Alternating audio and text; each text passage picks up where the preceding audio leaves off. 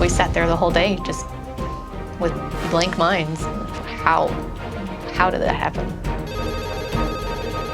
And sometimes evil creeps right in. There is nothing covered that will not be revealed, nor hidden that will not be found. Nobody thinks that, that stranger you meet on the street someday turns out to be a murderer.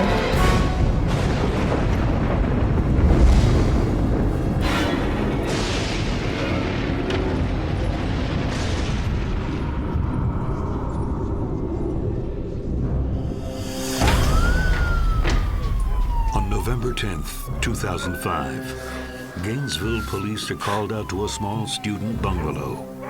Once inside the Florida house, they make a terrible discovery. A woman's lifeless body is found face down on her bed. The TV and the lights are on, and there are no signs of foul play. It's the last act of a tragic story that started 2 years earlier. In 2003, 22-year-old anthropology student Michelle Hearnden and third-year student Jessica Siebel-Zacher become fast friends while working part-time as personal trainers at a local gym. So, what are you doing tonight? I don't know. I might just go home. I have one of my migraines is coming on again. It's really annoying. Well, that sucks. Yeah. I was thinking I was gonna have like a dinner party thing. Oh, really? Yeah. Okay, I might come by for a little bit. I don't know what exactly it was, but we just hit it off immediately. We had the same personality traits where, we were just a little bit country, but still could be girly, and we just had a lot of the same things in common. We just wanted to have fun. We didn't care what other people thought about us. We'd just be the two girls that were in the back of the bar laughing and, rolling around laughing so hard. We were kind of our yin and yang to each other. She was so much more thoughtful and considerate, and it made me soften up. We both drove trucks. We would share stories of our families that had the same kind of, I don't want to say redneck on TV, but the same kind of country tendencies. Getting our trucks stuck in the mud. 22-year-old Michelle, who hails from the small town of Live Oak, Florida, is less than a year away from graduating and doesn't have much money.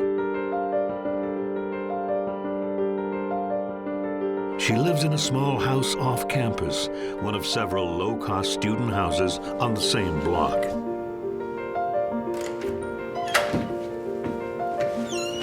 Friends playfully tease her about her rundown student bungalow. It's bare minimum. You have a mattress, a desk, maybe a kitchen table if you're lucky. She was complaining about a noise coming from the attic, and I'm sure it was, some sort of rodent or something, but I was like, yeah, I bet there's a homeless guy living in your attic, because she lived right near one of the not so great parts of town, but she was like any other college student. She'd have barely a penny left over. Broke or not, Michelle always aims to do the right thing. She's passionate about recycling. Hey. Hi. Jess. How's it going? Good, how are you? Good. What are you doing? Drinking with you. She started a program at the gym and had recycling bins, in different areas in the gym, and would actually bring it home back to her house and put it in her own personal recycling bin. Put that down. Even a stranger on the side of the road, if she saw them put a plastic bottle in the trash can, if there was a recycling bin right there, she would go, "Excuse me, don't you see that there's a recycling bin right there?" She seemed like a typical student in the sense that she was not sure what was coming next. She was searching for a pathway, and she was unsure of the one she was on. Just stressed about life, What am I doing? Is this the right thing? Or what am I gonna do? All those kind of things. That was always sort of right at the forefront with her. Seemed like she was unsure. Oh, The uncertainty and stress sometimes get to Michelle. I remember she had migraines, and it told me that. We knew that she had headaches every now and again. Michelle was the all-American girl. She was a personal trainer, teaching fitness to people while she was going through college. She was very idealistic and wanted to change the world. Anybody that she saw that needed a helping hand, she was right there wanting to do the most that she could. She was going to join the Peace Corps. Every once in a while, you just caught a little glimpse of something. You contacted something in her, and she laughed. just in a really natural, present way, and that was really sweet. Michelle spends a lot of time at Jessica's house on campus, along with Jessica's huge circle of friends. In contrast to Michelle's small student digs, Jessica's house is a hive of activity. It was the perfect college house. The kitchen, we had a table in that kitchen that probably sat 12 people. And that was the center of everything. We had a big backyard with a big fire pit. We could have, big parties and gatherings and have people around the fire. You always have the best roommates. Yeah, like this one over here. With the new school year fast approaching, Jessica is on the hunt for new roommates. She places an ad in the local newspaper.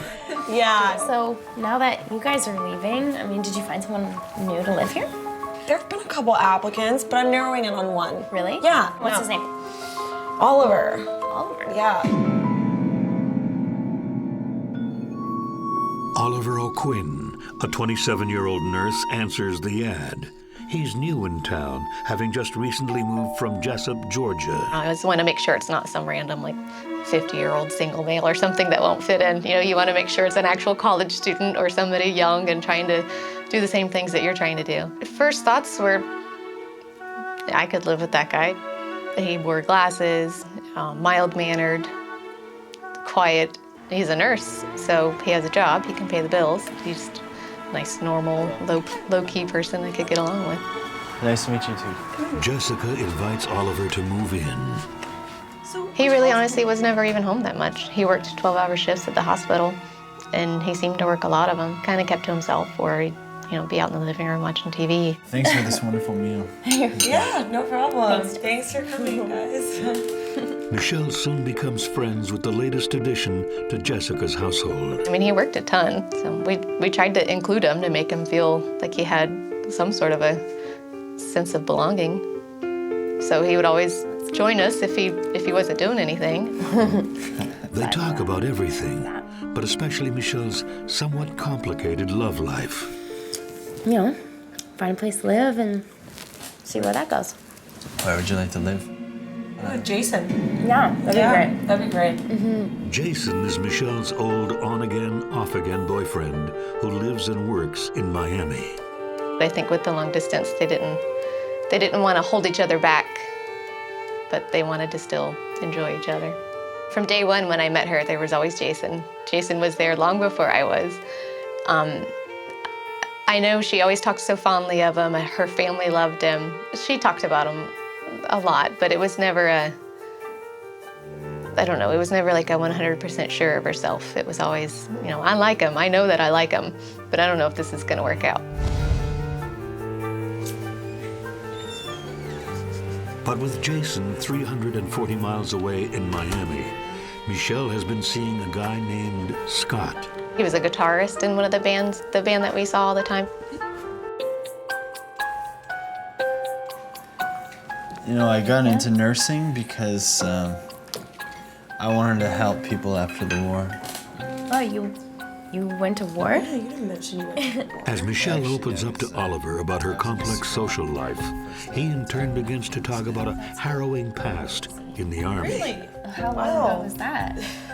He told me that he was a captain in the Air Force and that he had done some work in Africa, that he had jumped into Afghanistan right after 9/11, and all sorts of gone to Superman school is what he called it. Well, let's cheers to that. Thanks for coming, guys. Yeah. This is delicious. Oliver also shares personal stories from his hometown. Thanks. You're welcome. He talked a lot about how, he met a girl on this day, or his friends were going to throw him a birthday party. But soon, both girls will discover that Oliver doesn't seem to have any real friends. In fact, he's been keeping a lot of secrets. You could almost hear the violin music build up as time went on. It became a little scarier and then a little scarier.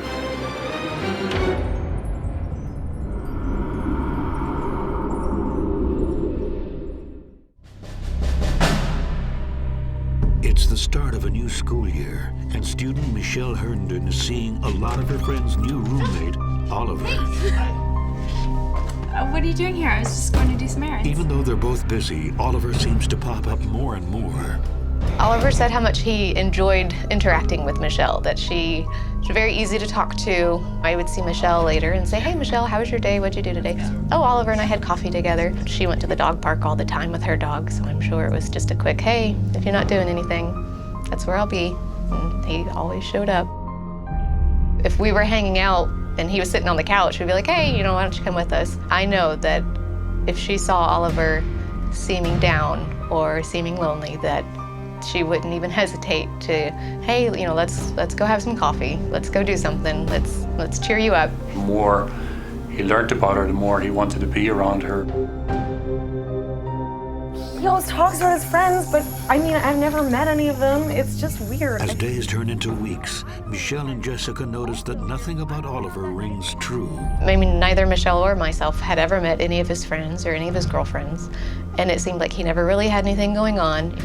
Nobody ever came over to the house. And, his war story, what was that? That's obviously not true. He's way too young. And my boyfriend asked him, how old are you? And you're a captain in the Air Force? And he didn't say anything in front of Oliver at the time, but later kind of said, hey, Jessica, Oliver's not old enough to be a captain in the Air Force. There's just no way that that's possible. And, I told my boyfriend, that's fine. If that's what Oliver needs to say, to think that I think more of him, that's fine. I don't need to correct him. I don't need to put him down any. If he needs those stories to make himself feel better, then he can have those stories.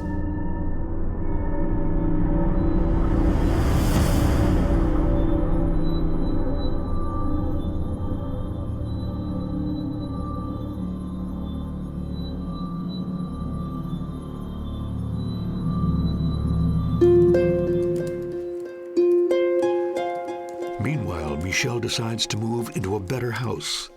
She asks her landlord if she can rent one of his newly renovated units nearby. Oh, hey, Peter. Hey, Michelle. How are you? Good. How are you? Come in. Rent. Yes. Right. That's right. That time of the month again.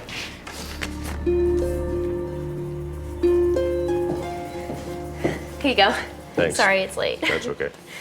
Hey, I saw that you're renovating apartments across the street. Yeah? Every time she got a little bit more income, she wanted to upgrade to the next best house on the property. I was working on another house, and she saw that place, and she said, could I move in there?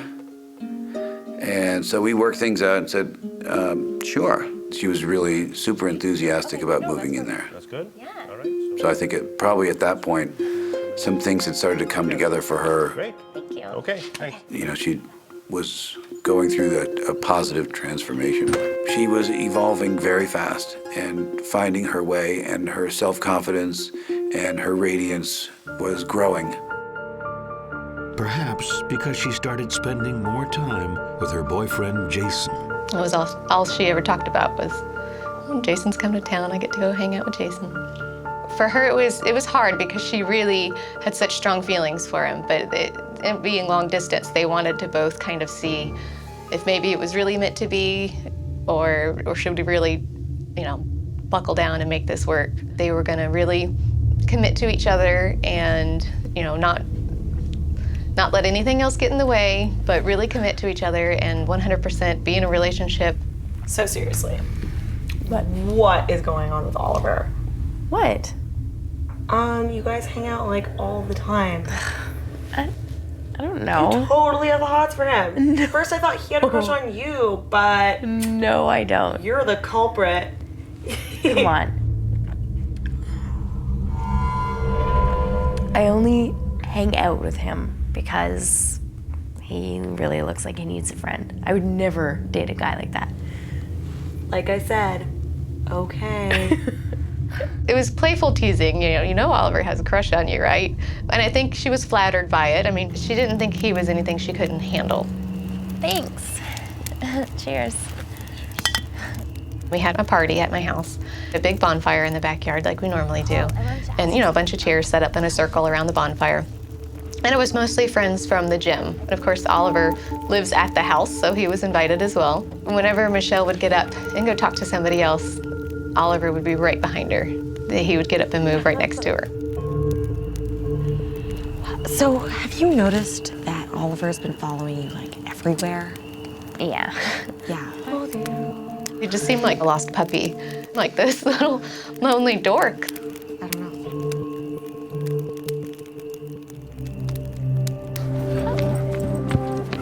Oh, hey. How are you? I'm good. How are you? I didn't know you had a dog. Oh. Hi. Yeah, it's my friend's dog. You're just walking it for them, or? Yeah. They live down the street. I'm just doing them a favor. Nice. Well, I'm gonna continue. A few days later, Michelle has a strange run-in with Oliver. He showed up with somebody's dog. It wasn't my dog. It wasn't any dog that Michelle recognized. He didn't have a dog. We have no idea where this dog came from. But he showed up with a dog just to, sit and enjoy the dog park with her. It's great seeing you. Yeah, you too. Nobody knows whose dog it was.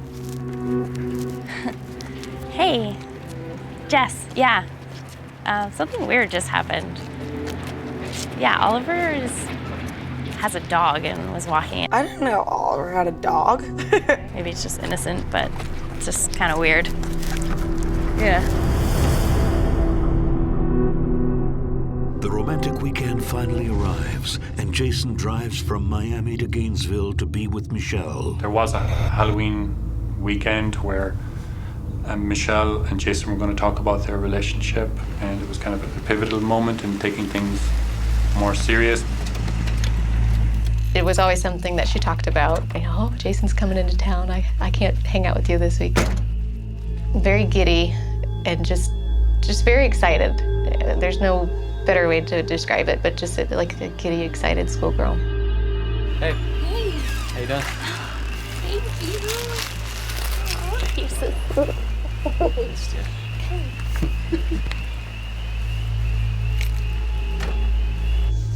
Thank you. But he's not the only one who visits that night. Somehow, Oliver seemed to know that they were going to meet and arrived out of the house and wouldn't leave. Hey, Oliver! What are you doing here? Oliver?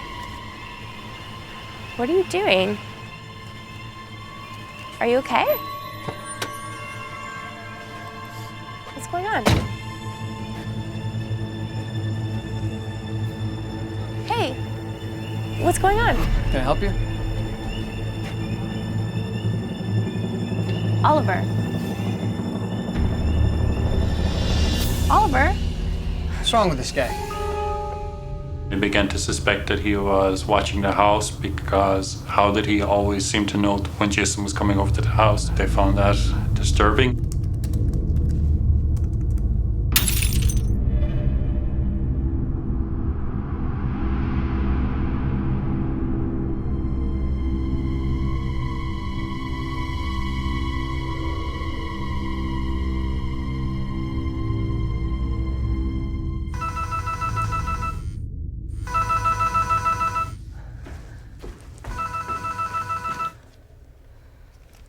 Hello? Hey. Yeah, no, some glass just broke in my kitchen and I wasn't even in there. Despite the bizarre drop-in from Oliver, Jason's visit goes better than expected.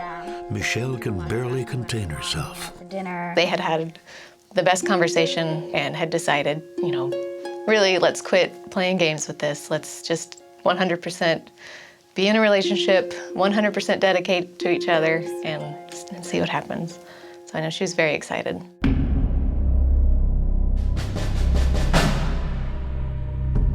But just 6 days later, Michelle's landlord stumbles onto a scene that would contradict this. Peter Alcorn stops by after trying unsuccessfully to get Michelle on the phone. I said, I need to get these tools, I need to come by, and I didn't get a call back, so I knocked on the door, and this guy opened the door, leaned his head out, didn't have a shirt on, and said, now's not a really good time, how about in a few hours? But I didn't know if he had just gotten out of the shower and was just covering himself, or if he didn't want me to look inside, or what, I don't know. And this seemed a little bit odd that I couldn't reach her, and that then this guy was saying, later. Who are you? I'm Peter. I'm the landlord. Oh, okay. Well, you could come back later, maybe. I'll call it I later. always remember him with glasses, and it sort of seemed like he had whatever, his little curly hair and kind of a slight guy, and a little squirrely, a little squirrely. Hello? There you are. But her landlord is worried for nothing. Michelle calls him back a short time later. Okay. I did finally talk to her after that, and she said, "Oh, sorry about that. I've been having these really bad migraines, and this friend was in town, and he had some migraine medicine, and so I was kind of out of it." Something like that. It's not my position to meddle, and so I didn't really pursue it. But later, when Michelle misses yet another phone call, people start to panic. The interior lights were on. The television was on. And obviously something was going on.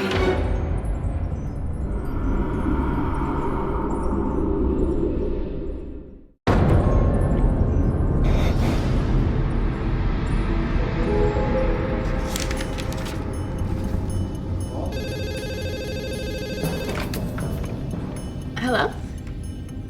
Hey. College student Michelle Hearnden and her boyfriend Jason decide to take the next step in their relationship and are planning their future together. She was just going on and on about the conversation she had had with Jason the day before, about how they were gonna, fully commit to each other, 100% in the relationship.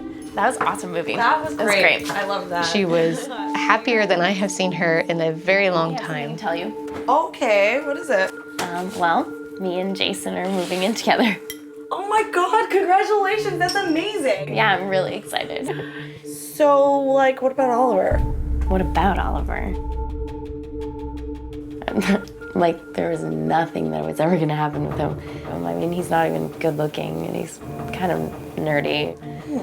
Okay.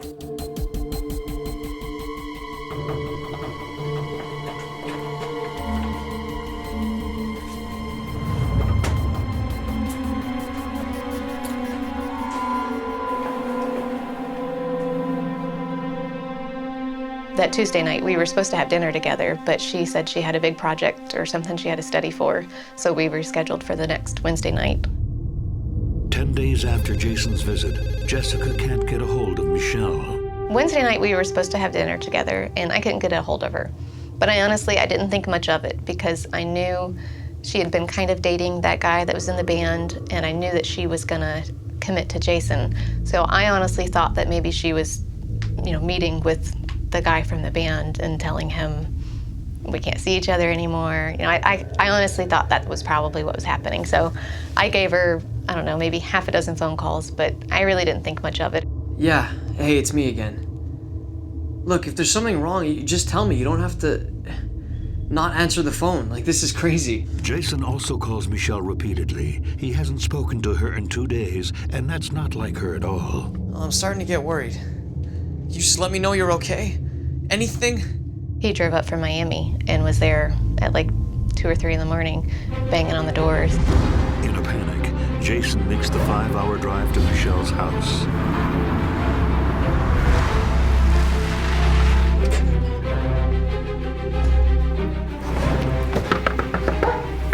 Michelle! Michelle! Michelle! He said he could call Michelle's phone and he could hear it ringing in the house. And her dog Duke, of course, would bark every time he banged on the door.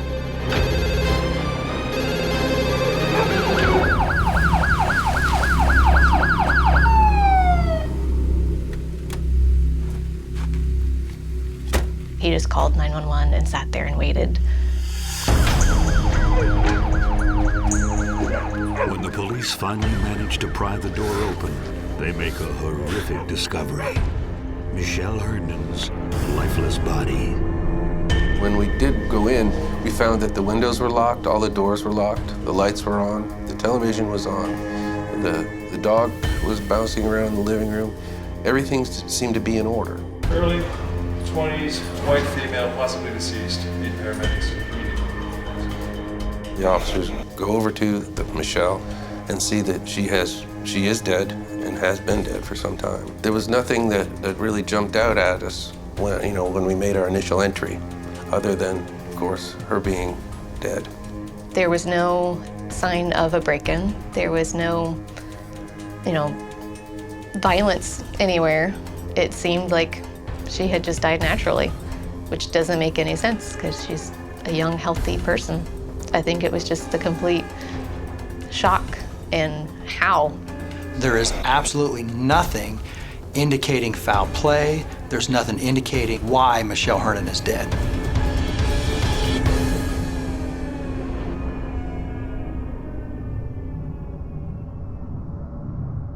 It's creepy. That we get the usual, smoking gun, drug dealer, or mom and dad fighting, but something like this, it's unusual. The phone starts ringing at like 6 o'clock in the morning, which is way too early.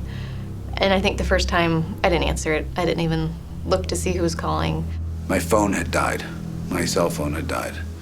And when I turned it on, it was filled with messages. I was very upset that my phone had been off and I had not been able to be reached. The next time it rang, somebody left a message, and I think it was somebody from the gym saying that, Michelle hadn't shown up for work. If I knew where she was, please give them the call. I don't know if there's a fire or if somebody's hurt or something's happening. And then another phone call came in, and it was Michelle's mom.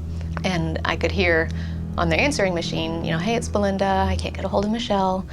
I know you don't live too far away from her, so if you could just go over there and check on her and let me know. I think her mom called me, and she was completely freaked out, and she was on her way driving. And then I think I said, you need to probably get off the phone. I'm going over there right now. We'll see what's going on. So I don't even think I called Belinda back right away. I got up, threw on some clothes, and got in the car. She lived maybe a mile away from me. And I think I called Belinda in the car and said, hey, I'm on my way over there right now. I'll let you know as soon as I get there. Absolutely. Excuse me? Yeah, this is what's a going on? You can't come here. Yeah, but I know her. What's happening? The first person I walked into was Detective Douglas. And I've never approached a crime scene before. I didn't know what to do. I just sort of walked up and waited for somebody to notice me. And he walked right up to me and said, did you know the person living in this house? And I said, yeah, it's my friend Michelle. And he said that she was found, I think he said deceased or passed or expired. I don't know what term, but whatever it was, I didn't hear it. And I just kind of was blinded, it's blindsided. I don't even think I realized, I don't know, Who did this? I don't even think it really occurred to me when he said it. I heard what he said, but I don't think I really absorbed what he said. Jason and I were sitting there. Michelle's mom called us over and over again on our cell phones, and we just didn't answer. You can't tell somebody that their daughter's dead over the phone. And we didn't know what to say or what to do, so we just sat there. We sat there the whole day just with blank minds of how did that happen? And she showed up eventually. She drove all the way down from Live Oak, and she'll tell you that she was driving, 90 miles an hour the whole time. Her mother had just arrived. I don't know how she got there, because I know that they were trying to get her. They had police cars out trying to get her off the road. And it was something I will never forget. As a parent, you see that happen and you identify with it in a visceral and horrible way, that she had just learned that her child was dead. And it was quite intense.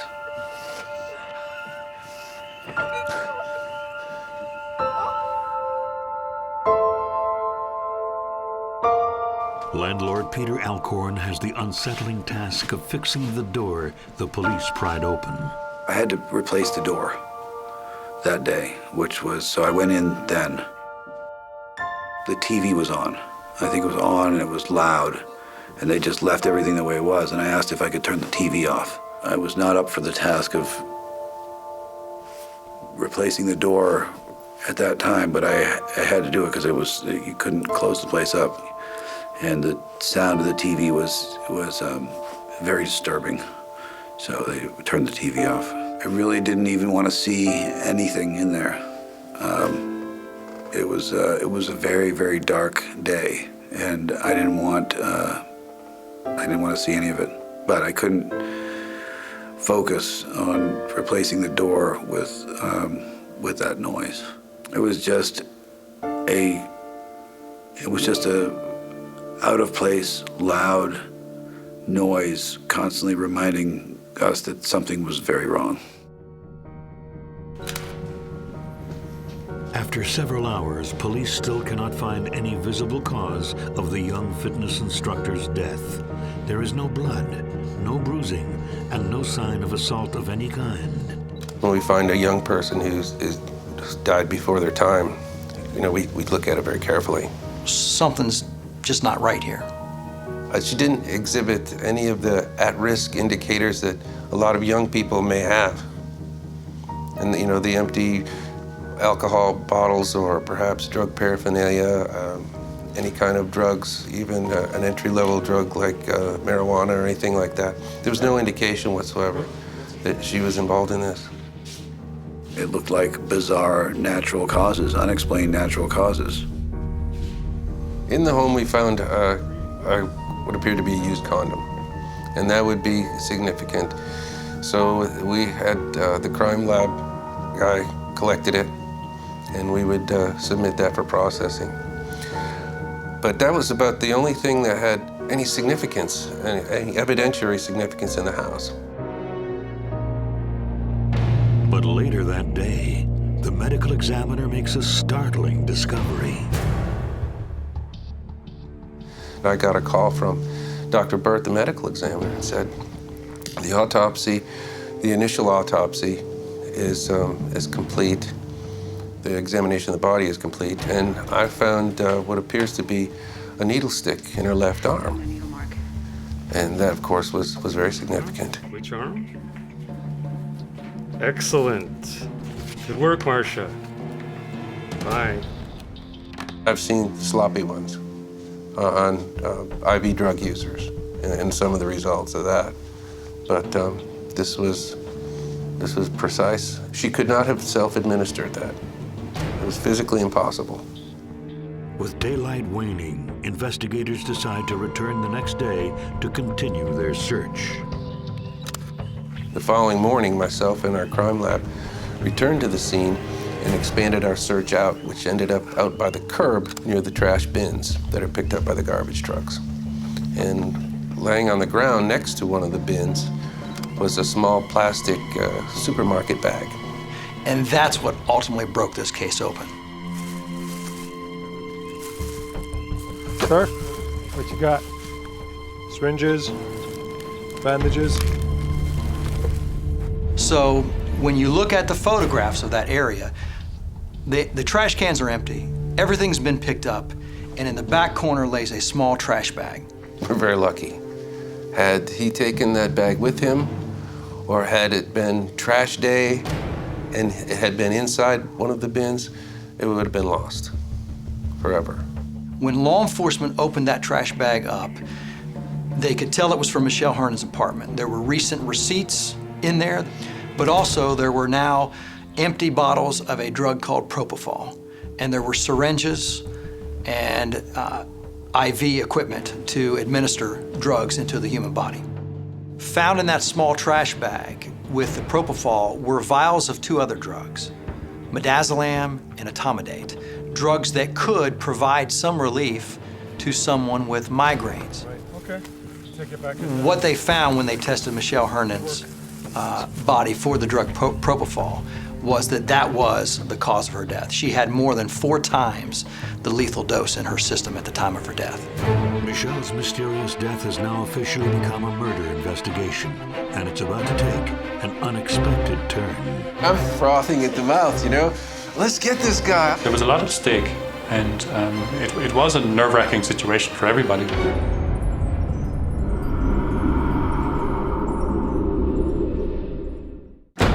On November 10th, 2005, University of Florida student Michelle Hearnden's body is found in her home. The cause of death is a lethal dose of the sedative propofol. Gainesville police now have a homicide on their hands and little to go on but the DNA found inside a condom at the scene. I think with any crime, there comes that initial fog. You know, there's a lot happening, there's a lot going on. You're trying to determine what the scene tells you about what happened. You're trying to do an autopsy to determine what you can learn about the cause of death. With DNA found at the crime scene and a suspicious pinprick in Michelle's arm, police begin to search for answers. Anyone close to Michelle quickly becomes a suspect, and her personal relationships are closely examined. Not really. What we have to do is any males that she's had contact with, that or close contact with, or potential contact with, we have them submit to cheek swabs. When was the last time you were at Michelle's place? Last week. Halloween? We found a condom there. Yeah, that's mine.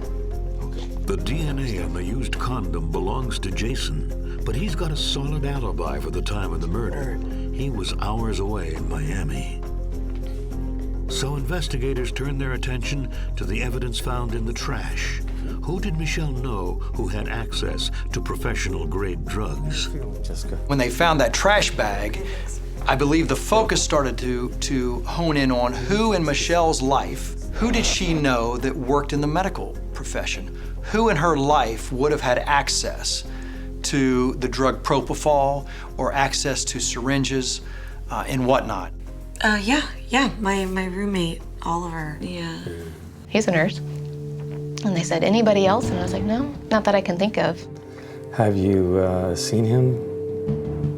Well, he went away to New York a couple days ago, and I haven't heard from him since. Jessica told me that, this guy was just enamored with Michelle, but, as far as Michelle was concerned, he's just kind of a geeky little guy that, should just be nice to, but certainly not a romantic interest. Michelle's former landlord, Peter Elkhorn, also tells Detective Michael Douglas about his unusual encounter with Oliver and about Michelle's migraines. My only guess is that Oliver had treated her in some fashion for this migraine that she suffered from. Detective Douglas realizes that he needs to locate Oliver to get more answers. Well, at this point now, of course, I'm fascinated with Oliver Quinn because I've attempted to contact him. I've spoken to him on the phone. Oh yes, I'll get back with you. I'm terribly busy. I'll make an appointment with you. 1 week later, he finally tracks him down. He's still in Gainesville, moonlighting at a nearby hospital. I went out to the hospital, Nature Coast Hospital in Williston, Florida, to see whether he would have access to propofol, or what was their control of propofol and etomidate. While I was out there, his car was in the parking lot, and so I went down to the emergency room where he was. I'm looking for Oliver O'Quinn.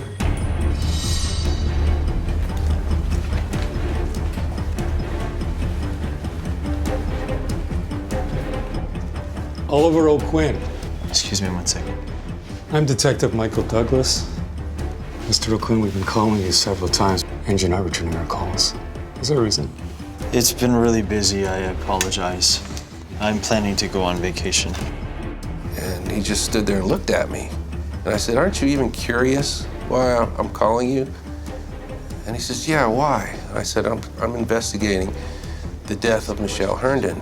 And he looked at me and he says, oh yeah, I read about that in the paper. I saw something on the news. And I said, well look, here's my card, and call me. And do it before vacation, all right? So we'll just get this out of the way. Whenever you're ready, you call me. And of course, I heard nothing from him. You too. Yes, sir. Uh-huh. 8 days later, the FBI informs Detective Douglas that Oliver has flown to Ireland. So in the meantime, I drive up to Eastern Tennessee to talk to Oliver's dad, Beecher Oakland. I said, okay. I said, when's the last time you talked to him? He says, just around Thanksgiving. He came by, and I said, well, Well, he must have been pretty happy, cheerful, glad to see you. He was, about to go on vacation. Was he in a good frame of mind? And he said, well, no, actually, he was kind of sad. I said, sad? Why would he be sad? He said that a girlfriend of his in Gainesville had died of an overdose. And that was unknown to anyone at that point. In fact, the only way for Oliver to know about the overdose is if he witnessed it, or, as the police are beginning to think, even caused it. Jesus. You scared me. Feeling any better? No. It won't go away. I've tried everything and nothing gets rid of it. Well, I have some stuff, that could work. Really? Yeah. I have to go lie down. Okay. It acts pretty fast, actually.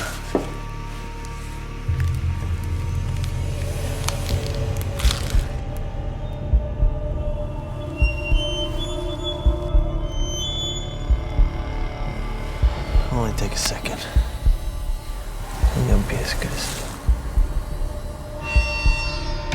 Based upon what I learned, is that he seemed to be a dark little dude. He lived in this fantasy world that he told Jessica that he was a pararescue jumper in Afghanistan, and he'd saved lives, and he'd taken lives, and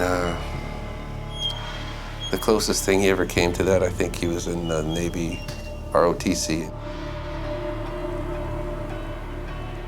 What the investigation revealed was that the night of Michelle Hearnden's murder, Oliver O'Quinn began very quickly, from that moment forward, very discreetly distancing himself.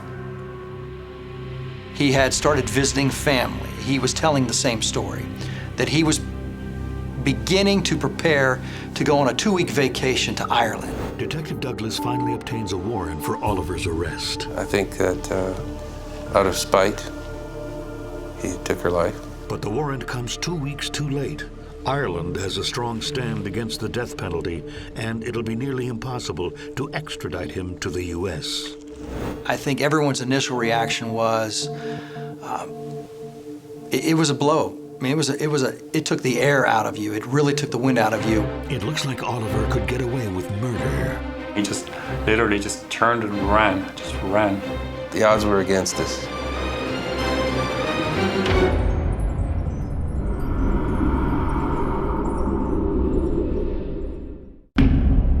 Six months after murder suspect Oliver O'Quinn flees to Ireland, the odds of bringing him to justice are slim. But then, Irish journalist Sean O'Driscoll approaches Detective Michael Douglas with a plan.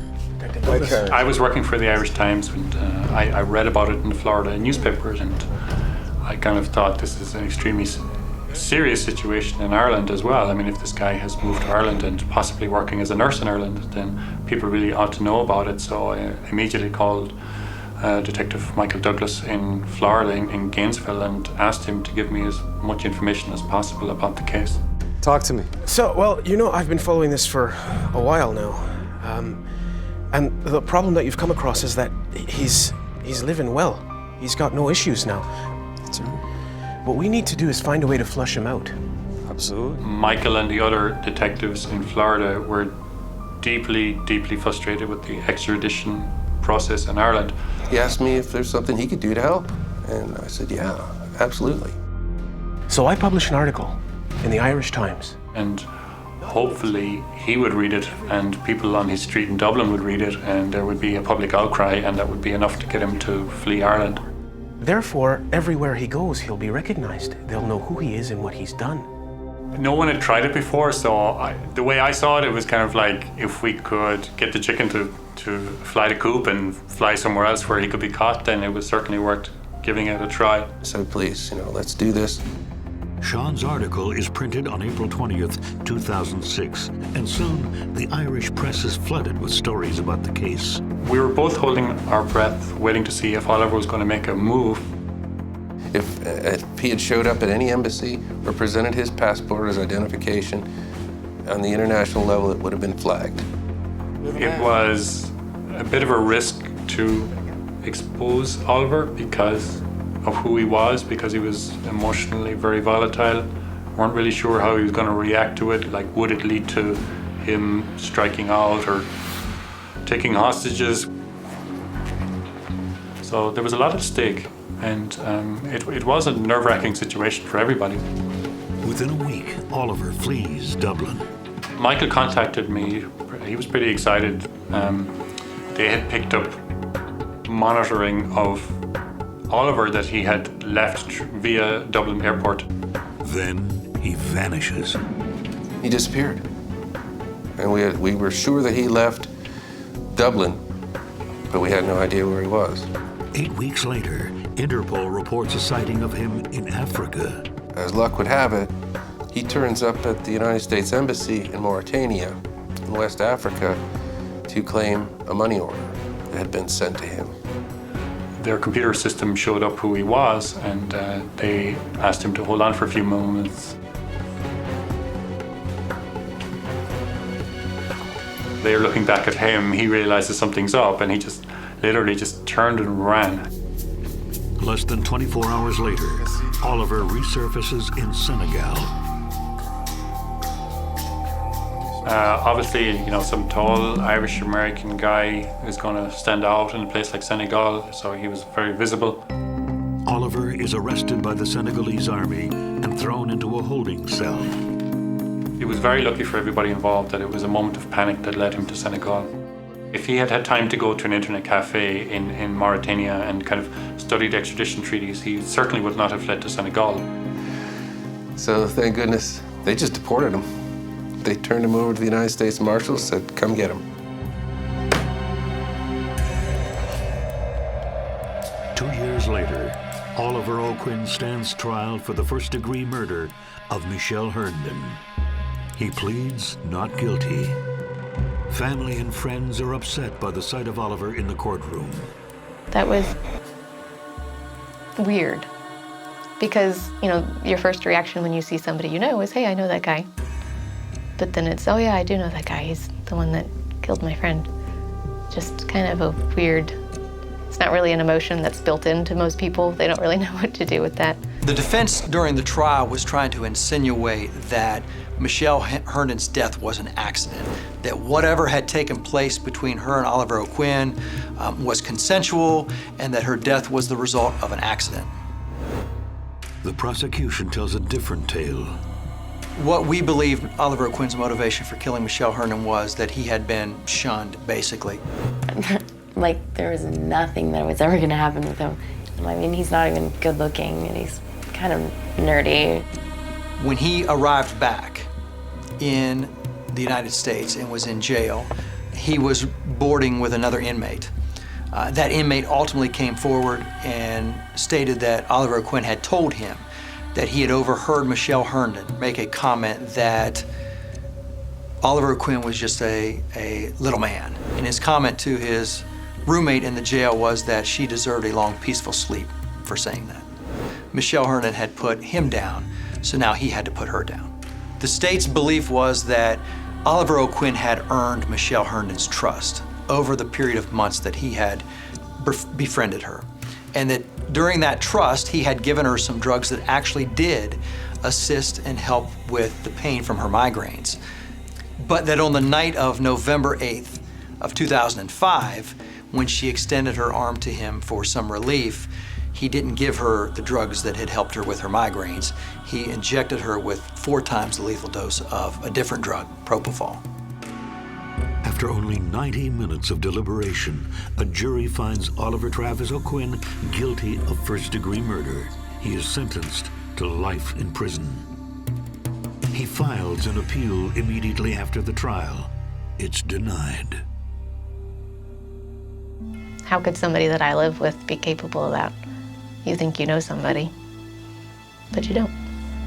I think that the most insidious thing about this is Oliver O'Quinn was in Michelle Hearnden's home by virtue of a trust that he had established with her, and then comes into the home under the guise that I'm going to help you, my friend, someone I care about, when you know all along that what I'm about to do is murder you.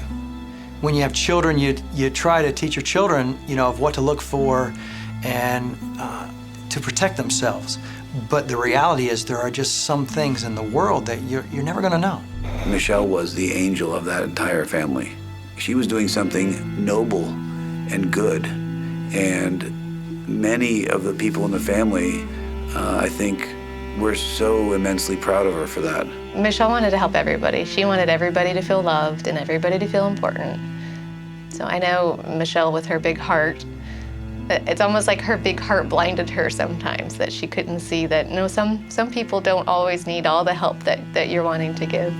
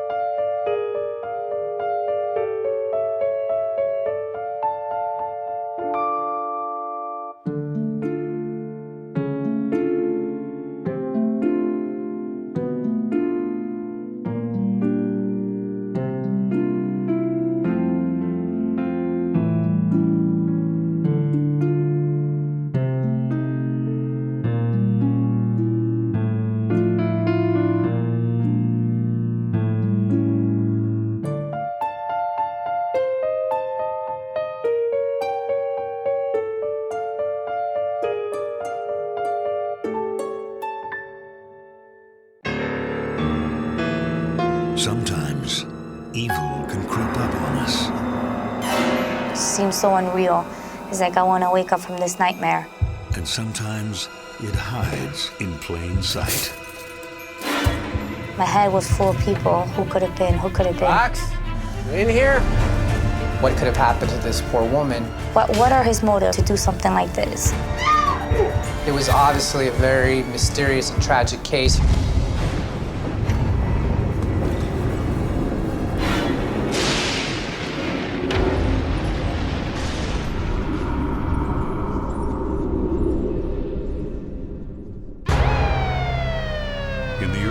Of April 17th, 2011, police are summoned to a typically quiet suburban Miami home. What happened? She's dead. Inside, they find the homeowner face down, dead in a pool of blood, stabbed 7 times and almost decapitated. Excuse me, sir.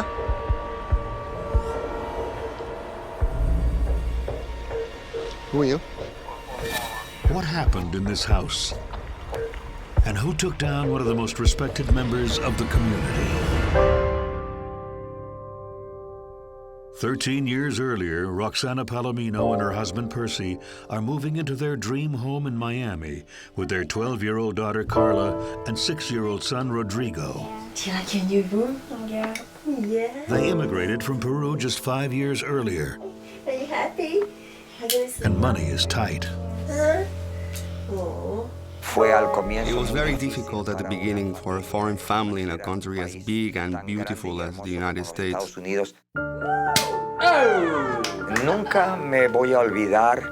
When we first moved into our new home, it was the American dream, our dream of owning our own house. This is for the house, for us, and for our beautiful children. Cheers. Cheers, Mommy. I bought champagne. I was very happy. We had sandwiches because we didn't have a lot of money, so it wasn't a fancy meal. I wanted to say, don't worry, you and I are going to make it. The Palomino's dream home is in Kendall, a suburb of Miami with a large Latino population. It's a very suburban community. It's a very tight-knit community where people feel safe. It seems like the perfect place to raise a family. I was very scared, but, I felt comfortable knowing people that, spoke the same language, and I was able to communicate with. And Roxanna makes sure the kids settle in. My father was the worker, the provider. She was the one that, yeah, she worked too, but she would always follow up with our schools, you know, making sure everything was, you know, going good, like on top of us. What are you doing watching TV? It's a beautiful day. She was always, you know, a great person, somebody that, you know, never had any troubles of communication, you know, speaking with her daily, her giving me her advices, you know, she was a wonderful mother. But Roxanna is worried about money. You know we'll get through it. How can we get through it? Look at this. I think I'm gonna need to get another job. I think we don't have to get jobs that we don't want.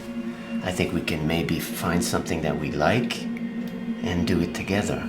She had a lot of initiative. She wanted to learn more English. She wanted to make progress. And Roxanna does make progress. She changes jobs often until she lands an ideal, stable position.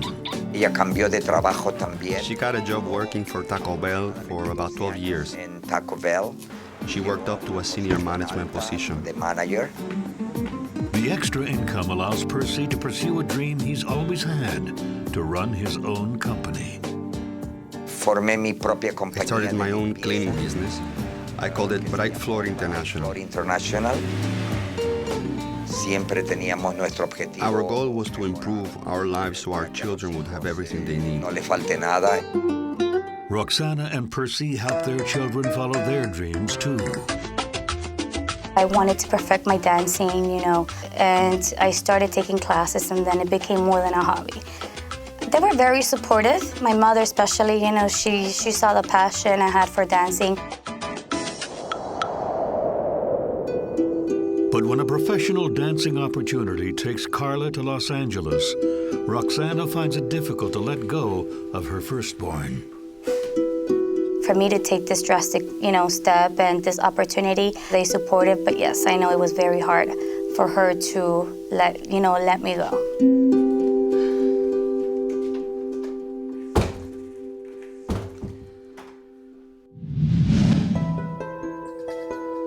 We communicated with each other every day. There wasn't any day that her and I would not talk.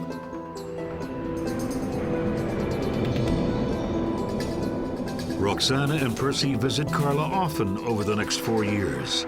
On one visit, they arrive with a plan to coax Carla back home. They had surprised me with a dance studio.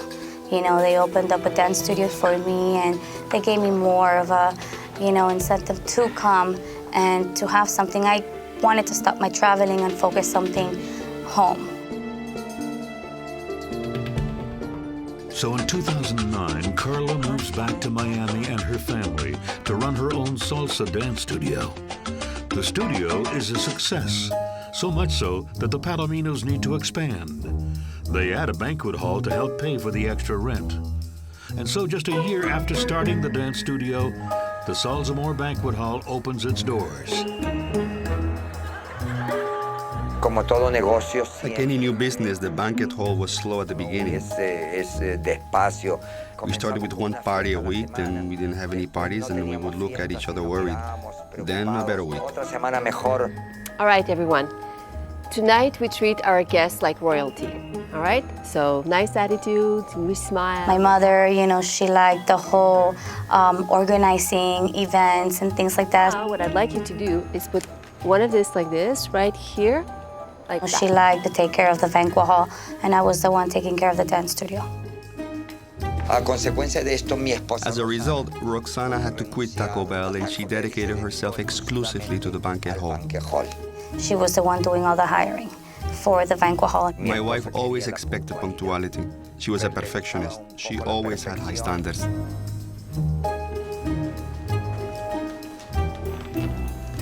The life story of this couple really was the American dream. I mean, here this couple was running a banquet hall and a dance studio, and they were really successful, and they lived in a really nice part of Miami. While in Peru, Percy was an avid pool player. In Miami, he joins a league and plays every Tuesday. It's here that Percy meets 31-year-old Ray Rivero, originally from Cuba. When I met him, he played for another team. And after some time, I was invited to play for that team too. Our friendship grew, and I wanted to support him, and I wanted to help him. Kick your butt. Well, go ahead now. Okay. Boss. He was interesting because he was right-handed, but after injuring his right arm in an accident, he played left-handed.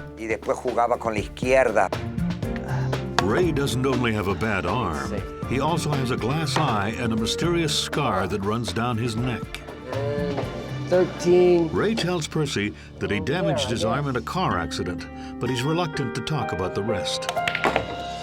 Oh, thank you very much. I just lost the game. That was a didn't I? nice game. Thank you very much. Thank you very much. Want a beer? We never wanted to ask him about his past. We were only interested in his present situation. He told me he was a handyman. I'll just go get change. Okay. Thank you, man. With his injuries, Ray is having a hard time finding a job, so Percy hires him to do work around the house. My father, he's always been, giving people chances. I know he was given that when he came to this country. Do you see this window right there? I have a problem with the latch. It doesn't close properly. Can you fix that? Sure, of course. Sure, I can fix it. No problem. Yeah? No problem. Yeah. Hey, I have a big roast beef. After he finished the job, my wife would invite him to stay for lunch, depending on the time. We were always considerate. We both liked him. He was a typical person, a regular guy. He was, yes, a little scary looking. Never once ever, I didn't judge him because of the way he looked. Ray also does some odd jobs at the apartment Carla shares with her boyfriend, Chris Torrio. He will help me paint the apartment and, do any type of work, electricity work, putting a lamp. We had spoken to him, we're like, hey, how was, your past when you were in Cuba? And, how was he? He's like, yeah, I've been to jail one time.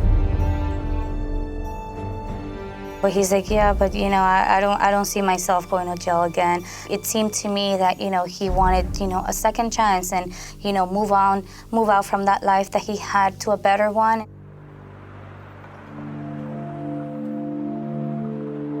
Percy and Roxanna begin offering Ray some maintenance work at the banquet hall as well. Ray gladly accepts.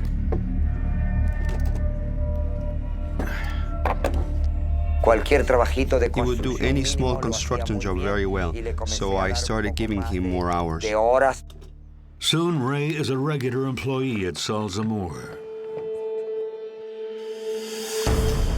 Around that time in 2008, Roxanna and Percy's son Rodrigo leaves Miami to study law at the University of Central Florida in Orlando. Roxanna and Percy decide this is a good time to rent out their renovated garage, which has been transformed into an efficiency unit. They were very, very careful who they rented the efficiency to. It was never a problem. It was, an extra set of income for them to be able to pay, the bills. It doesn't take the Palaminos long to find a tenant.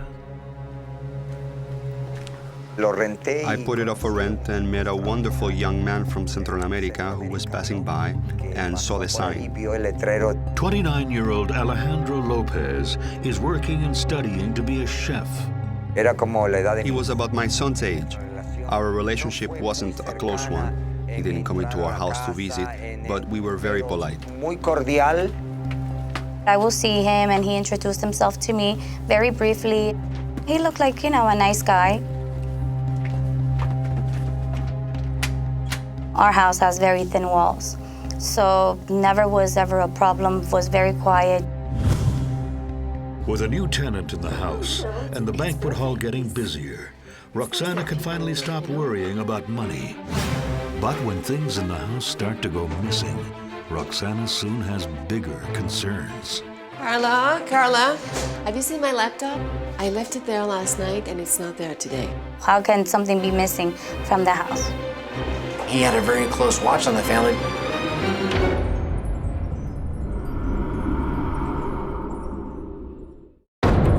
Roxanna and Percy Palamino have equal amounts of success and stress in their lives. They're running 3 businesses, supporting a son in college, and have a new tenant at home.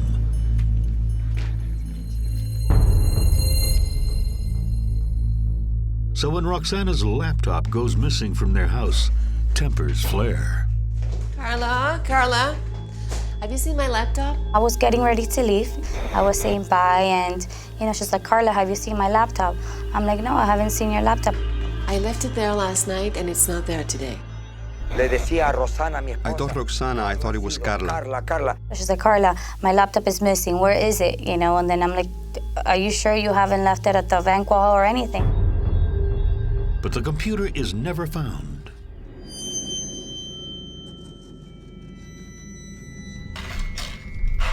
Then there was a second time where apparently her jewelry was missing from the house as well. Honey? She thought she might have misplaced it or something. We never actually thought, okay, somebody's breaking in, because there was no evidence or anything like that. Did you see the gold bracelet you gave me? You know the one you bought, where you bought the emerald in Colombia? I never suspected anything. We'll find it. Don't worry. We'll find it. The Palaminos blame the disappearances on their own carelessness. We just had so many things going on with the banquet hall and things like that.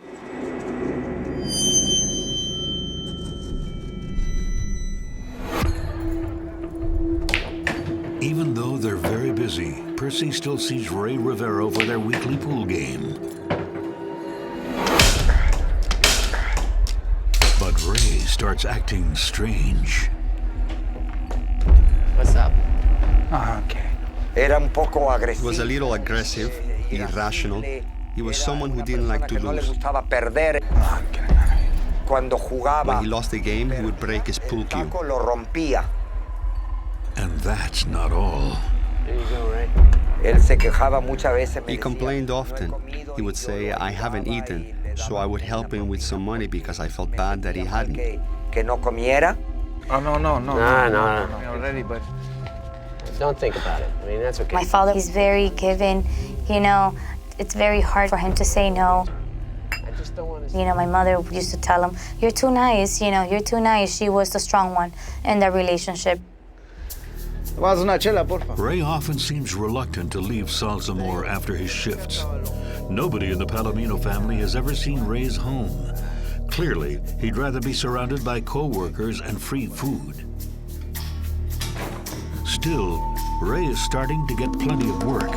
He's even taking on jobs for the owner of the mall that houses Salsamore. The owner of the shopping center, he was very aware of the handiwork that he was able to do, and we'll ask him to do a few jobs, in a few other units that were vacant at the time. Early one morning, Carla and her boyfriend Chris stop at the banquet hall to fax something for Roxanna. Something is off. As soon as we open the door, he sees like a shadow in the back door closing. So then I walk into the office and I see a wallet and a phone.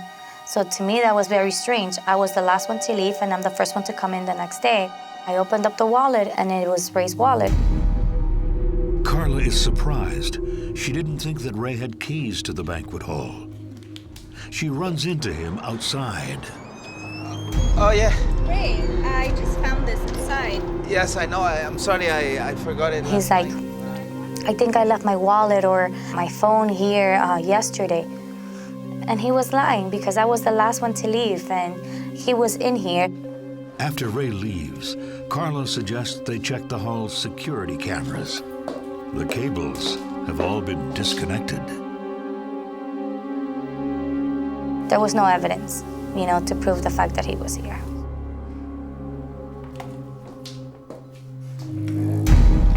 Ray, could you please come down? Later that day, Roxanna confronts Ray. He angrily denies he was at Salsamore that night.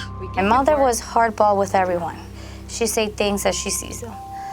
She was never ever disrespectful to anyone, but she was to the point. It won't happen again. Even though they have no real evidence of wrongdoing, Percy and Roxanna decide not to book Ray on any more shifts. But one Friday night, a few weeks later, there's a big event booked. There are over 150 guests expected, and Roxanna needs all the help she can get. Ray is called in. The party goes on into the early morning hours. After only a few hours of sleep, Roxanna and Percy are exhausted, but they have to clean and prep the hall for another party that night. Percy also has a small cleaning job that morning.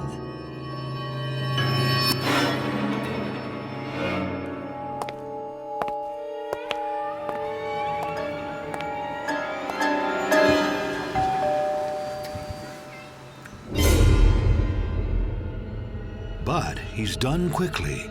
He arrives at the hall earlier than expected. Rox? Honey?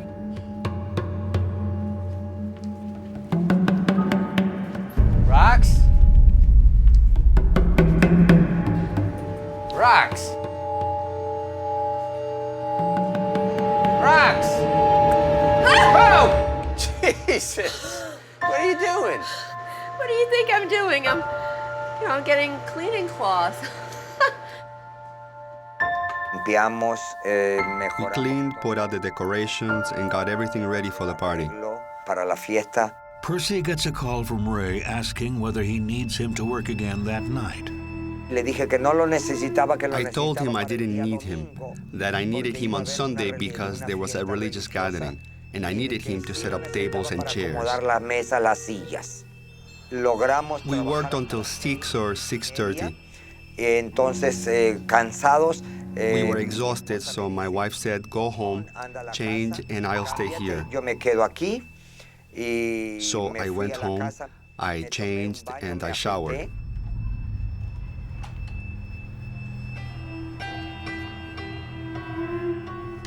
I came back quickly because the party was from 8 to midnight. When Percy returns to the hall, Roxana's best friend, Cecilia Ramos, is outside to pick Roxana up. The women are going to the store to pick up a few things, and then Roxana will come right back. Time to go home and change. The party started at 8, and my wife left. Roxana has a quick dinner at the house. Afterwards, she called me at around 9 o'clock that night. I told her to stay home.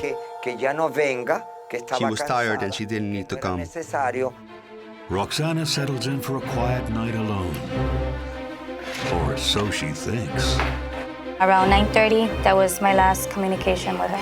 There was a massive amount of blood.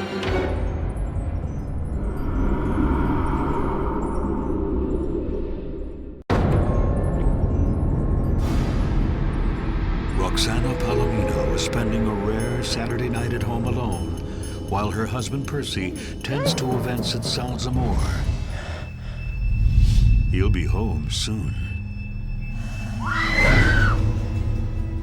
I stayed an extra hour trying to clean up because we had another event the following day.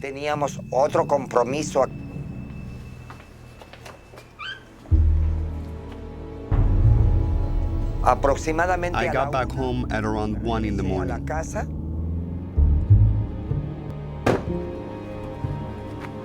When he enters the house, Percy notices that Roxana's chihuahuas don't greet him at the door.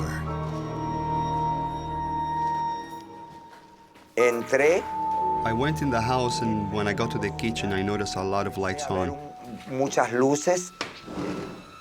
Rox!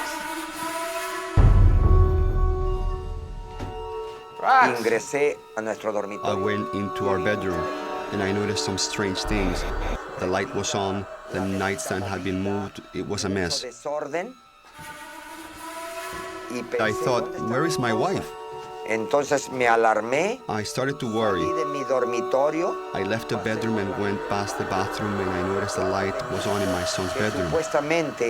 But there shouldn't have been anyone in there because my son was studying in Orlando. Rox? I tried to open the door and couldn't. Rox?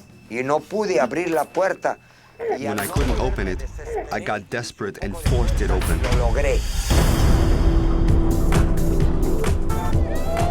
Meanwhile, Carla is at work at a Miami nightclub. I was very busy because I was in the VIP area, serving a lot of people with bottles. So I remember it got to the point where it was a little hectic. I didn't even pay attention to my phone.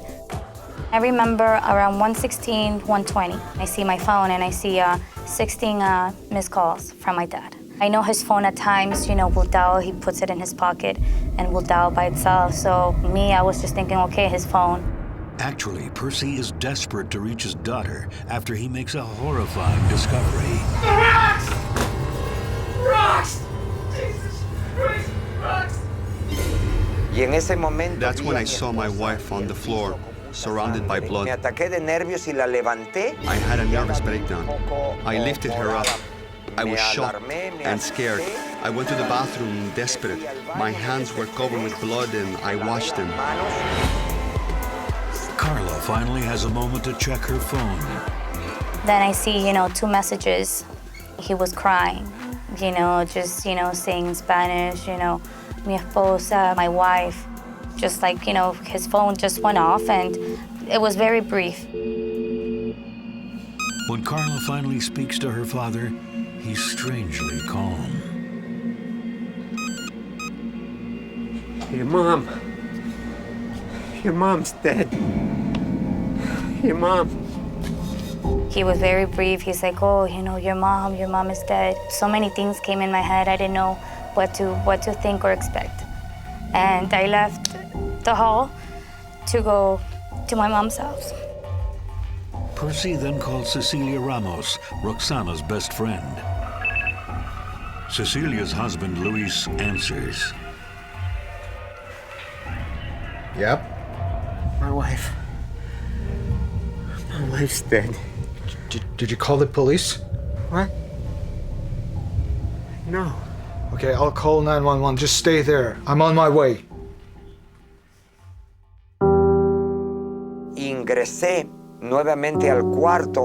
I went back to the bedroom and lifted my wife up. Roxana, Roxana. She moved and her head fell back. Her throat had been sliced.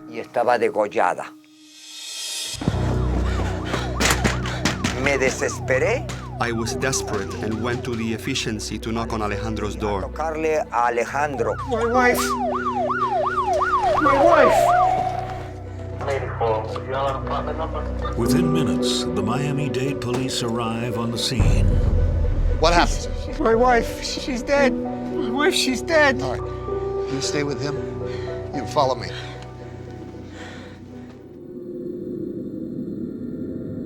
There was bloody footprints. There was a massive amount of blood. Miss Palamino suffered several severe injuries to her body. Excuse me, sir. Who are you? I'm the tenant. You live here? You stay right there, okay? Don't move. Seal it up. The bloody crime scene is secured. Take him to the car, okay? Both Percy and Alejandro are put into cruisers to await further questioning. Yep.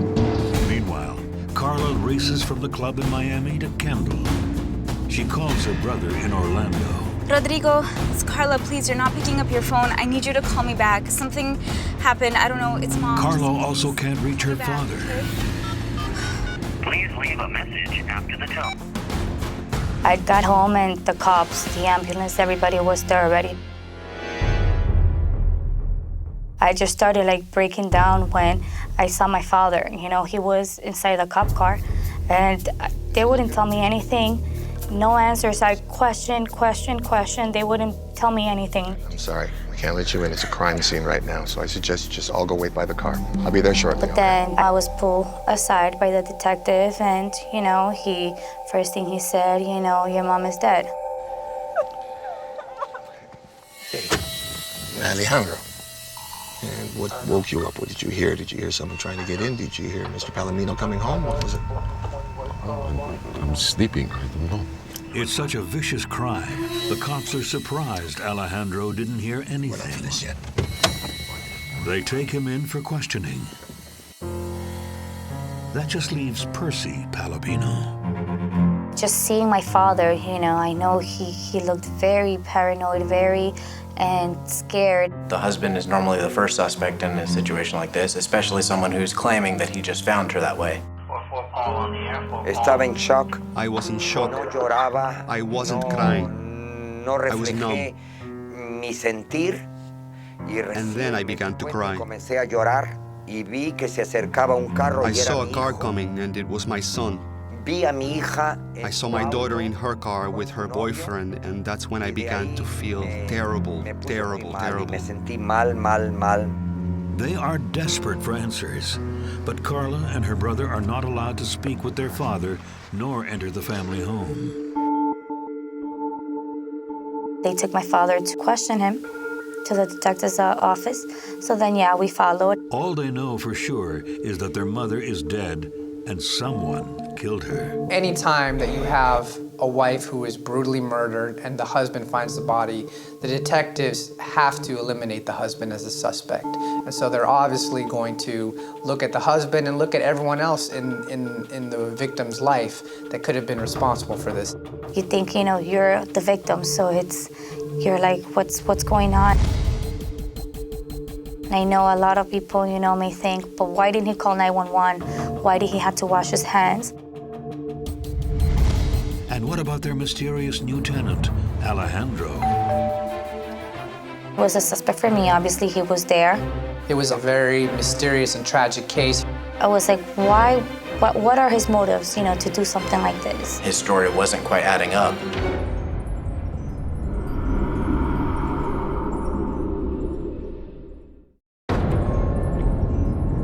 Miami-Dade police only have two potential suspects in the brutal murder of Roxanna Palamino. Roxanna's husband, Percy, says he came home and found her dead. Their tenant, Alejandro Lopez, claims to have been in his efficiency unit alone all evening. I know he was a chef, so the fact that my mother got murdered, stabbed, I had a lot of things going, in my head. The police question both men. One more time. Exactly what happened. Percy's bloody foot and fingerprints were found throughout the house. Y esa fue la pregunta de la policía. The cop asked me, why did you wash your hands? And I don't know why. 1,000 things went on. The first thing I did was wash my hands to call my daughter and call our close friend. Muy cercana nuestra. I must have washed them because I didn't want to scare anybody. Percy last spoke with Roxanna at 9:30 p.m. Then he finds her dead just after 1 a.m. To detectives, this seems like plenty of time to kill his wife. Take a break for 5 minutes, okay? He would pause the interview and say, go, leave the room and come back in 5 minutes. I would return 5 minutes later and would tell the same story. Y le decía lo mismo. Okay, Percy. Did you see anything unusual in the room when you found your wife? The window was open. The window was usually always closed but unlocked. It was broken. Cualquiera podía por afuera. Anyone could open it from the inside or the outside because of the broken lock. Malogrado el lock. Sure, I can fix it, no problem. Alejandro is also being questioned. And what woke you up? What did you hear? He claims the only sound he heard was Percy arriving home. He was there. He obviously heard like a struggle, what was going on in that room. Later that Sunday, the detectives return to the Palamino house. They want to do a sound test with Alejandro in his efficiency unit. I'm gonna give it a try now. Hello! Hello! They conclude that Alejandro couldn't have heard much coming from inside the house. You hear that? Okay, come on up.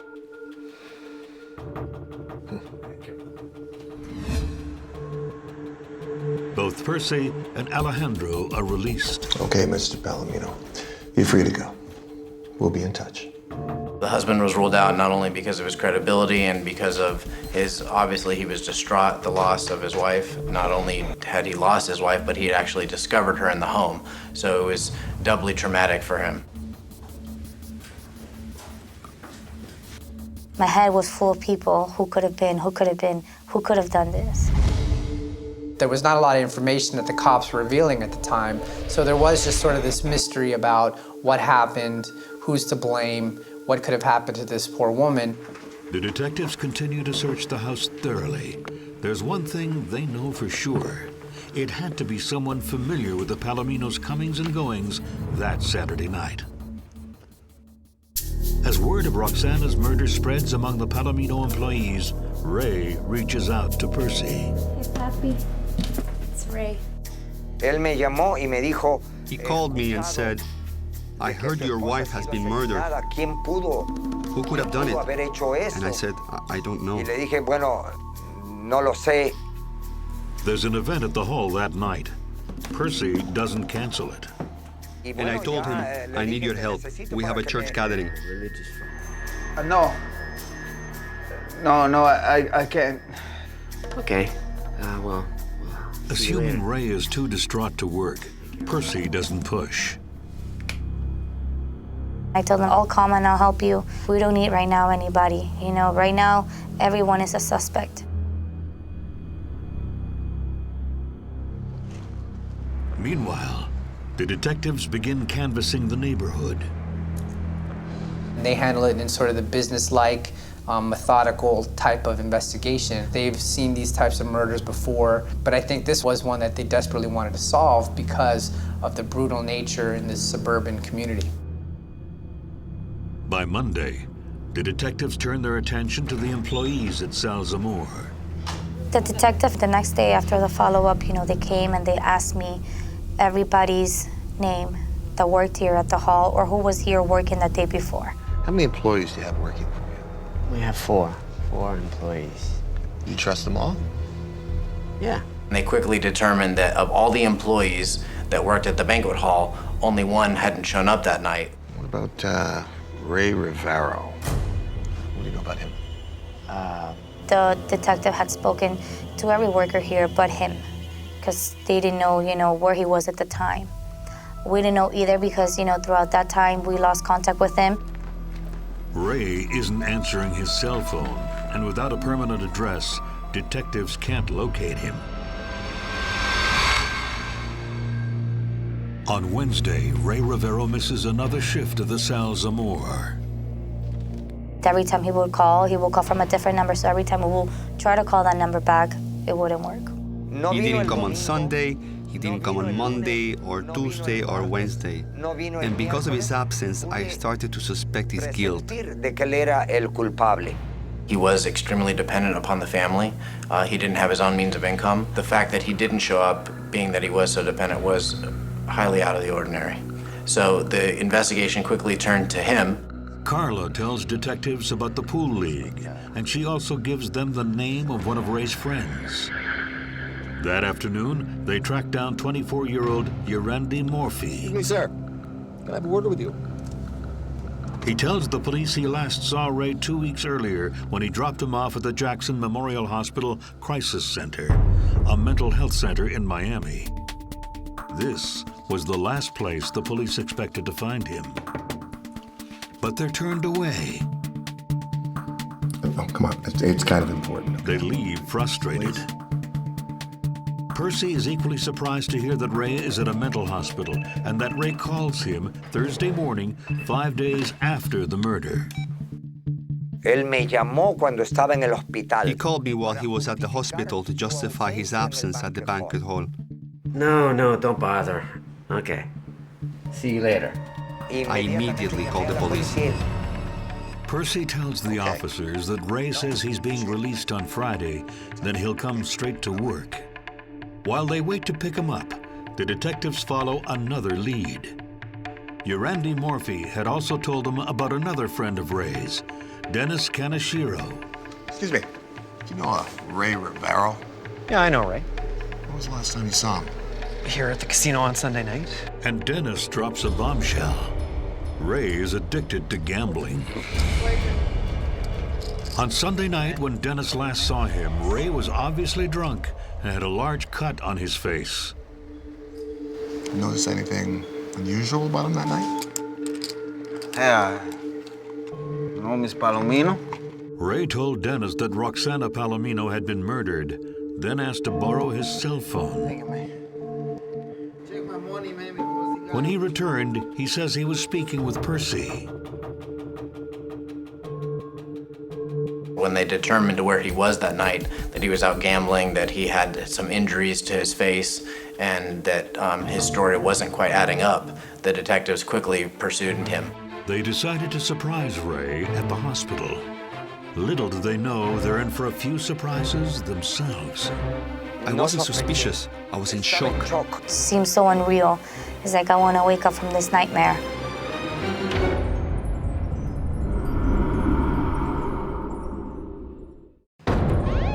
Roxanna Palamino is found murdered in her suburban Miami home late one Saturday night in April 2011. After eliminating 2 other suspects, the cops' full attention is now on her part-time employee, Ray Rivero. They find Ray at the Jackson Memorial Hospital Crisis Center. It's not the first time that he's been there. I had no idea that, he will go and say that he was mentally ill to be treated at the Jackson. He checked himself into mental health facilities on numerous occasions, but his friends indicated that he often did that not because he was mentally ill, but because he needed simply a place to stay for the night and some food. Detectives arrive early Friday morning and lay in wait for Ray's release. Just after 10 a.m., they see him sneaking out a side door. Hey, Ray. How you doing? Miami Homicide. I was wondering if you could come down the station and answer a few questions. Shouldn't take long. Yes, of course. Good. Okay. This way.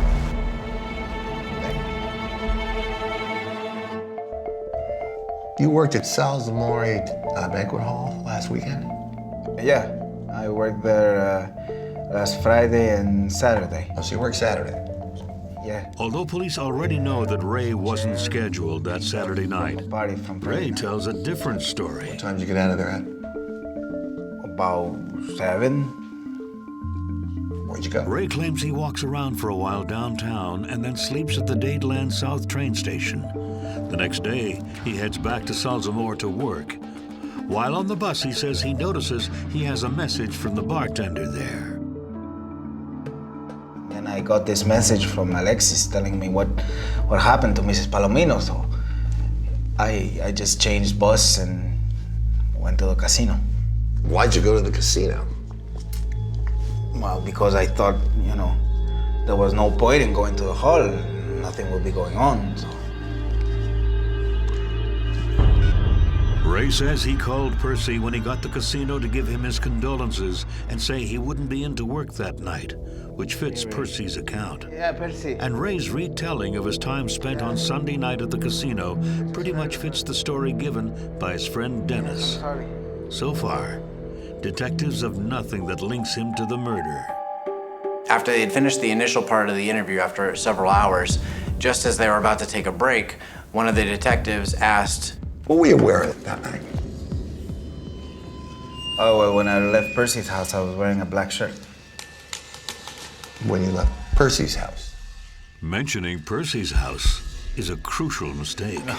Because just that I call all the area around the hall Percy's house. That's just my way. And a simple misstatement by Mr. Rivero resulted in the detectives getting a great degree of leverage over him in the interview. You said that you were everywhere else but at Percy's house. You told me you're not at Percy's house, and all of a sudden you just said to me that you were at Percy's house. I mean... Well, if I was, I don't remember.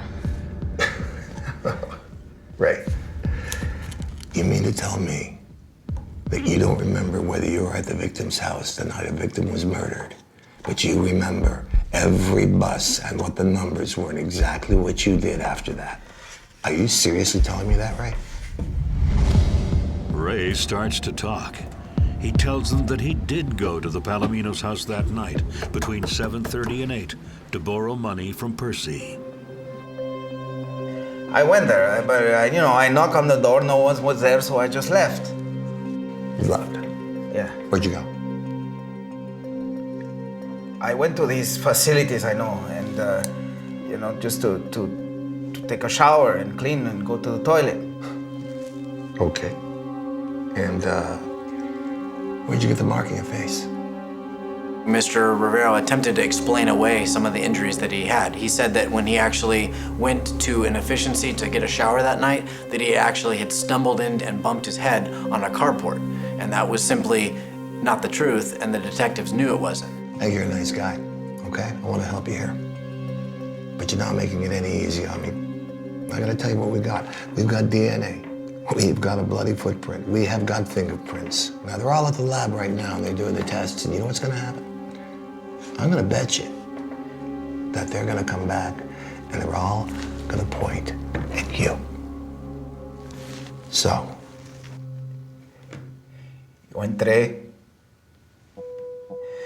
por la ventana porque la ventana siempre está abierta. Yo lo sé, yo la reparo. Then Ray gives them another version of events. He had actually entered the home through a window that he knew was broken. He knew it was broken because he had worked as a handyman for the family in the past. He had simply went into the house to get some money for gambling, and he had actually found Miss Palamino dead already. Ay, madre mía. But he thought that no one would believe him if he called and told anyone, so he just fled the scene. Enough! I need to know what happened. What really happened? Detectives are starting to think they know exactly how things went down that night.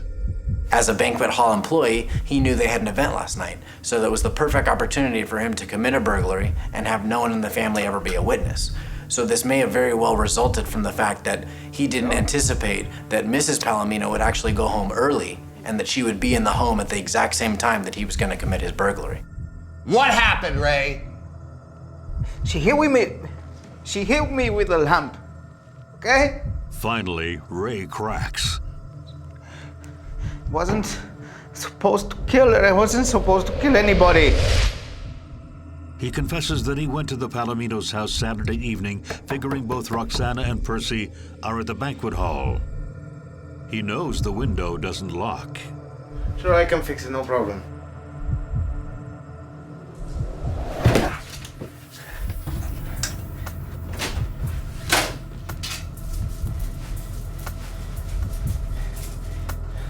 While he was walking around the house looking for whatever he could take, he heard a noise. He hid, and then he heard a noise, and he thought the noise was somebody leaving.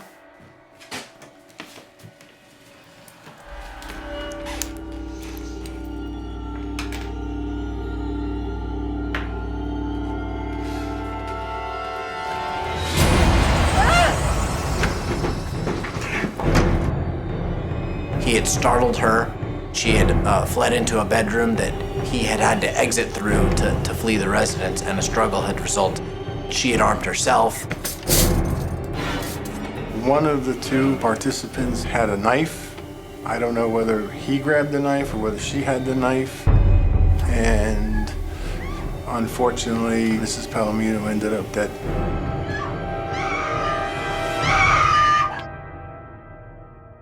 Even at that point, he tried to allude that he didn't intend to kill her, that it was really a struggle that he had engaged in trying to escape from the residence. But that wasn't corroborated by the forensics at the crime scene. Okay, Ray, this is the confession that you wrote out for us. It's been typed out. I just need you to verify that this is... Even though they have a confession, police are determined to find the piece of the puzzle that will definitively tie him to the murder before they charge him. And I remember detectives came, he's like, we're very close. We have someone. They didn't want to say exactly who. So they went to Unit 15 and they found his clothes with, you know, my mom's blood, everything in there. Wait a minute, I think I got something. Oh, yeah. The Palomino family is at Salzamore when the police find Ray's blood-soaked clothing in an empty unit just yards away. It was horrible. I remember there, you know, my brother, you know, my father and I, we just started hugging and crying. It was not a relief, but it was at least a closure that we had, that we didn't have to continue in who could have done this. 5 days after, you know, we were able to find out who the killer was. Cuando supimos When we found out he was the murderer, we were all so upset. We felt very guilty. I made the mistake of bringing him here to help me, and I made the mistake of taking him into my home to work. We all felt very, very betrayed, especially the way we were all with him, you know, giving him work, feeding him, things like that. You know, it was very hard to accept. I think he killed her because he didn't want people to find out, you know, who did it. Why didn't he just hit her or knock her out and go? That's it, never been seen again. But to go this far and murder her the way he did, in that way, I don't think any right person in the right mind can get a knife and stab somebody 7 times. I was his friend, and I feel betrayed. Ray has deceived the family in more ways than one.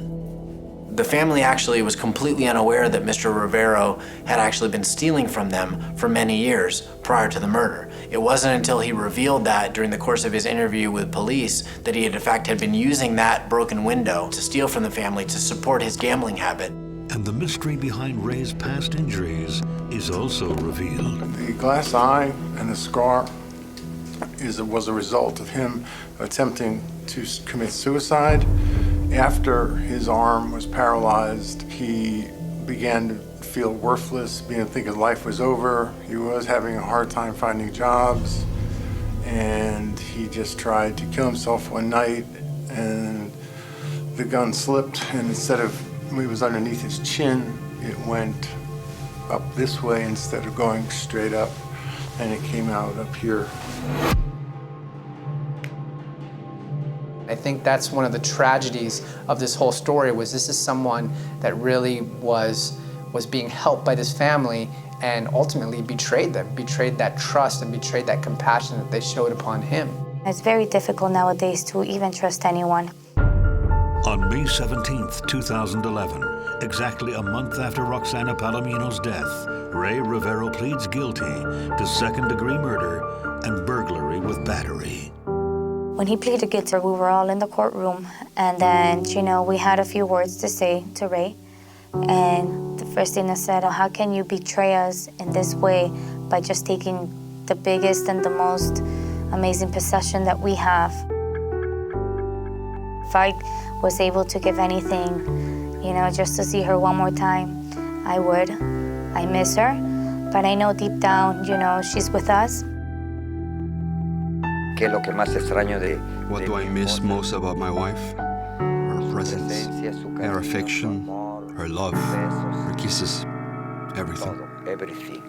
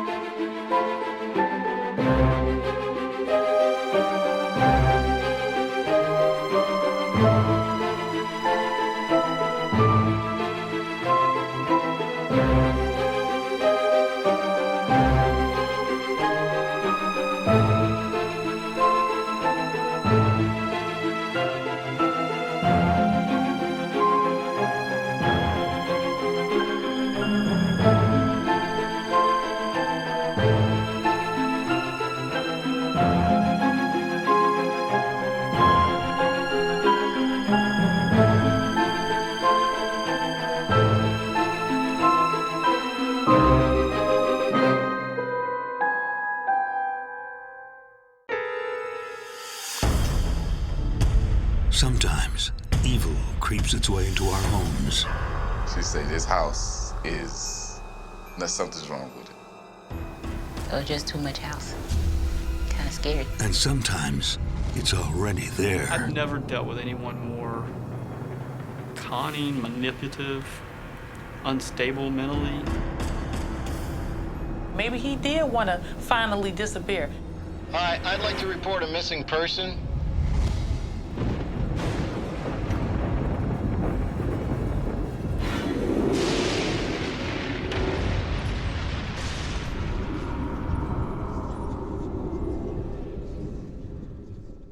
On November 24th, 2009, The Polk County, Florida Sheriff's Office declares lottery winner Abraham Shakespeare missing. I think we both felt in our gut that there was something majorly wrong. He hasn't been seen for 6 months.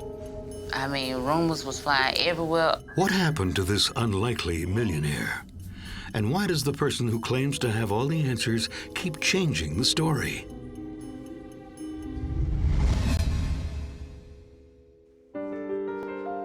It all begins 3 years earlier. 40-year-old Abraham Shakespeare works as an assistant truck driver and is still living with his mother. He doesn't have much money, but he's generous and hardworking, a doting son and a loving father. If he could help you, he was on his way. He was that type of person. If you saw him out, he never had a bad day. I never known him to use drugs. He never came in my house smelling like alcohol, drunk, talking loud and all. He respected me. It's huge. Look at that mansion. It's so beautiful. Abraham loves to take walks through the wealthy neighborhoods in Polk County and daydream about owning a mansion. But for a man who's never learned to read or write, it's unlikely that his dream will ever come true. Until the unbelievable happens. On November 15th, 2006, Abraham gets 2 $1 lottery tickets at a convenience store. Against all odds, he wins $30 million. Abraham takes a one-time lump sum payment, which after taxes comes to $12.3 million. He's rich beyond his wildest dreams. I just keep expecting to wake up, and find out that none of this is real. He even commented to me that if he lost it all the next day, he would still be happy because he was able to achieve one of his dreams, and that was to be a millionaire. 2 months after his win, he buys a $1.1 million home in North Lakeland. It has indoor and outdoor jacuzzis, a 4-car garage, a pool, a TV set in every room, and a separate in-law suite. The house is only 15 minutes away from his mother's modest bungalow, but a world apart. Look, Mama, it's all ours. I still didn't think he was gonna go get $1 million house. I really didn't. I thought he was gonna get a little cheap house somewhere. Abraham asks his mother to move in with him. You like it? No, I don't like. It's too big. It's too big for us. I can only remember when she came to his house the first time. And he was like, well, this gonna be your house. And she was like, no, it ain't gonna be my house. She said, this house is, something's wrong with it.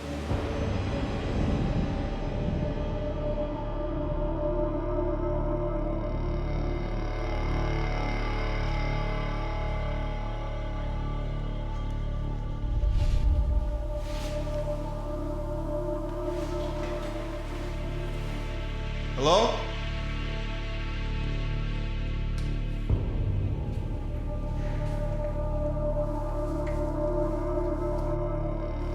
Hello?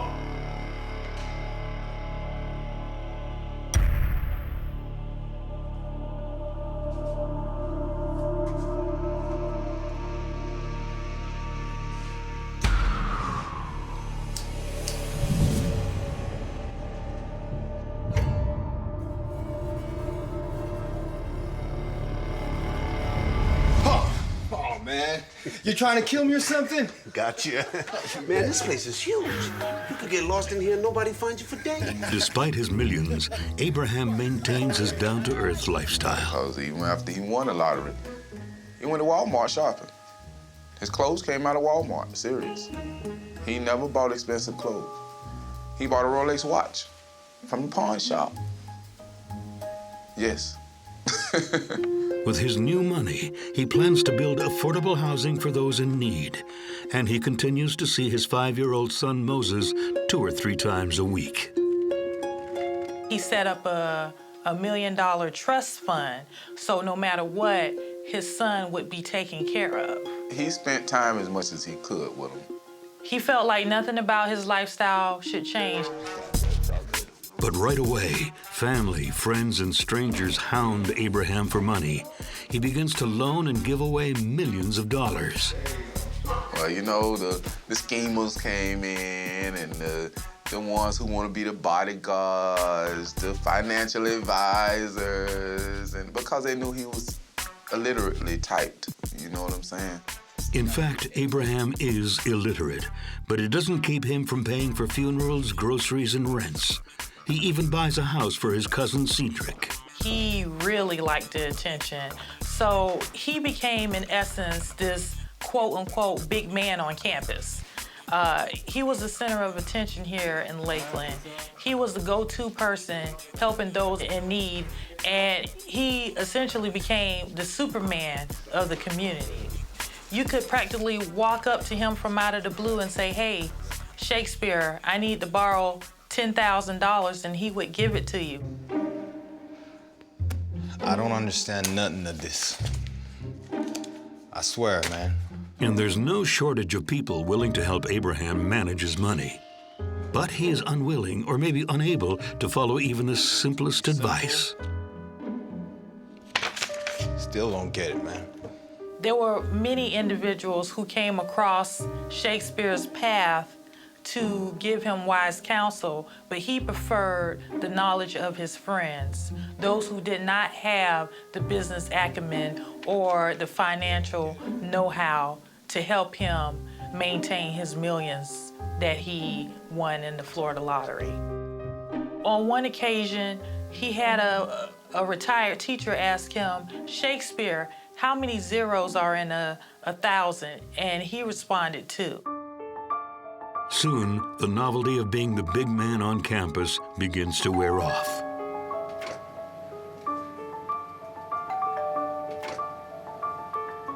He talked about how he changed his cell phone number several times because he had so many people pestering him. One night, a few months after he wins the money, Abraham goes to his friend Gregory's house to get away from everyone. I need a place to crash, man. What's going on, bro? Can't stay there anymore, man. I tell you, come on my house and go sleep. But you sleep on a chair, you sleep in my bed. I ain't gonna get out here. Okay, how many millions of dollars you got? Yeah, you sweating it too much, man. Yo, here, come on Can in. you hook me up? Yeah, I'll fix you something, dog. All right. So he came, and he did. He slept on the chair. He said, "You know what, man?" He said, "I wish I ain't never had no money." I felt like he was hurt because he actually found out that the people didn't want to really be around him. They only wanted him for what he had. I said, "Shakespeare, why don't you move somewhere where no one knows you?" And he said, "I shouldn't have to." So he escapes into the arms of a woman. In April 2007, 5 months after his big win, Abraham meets 27-year-old Mononttoya Butler. I always felt like, of course, she was a gold digger. Of course, you know, she wasn't with him from the beginning. After hearing that she's down on her luck, Abraham offers Mononttoya a place to stay. Oh, I loved every minute of that house. Oh gosh, on the back was the pool area, which was also like covered in, and it had a TV out there, and you had the jacuzzi and the pool. And half of it we never even enjoyed. It was just too much house.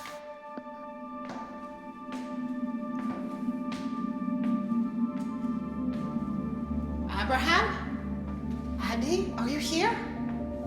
Kind of scary. It was. We had cameras on everything, but it was still scary at night. There was so much space.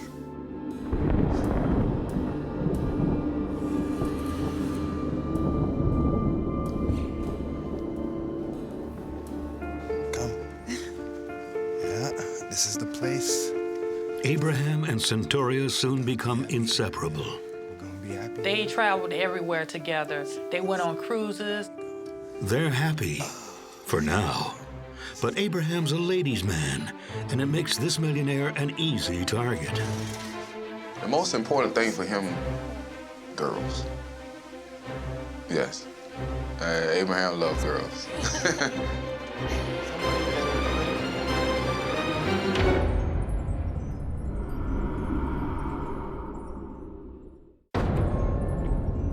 After winning the lottery, Abraham Shakespeare stays true to his simple way of life. The same can't be said for those around him.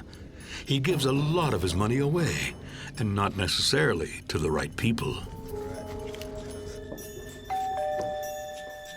I'm not finished talking. Just wait a minute. Abraham and his new girlfriend, Centoria, argue frequently over how he's dealing with his newfound wealth. And that's when our stress came in, because we would argue constantly about how many people approached him. It was like a never-ending cycle, never ending. If we enjoyed bowling, half this city will show up to the bowling area.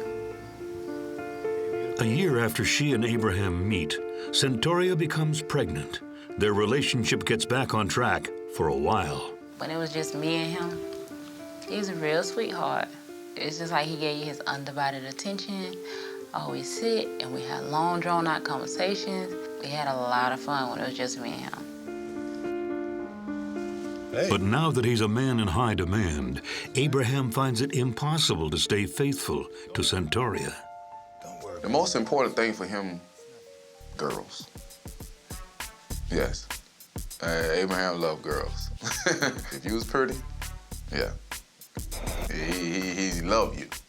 He loved women. I mean, he didn't care what color, race. Now, everybody know him, you know. Abraham Shakespeare? That's me. Hi, I'm Dee Dee Moore. It is such a pleasure to finally make your acquaintance. Nice to meet you. I have been wanting to meet you for so long. Listen. When you broke, you get the broke type of girlfriends. When you got money, you get rich type of girlfriends. He was ladies' man, you know, money. Money. Well, you see, I'm interested in writing a book about your story. That make a good idea? Oh, my, would that make In October of 2008, 2 years after winning the lottery, Abraham meets a local businesswoman who says she wants to write a book about him. Dee Dee Moore is the president of American Medical Professionals. She's divorced and has a teenage son named RJ. She made a decent living with the business. It was one of those kinds of businesses that contracts nursing services on demand to hospitals and nursing homes when they had shortages of nurses. This is Moore. Hi, Abraham. So nice to see you. Same to Your see you. place is gorgeous. Thanks. Oh, hi. Soon, Dee Dee begins to see that Abraham is in way over his head and how badly he's handling his finances. She offers to help. By the time that Dee Dee Moore met him, he had $1 million left to his name. And Dee Dee, because she was a businesswoman within her own right, she constantly tried to show Shakespeare that she didn't need his money. She wanted to give him something rather than take away. Listen, Abraham. Mr. Shakespeare had other people helping him. He was dissatisfied with that help, believed he was being taken advantage of. She had suggested that they create an investment company.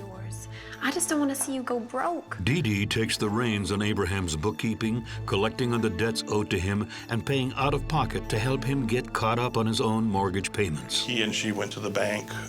They actually incorporated a company, Abraham Shakespeare, LLC. Dee Dee spends so much time at Abraham's house that her son and boyfriend often visit her there. Just so happens, Dee Dee's boyfriend was the same age as me, and I was like, oh, she's a cougar. You go ahead, Dee Dee. She looked at educated and had all them rings on her finger. She just looked like somebody that had her own business and everything. What I want you to look at is the cash out. There's a lot of cash going out. Yeah, we're gonna fix that. All right. He was like, man, everybody won't give me my money back, so I got to get somebody to get my money.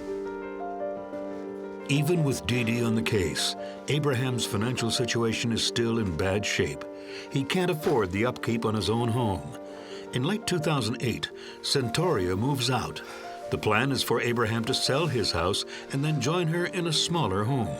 We had undecided that he gonna sell the house. We gonna move into something smaller, more maintainable, because like I say, he was running through money trying to help everybody. With Centoria gone and Dee Dee in the picture, Abraham starts to change. He had real power. He felt like he had real power because he had somebody up under him who was chasing something for him. You know, the more power you get, the more money you get, the more power you get, and the more power you want. And if you get it, then you want some more. I got the papers for you here. Okay. Within a few months, Abraham's home is transferred over to D.D. Moore's company, American Medical Professionals. Where do I sign? Just right there. And then it's all done. Pleasure doing business with you. Not long afterwards, Dee moves in and begins to renovate. Soon, all Abraham's properties, debts, and assets are sold or assigned over to American Medical Professionals. The happy father of a new baby, Abraham is finally a free man. He's so free, in fact, that 2 months after signing everything away, Abraham takes off. Shakespeare loved to travel a lot, and he would go to exotic places like Jamaica. He wanted to get the devil away from here. You know, he tired of people aggravating him about money. Hey, man, you need to holler at me. I'm worried about you, bro. But no one knows where he's gone. All right, man, you ring me back, okay? It's Greg. I was calling him. I didn't get any calls back from him.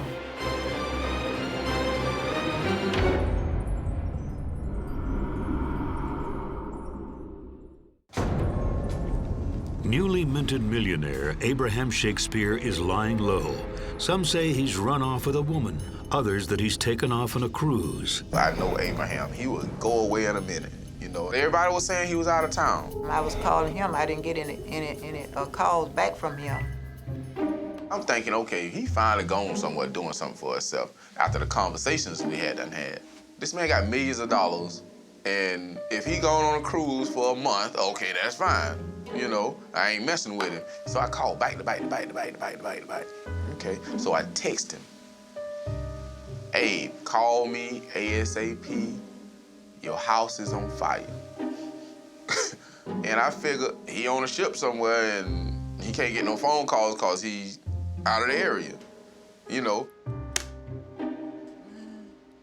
I still remember that phone number to today.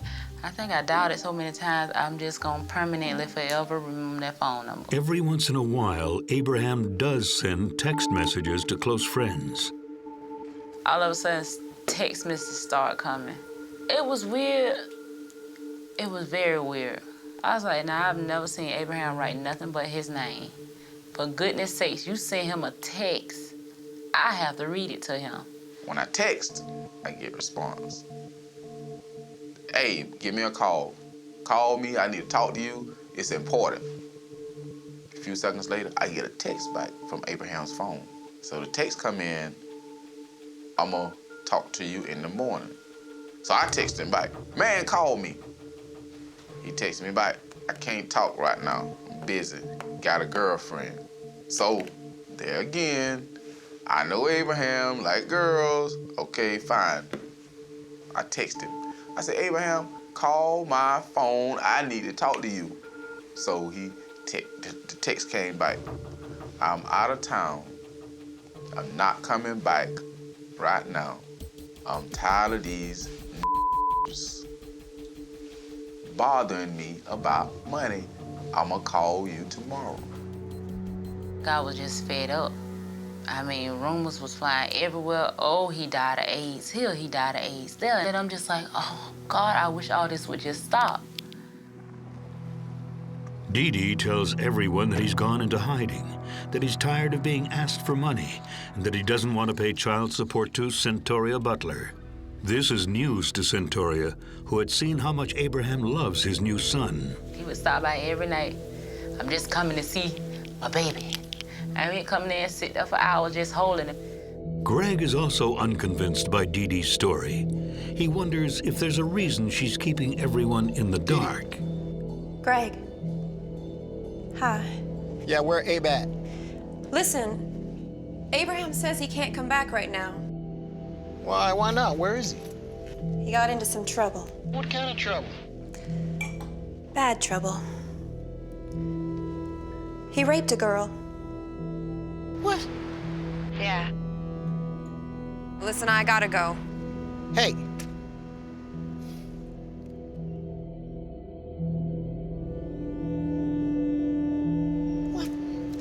I ain't never known Abraham raped nobody, but I know he'd be around girls. Maybe he done changed again. Hi there. I understand you borrowed some money from Abraham Shakespeare. While Abraham's gone, Dee Dee continues to collect on his debts and to loan out his money to his family and to people in need. And then, about 4 months after Abraham leaves, his mom finally hears from him. His cousin Cedric drops off a gift that Abraham had sent to Dee Dee, who then gave it to Cedric to bring over. He wants you to take this to his mother, okay? I really appreciate it. Cheers. It was a card, and the card had $100 in the card. Just was thinking he was right here in Lakeland and just sent that round to me. That's the way I thought about it. But by November, 6 months after anyone has actually seen Abraham, people start to get worried. Finally, Cedric contacts the police and reports that Abraham is missing. Cedric's main thing was that he had not seen his cousin since probably March or April of that year.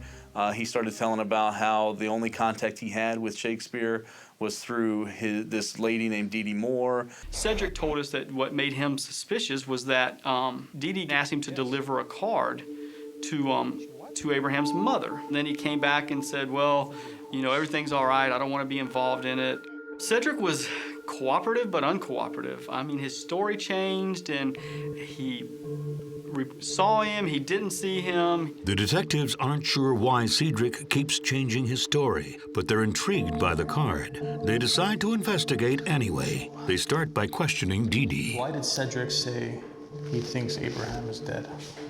Well, I don't know, because Cedric knows he's alive because he saw Abraham when he gave him the card. Cedric was the complete opposite. No, I got it from Dee Dee. Abraham doesn't want to be found. He's tired of people asking him for all of his money all the time. And quite frankly, he doesn't want to pay child support to Centaurea Butler. Okay, so do you know where Abraham is? No. And he won't tell me because he knows that if he does, I wouldn't be able to lie to the police. But listen, when I text him, he texts me back. I'll show you. Okay.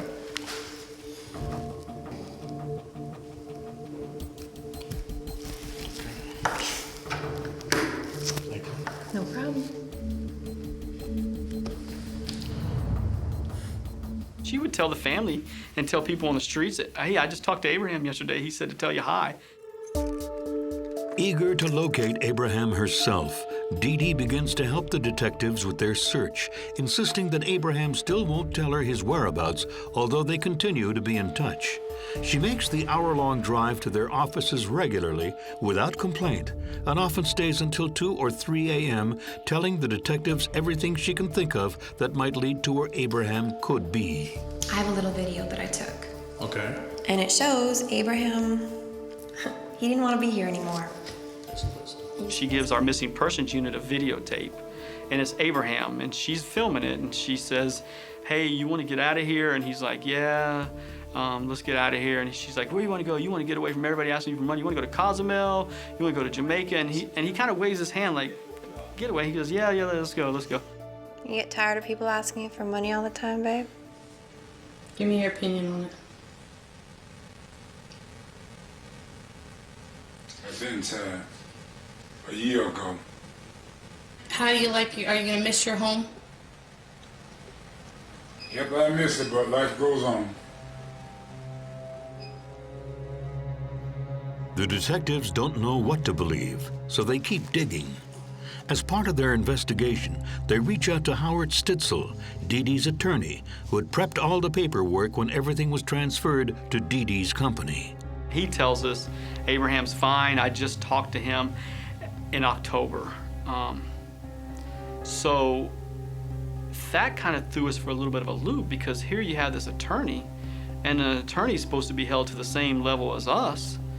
You know, honesty, integrity, and he's telling us that he talked to Abraham. The cops don't know what to think. They track down as many people who know Abraham as they can find, including Abraham's old friend Pappy. He also shows them a text message he received from Abraham. Basically said, hey, I'm in some trouble. I got beat up by a bookie. Poppy thought that was very strange because A, he never got text messages from Abraham, and B, he didn't know Abraham to be involved in any type of gambling or drugs or anything like that. But as others have explained to the detectives, while Abraham is illiterate, he's been known to ask them to read or respond to texts on his phone. Pappy's text doesn't prove anything. Then the cops get a call that changes everything. She said it was this guy named Ronald. If she say anything about what he said, that he would murder her family. All you have to do is call the sheriff and tell him that Abraham came to your house.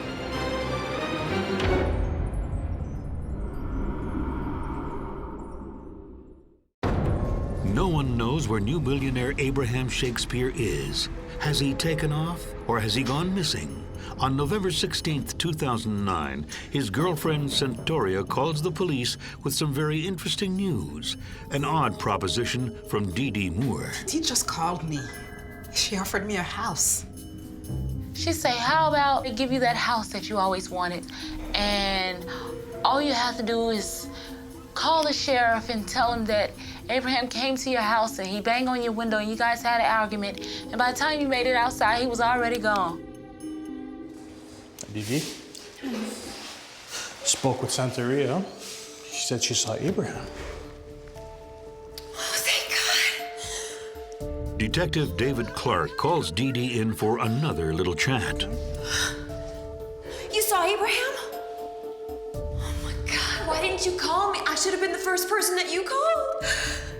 Oh my God, thank God it's over. And then he goes in for the sting. Did you ever offer anybody a house? Say they saw Abraham? What? Absolutely not. Absolutely not. And so she calls me a liar at first. But eventually, Dee Confesses that she asked Centauria to do that, and with good reason. Well, I just wanted to do whatever I had to do I wanted this to be over. You guys are ruining my life. You're ruining my business. It doesn't matter where I go or what I do, but everybody knows what happened. They're all saying that I did. It's enough to convince them that something is amiss. So they trace the cell phone calls Dee's been receiving from Abraham. And well, we found out that the day that we think he went missing in April, all phone calls stopped. There's no phone calls that connect on his phone except for to Dee Moore. Every time these phone calls connect, the phones are right next to each other. They're on the same tower. They're traveling the same direction. So right there, we know more than likely Dee has his phone, and Dee is the one pretending to make these phone calls and pretending to send these text messages. I don't have anything anymore. You guys are taking everything away from me, and you don't even care. You don't even know what it's like. We're not saying that. All we're just trying to find out is what happened. The cops confront Dee again, this time about the phone records. She has another good reason for this. She claims that Abraham gave her his phone to keep everyone away from him. Abraham simply doesn't want to be found. But she has proof that Abraham is alive. A paternity test. Abraham's DNA was collected to compare with Centauria's son. The date stamp is April 28th, more than 2 weeks after his alleged disappearance. Regardless, on November 24, 2009, the Polk County Sheriff's Office officially declares Abraham Shakespeare a missing person, while Dee still maintains that Abraham has simply run away. It's then that journalist Marissa Green tries to get a hold of Dee. Her lifestyle began to increase. She became even more flashier. She bought a Corvette for her boyfriend that was significantly younger than she was. She said in light of everything that had occurred, she was no longer able to get in contact with him. She wanted him to come out of hiding so the pressure would come off of her and everything that she was going through with the authorities. She said it was all a part of an elaborate scheme so he could disappear because he was tired of people pestering him for money, and he was trying to get out of his child support obligations. Meanwhile, the police investigation continues with a clear focus on Dee Moore. A tracking device is installed in her Hummer. Then the case takes another turn. In early December, detectives receive a call that there's been a sighting of Abraham at the Winter Haven Hospital, just 15 miles away from his house. Yeah. Oh, no, I'll come to you. Thank you, bye. I think a friend of a friend had a friend who worked at Winter Haven Hospital that says Shakespeare was there. I know I went to the Winter Haven Hospital and pulled every record and was able to determine that it was nothing. And detectives really start turning up the heat with a game of good cop, bad cop. Oh, I don't know what else I could. Oh, come on, cut the crap. Christ's sakes. Clark, she's playing you. Well, why are you yelling at her, Wallace? Why? Give her the benefit of the doubt. She could be telling the truth. So we got in an argument with each other, and I'm like, I'm sick of you yelling at her. She doesn't need to be yelled at. You know, this is a nice young lady in front of us. You know, she made mistakes, and you know, maybe all this is true. Maybe Abraham is missing. And he looks at me like I'm an idiot. You know, and he's like, what? So I keep going with it, and so finally he realizes what I'm doing, because we've done that before, but it just kind of caught him off guard. So from that point forward, she thinks that I am just her friend, so I play along with that. And I'm like, hey, look, I believe you. I just got to convince these other guys that you're telling the truth. The ploy works, but Detective Clark is shocked by her reaction. You and I could both use a little bit of stress relief. I've got a hotel at the High Rock. Why don't you come by later and we can relieve some stress? I told her that, you know, I'm the detective investigating this. I believe you, you know, but I'm not going to have a relationship with you, whether he's dead, alive, or anything. On December 22nd, Dee Dee tells the detectives she's retained an attorney and that they will be receiving a letter from her saying that she will no longer be talking to law enforcement. Well, yes, but see, the contents of that letter don't apply to you. Well, listen, I'm willing to put up $10,000 for anyone that has any information leading to his whereabouts. So why'd you change your story? Detectives Wallace and Clark get a big break when they interview Abraham's cousin, Cedric, again. He explains why he was so uncooperative the first time the detectives interviewed him. We finally were able to attribute that to, he was reporting Abraham missing, but Dee Dee Moore had the title to his house, the title to his car, so he was real careful about not ticking her off, because Cedric truly didn't know. Was he missing? Did he really leave because everybody was wanting money from him? You know, he didn't want Dee Dee to take his home from him because she had the legal right to do it. So we'll do that. Elizabeth, you have outdone. Then, just when no one thinks they will hear from Abraham again, 2 days after Christmas, Abraham's mother, Elizabeth, gets a phone call from her son. Don't tell the police I called. I just want to be away. If you tell the police, you never see me again. But I get a phone call from Abraham's mother, and she's like, hey, Abraham called me. I'm like, he called you? The detectives trace the phone that made the call to Elizabeth Walker and track it to Gregory Smith, Abraham's best friend. They're able to locate Gregory in a mall parking lot with none other than Dee Dee Moore. And we were like, okay, this is pretty interesting. As soon as Gregory and Dee Dee part ways, the detectives take action. You Gregory Smith? Yeah, who's asking, man? Detective Wallace, Detective Clark, Hillsborough Police. You know Abraham Shakespeare? Oh, man, I tell you like this. The detectives tell Gregory that they know he made the phone call to Abraham's mother. He's like, look, I didn't realize all this was going on. I knew that he wasn't here. I've seen a little bit in the papers that he's missing. I thought I was helping her out, and at the same time, she was giving me some money. And, you know, everybody's happy, and we're just going to fool the police and let Abraham be gone. Gregory explains that Dee Dee begged for his help. So she started crying. Everybody's saying that I killed Abraham, and I know where Abraham is, and the police keep saying that I killed Abraham. I'm like, man, chill, man. You didn't kill him, did you? Is he dead? No, I talked to him. Since Dee Dee seems to trust Gregory Smith, the detectives ask if they will work with them to get through to her and try to find Abraham. Why don't you come down here? We'll talk. Let's say... And they told us we need some help to see if we can find him, if he is dead or if he's not dead. I went numb. Soon afterwards, Gregory calls the officers and tells them Dee Dee has given him his next task.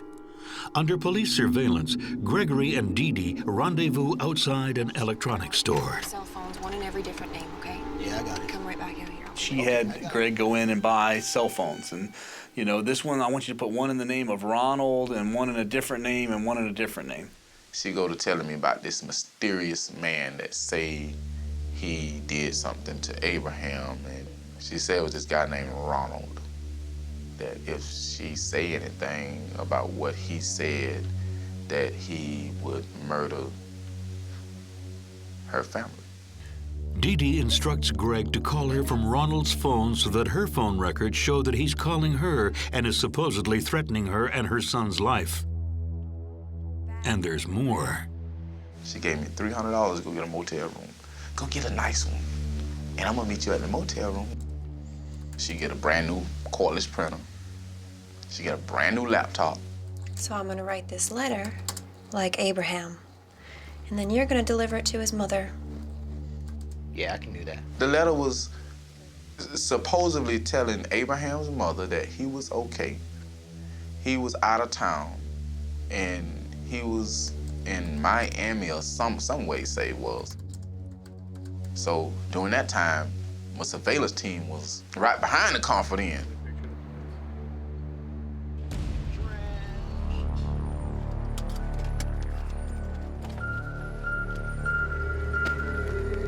Detectives intercept the letter, but it still doesn't lead to any conclusive evidence about Abraham's whereabouts.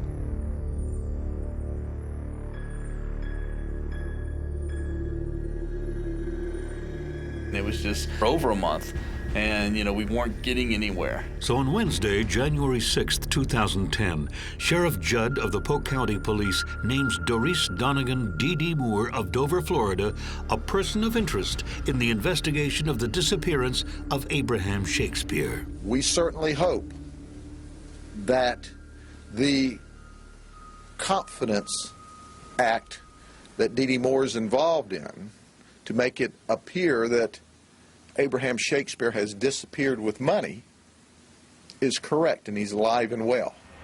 Property, are you aware of that? Was Dee Dee Moore Next, the detectives approach Dee Dee's ex-husband, James Moore. James tells them shortly before Abraham's disappearance, Dee Dee paid him to dig a hole on her property in Plant City. And he had cleared that off with some orange groves and leveled it off where they could make a paintball field, which was one of the businesses she was going to have her boyfriend run. Now, his plan was to come back the next day and bury it and fill in the hole as he would always do. But, so he leaves. Later on that evening, as it's getting dark, he says, Dee Dee calls him back and says, hey, the inspector's coming a day early. I need you to come bury this hole. And put the hole, put the dirt back in this hole. So he gets there and he says it's almost dark. He actually has to use the lights on the backhoe to be able to see to fill it. Doesn't really pay attention to the hole, but says he thinks he remembers seeing concrete in the hole. But one thing he did remember was when he got there, Dee Dee was dirty, hot, sweaty, like she had been working her tail off.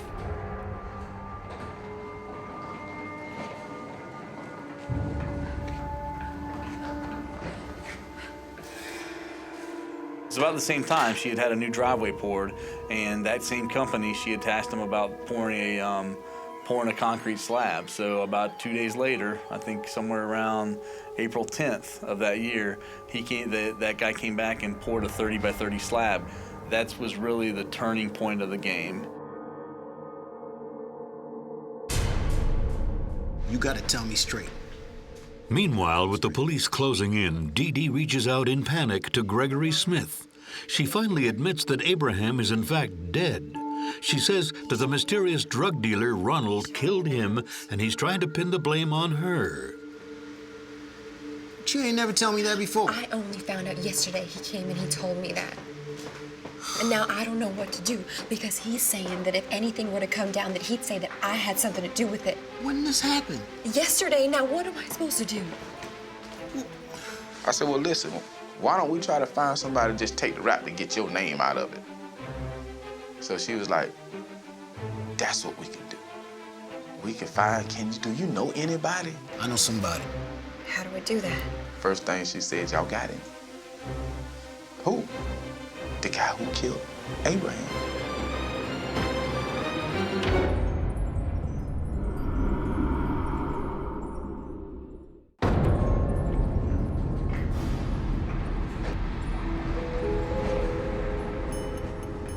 Dee Dee Moore is a desperate woman. She's plotting with Abraham's friend Gregory Smith to get the police off her back. What she doesn't know is that Greg is actually helping the cops. Ready to test it out? You getting this, right? You getting this? The detectives prepare him for what may be his most important performance in this investigation. He's been tasked by Dee Dee to find someone to take the blame for Abraham's disappearance. Do it exactly as we said. We'll be right around the corner. Nothing to worry about. Just get her to talk. Exactly.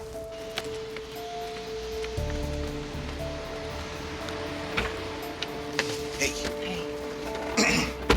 How's it going? I got you, man. I say, yeah. I got somebody. I got a cousin that he finna do 25 years, and let me see what's going on with him. See if he'll take the rap if you pay him off. But what Dee Dee doesn't know is that Gregory's cousin is Officer Mike Smith working undercover. Dee Dee quickly explains her plight to him. She had got a threat from some drug dealers that if she didn't take the blame, they was gonna kill her. And my deal was I was already sentenced in the federal system and do 25 years, and I was gonna take the rap for her, and she was gonna pay me $50,000 to take the rap. Where's the body? Where was he killed? I don't know. Dee Dee, it's not gonna make sense that I take the rap for this and tell these people that I cut a man's throat. He shows up with a bullet hole in his head. Okay. We confirmed that the guy told her where the body was. Ronald told her where the body was. She actually told us he was buried on her property. So I told her, I said, well, me and Greg gonna go dig the body up and move it. Well, where are you gonna take it? I said, that's none of your concern. I'm gonna move the body that way. I know where it is. Dee Dee also tells him she knows where the murder weapon is. Yeah, we're gonna get this done. Watch the exchange.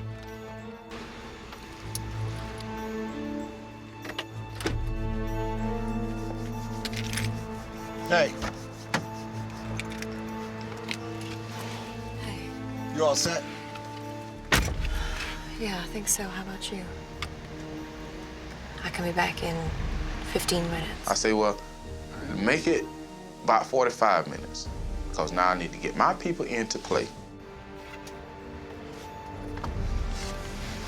You got it? Yeah, I got it. She produces a .38 caliber Smith & Wesson revolver. You're gonna put it someplace safe? Yeah, I got it. While I get the gun, we set into play the things that I'm gonna need to dig this body up. While the detectives trace the gun and find that it was bought in Tampa in Dee Dee Moore's name, Dee Dee shops for supplies for Greg. She buys shovels. She loads this trailer up with all the tools you need to dig up a body. The officers follow Dee Dee and Gregory to her home in Plant City.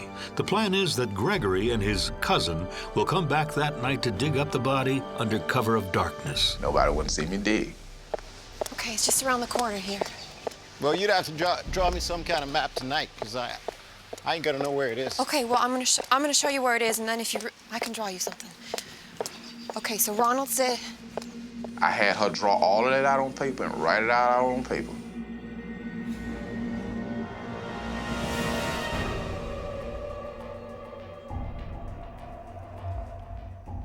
So she called me 7 o'clock on the dot. She said, You can start digging now. A short while later, at the officer's instructions, Gregory calls Dee Dee and tells her she needs to come meet him immediately. So we have Greg call her and say, Dee Dee, there's a major problem. The cops are out at the house. I need you to meet me now. I said, man, I went by that house. It's 1,000,000 police is there. I said, what you did trying to do, set me up? I said, man, you need to come out here and talk to me right now, man. They arrange to meet at a nearby strip mall. Okay, tell me, what's going on? Well, I couldn't do nothing. What do you mean you couldn't do nothing? There are cops everywhere. How is that even possible? I don't know. You tell me. Well, oh my God. I drove straight through. How many of them were there? Okay, stay cool.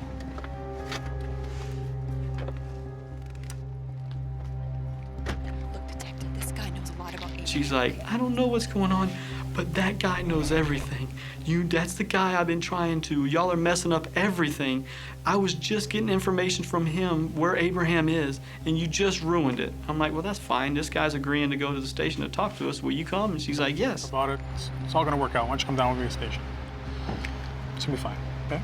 Okay. It's closer. What's going on? Well, you got him. Who? The guy who killed Abraham. Who? The guy Gregory. Gregory? Yeah. You got him. Are you having a good day? Yeah. It's about to get this much worse. That guy works for us.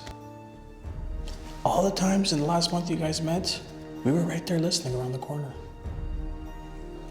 Okay, it wasn't him, but I bet you he didn't tell you about Then the other she guy. goes, okay, but you don't know about one person. I'm sure he didn't tell you about him, and he's the one that killed Abraham, man. I'm like, I got worse news for you, Dee Dee. That guy was actually an undercover cop. So then she goes into Cedric. It's Cedric. It's some guy named Furious, some guy named Ronald. I keep letting her talk, and so finally I'm like, there's something I gotta get to her emotionally. Something's gotta emotionally affect her. And so I think about her son. Did your son shoot him? Did RJ shoot him? No, he didn't shoot him. He didn't shoot him. Then who did? And I'm like, let's go. Because at this point, we don't have the body, so we're just gonna let her go home. I mean, we have 24-hour surveillance on her. We have everything. There's really nothing more we can gain. And she goes, my son RJ shot Abraham. She shot him twice in the chest. Abraham was trying to choke me, and my son did what any good son would do and protected me, and that's why he shot him. And I'm like, okay, well, we'll look into that, Dee Dee. Can you please get up and go to your car and leave? Yeah, Captain, we just got to the scene. The boys are digging right now, and then we'll see if we'll find anything and see what's what. With her strange confession, cops finally have enough probable cause to get a warrant to dig up Dee Dee's property.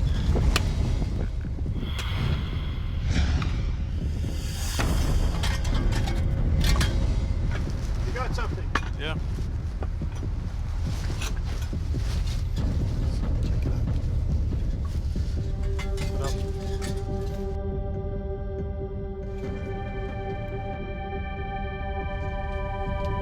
Yeah, we definitely have a body. And they called me, they said, Greg, we got it. It hurted me to my heart. It's terrible. It's awful. On January 29th, 2010, forensics confirms that this is the body of Abraham Shakespeare. Based on the autopsy, police pieced together what happened that fateful night in April of 2009. Hey, what's up?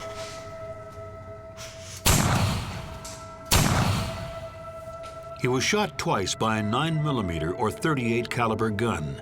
Then he was transported to Dee Dee's property and buried in the same clothes he wore in Dee Dee's home video. Sheriff's Office, along with assistance from the Polk County Sheriff's Office, arrested Doris Donegan Moore, white female. She's charged tonight with accessory after the fact, first-degree murder in the death of Mr. Shakespeare. Dee Dee declines to take the stand at her trial and is found guilty of first-degree murder. She's sentenced to life in prison without parole. She never admits to killing Abraham. She never will. Never will. How did we go from making future plans to this the end? I just never understood that. It was so much. You know, our son 49, so much he done missed. It was so much I sat and I imagined him being there for it, and he not there for it. If he was here today, I would tell him, I see so much in you. I love him like a brother. I wish he would have never won that money, because he'd have still been here. Money took him away.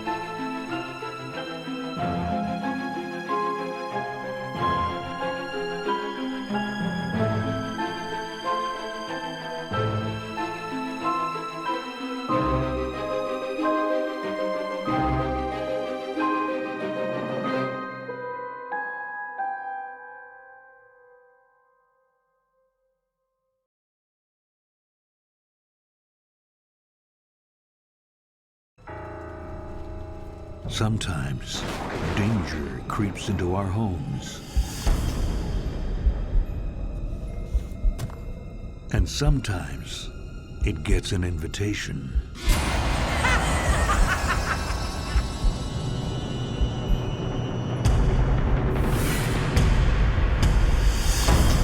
For John Agger, death came knocking.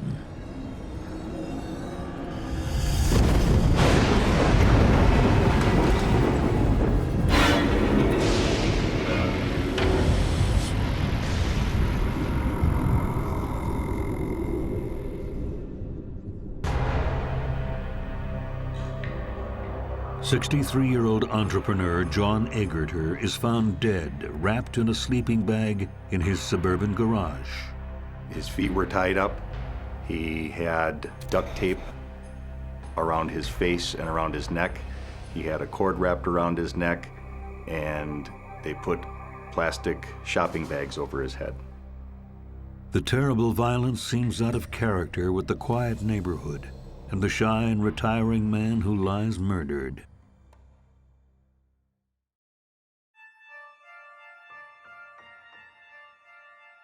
John Agger owns a thriving communications tower business, AirPage Corps in Milwaukee, Wisconsin.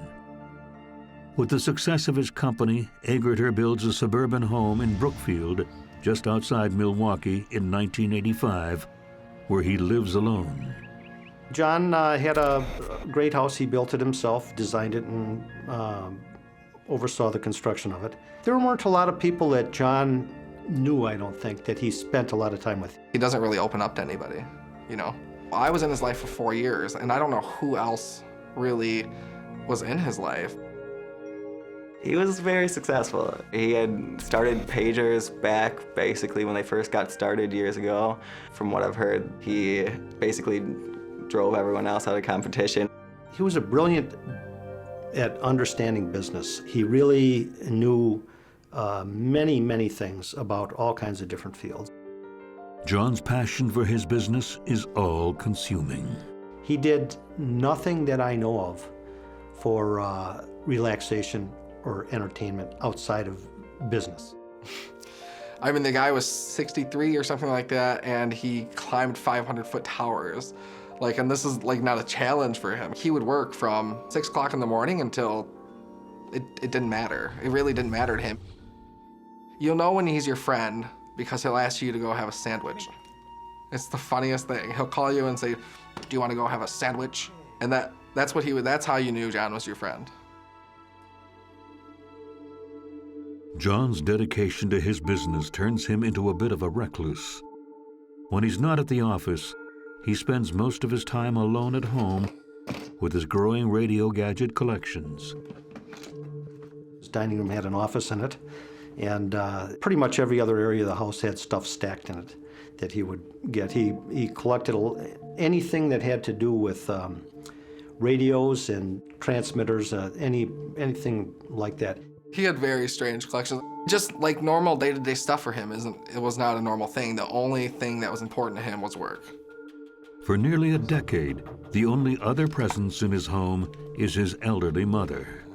He lived with her until she passed.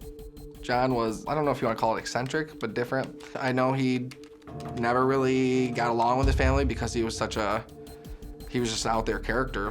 They kind of pushed him off to the side, and it didn't really matter to him. Family wasn't necessarily important to him. What was important is his work. After the death of his mother, the empty rooms in the house become a dumping ground. When his mother was alive, the downstairs was neat, and the other areas were all piled with stuff. But when she passed away, that he didn't use the living room for anything other than, you know, just piling stuff in. A bit of a hoarder in that sense. Even though he's wealthy, John hates to throw anything out. He would wear holey shirts and holey pants and literally shoes they'd be falling apart. John had a lot of interesting things, like just piles and piles. There'd be a box with a hole in it, and I'd be like, well, let's get rid of this one. He would just never let me get rid of it. John had a wallet, and his money would fall through it. He had a brand new one sitting at home in his drawer. I was like, John, get your new wallet. You know, like, you have this old wallet that's falling apart, get your new wallet. And he would just, this one's fine for now. He's just the way he is. I would definitely say he was a hoarder more than just a collector. I mean, because it was garbage to me, treasure to him, but still, in my opinion, I would call it a hoarder. He's just a frugal guy. He doesn't like to spend a lot of money. His collections, his hoard, have now become his only company. No one really knows why he has so much stuff or what he intends to do with it. John often goes long stretches without seeing people and rarely lets anyone into his home. John would make sure that if he was going to let you in his house, that he would know you. You would definitely have to know him, and he would have to have a relationship with you somehow. John, like, was very protective and also paranoid, I guess you could say. He had locks on his doors. I know he had guns. Like, I know he was a protective person. But he makes one exception. God, that must be worth $500,000 right there. In 1997, John learns that his old college friend Al Haney, who lives in the neighboring town of Berlin, is struggling to find work. Get a job for sure. John hasn't seen Al for over 20 years since his deployment to Vietnam, and is excited to be reacquainted with an old friend, a rare thing for him.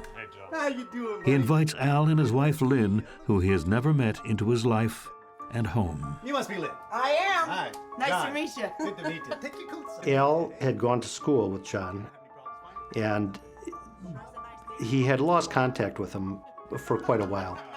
So this is the living He room. knew of a lot of people and had interactions with a lot of people. But Al was the only person I knew of that went back to his school days. Come on down. Sure is big. Al lost his job at one of the radio stations, and he just needed some work, and John knew him and wanted to try and help out. Al has come back from the Vietnam War, a changed man. John had commented a number of times that Al went to Vietnam, and when he came back, he was a much quieter and withdrawn person than he was when he was in school with them. I know that he was a true bona fide war hero in Vietnam. He won a bronze or a gold star, I'm not sure which, but, and that too forever changed him. Suffered PTSD in a significant way. How it changed him is that he became emotionally unavailable, I guess. The best way I can describe it is he became a shell of who he was before he went. He was a very unemotional, after the war, a very unemotional person. Just very quiet, introspective, very, very intelligent. Very intelligent man, very well read, very well educated, but uncomfortable in social settings. I think John and Al were, to coin a phrase, cut from the same cloth. I think they were both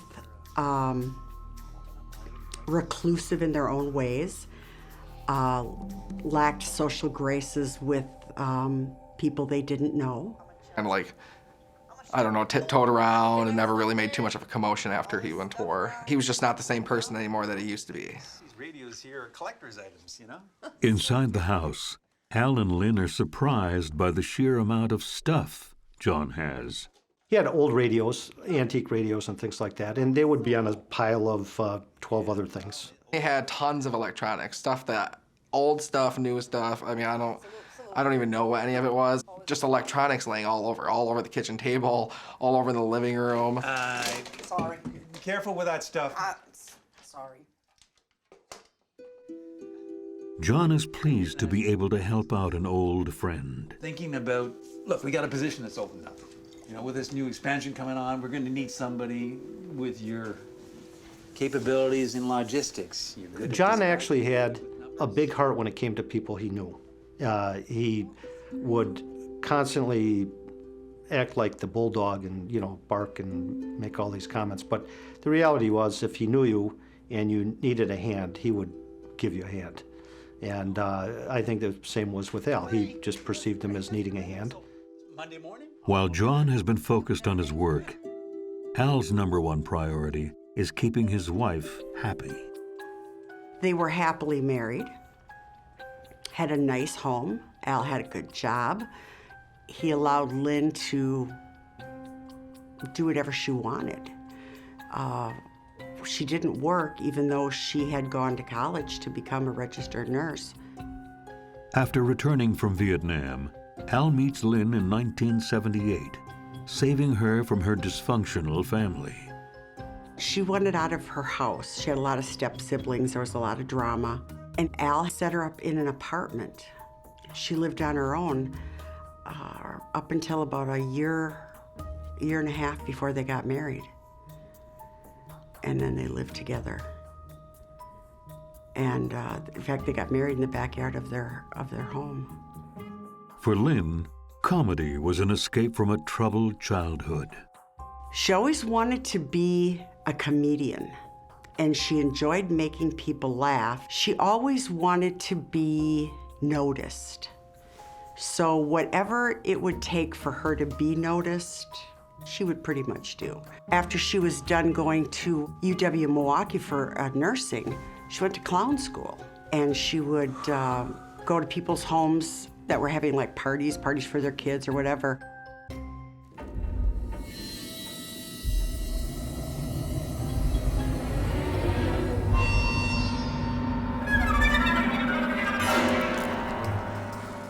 She would have the little gimmicks with the flower that squirted water, and she would make her balloon animals and hand them to kids, and she just would naturally be the life of the party. Unlike his extrovert wife, Al is often nervous and cagey.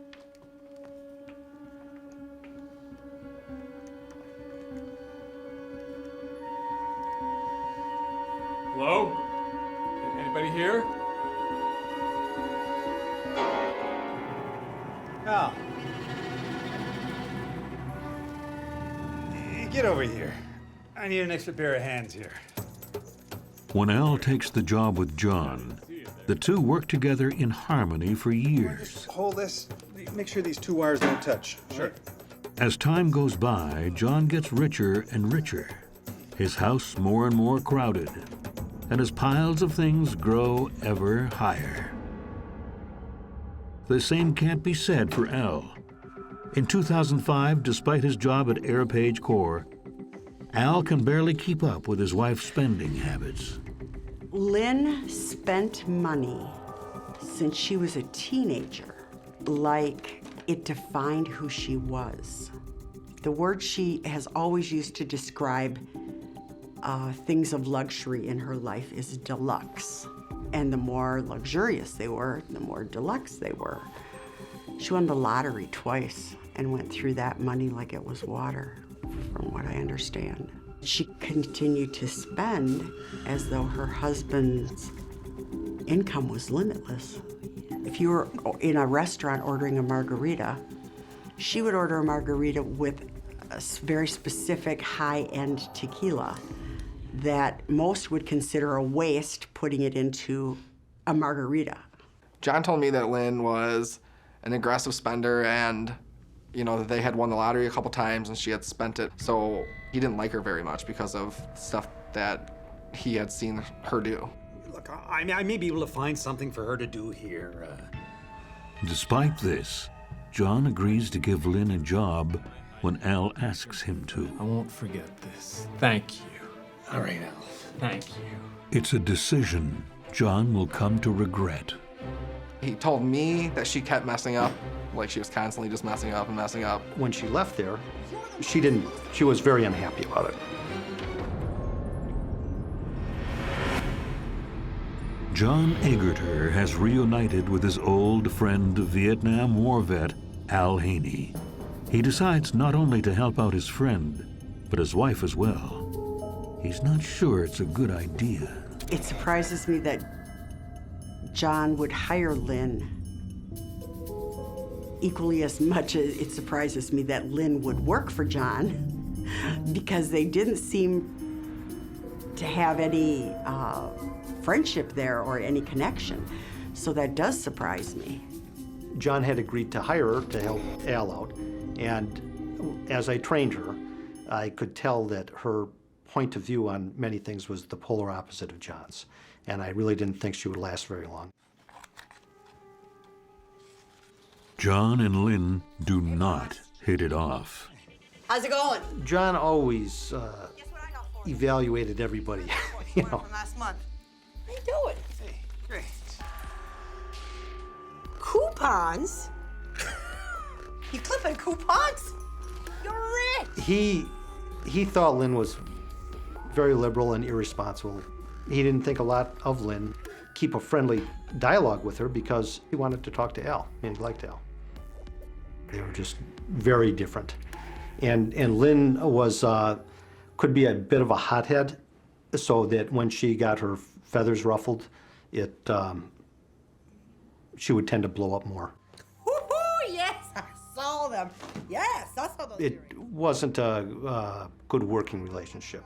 Her opinions of things were the polar opposite of John's, and if you work for John, he will definitely involve you in conversations of anything. And so whatever your opinions are going to come to the top. Excuse me? Hang on. Can I get that invoice on my desk right now? Here. Yeah. He got rid of her right away. He told me that she kept messing up, like she was constantly just messing up and messing up. Don't worry. When she left there, it was not good. She was very unhappy about it. John worries that Al might be resentful towards him for firing Lynn. He invites them over, hoping to make amends. John, do you have anybody else over like this for dinner? Nope. Cheers. Cheers. I kind of like it here, all by myself. All my things. John would make an effort to be friendly and, try and keep a positive spin on things. He went out of his way many times to try and make nice comments or do nice things that would improve his relationship with Lynn so that she would not try and poison the relationship between him and Al. I'm telling you, Al, that was the best party I've ever been to. Mm-hmm. With no stable job, Lynn falls back into some old habits. She was drinking daily, and smoking pot daily. So I don't know if she was still taking care of the home and cooking meals and doing things you would think a wife would do, especially one that didn't work. And yet, Al loved Lynn Like a daughter or something like to the ends of the earth, just adored her. And it doesn't stop there. She started having boyfriends. Drink it up. I know that Al knew of Tommy within a matter of weeks of their involvement. Lynn's new boyfriend, Tommy Duyette, is an auto parts delivery man she met in a local bar. Tommy was just a good-natured guy who had misguided love or obsession with Lynn. She'd always referred to him as her protector, so he took on that role. So she would refer to the men that she dated as her out-of-the-house husband, and Al was her at-home husband. If I had a girlfriend, I don't think my wife would be too okay with that, as I wouldn't be okay if she had a boyfriend, you know. So I always thought that was just a strange setup. The balance is several $1,000s, Lynn. Strange bedfellows aside, Al has other things on his mind. In 2010, the recession hits them hard, and they're at risk of losing their house.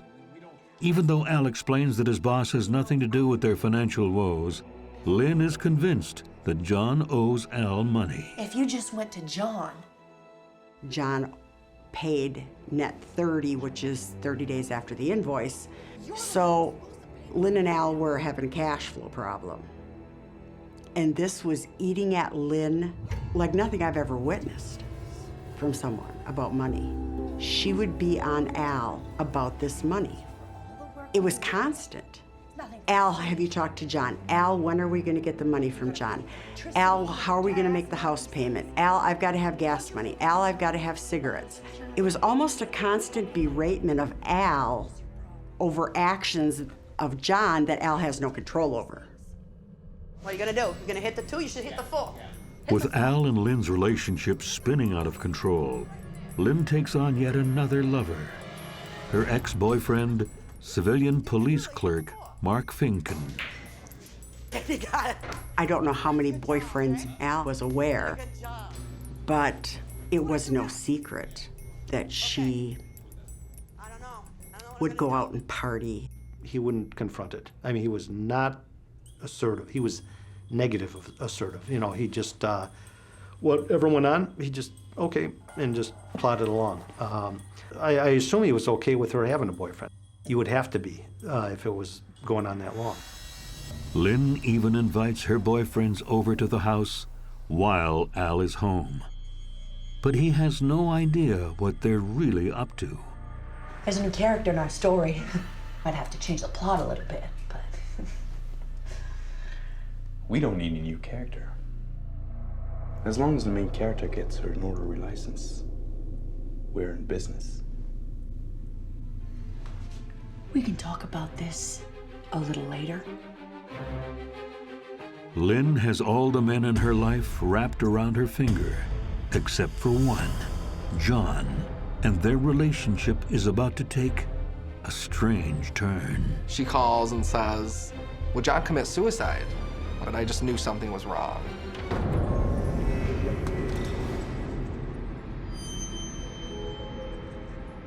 Lynn Haney has a growing entourage of men at her beck and call, but she's been less successful in winning over her husband's boss, John Agger. In the spring of 2011, John receives an unexpected visitor. Lynn.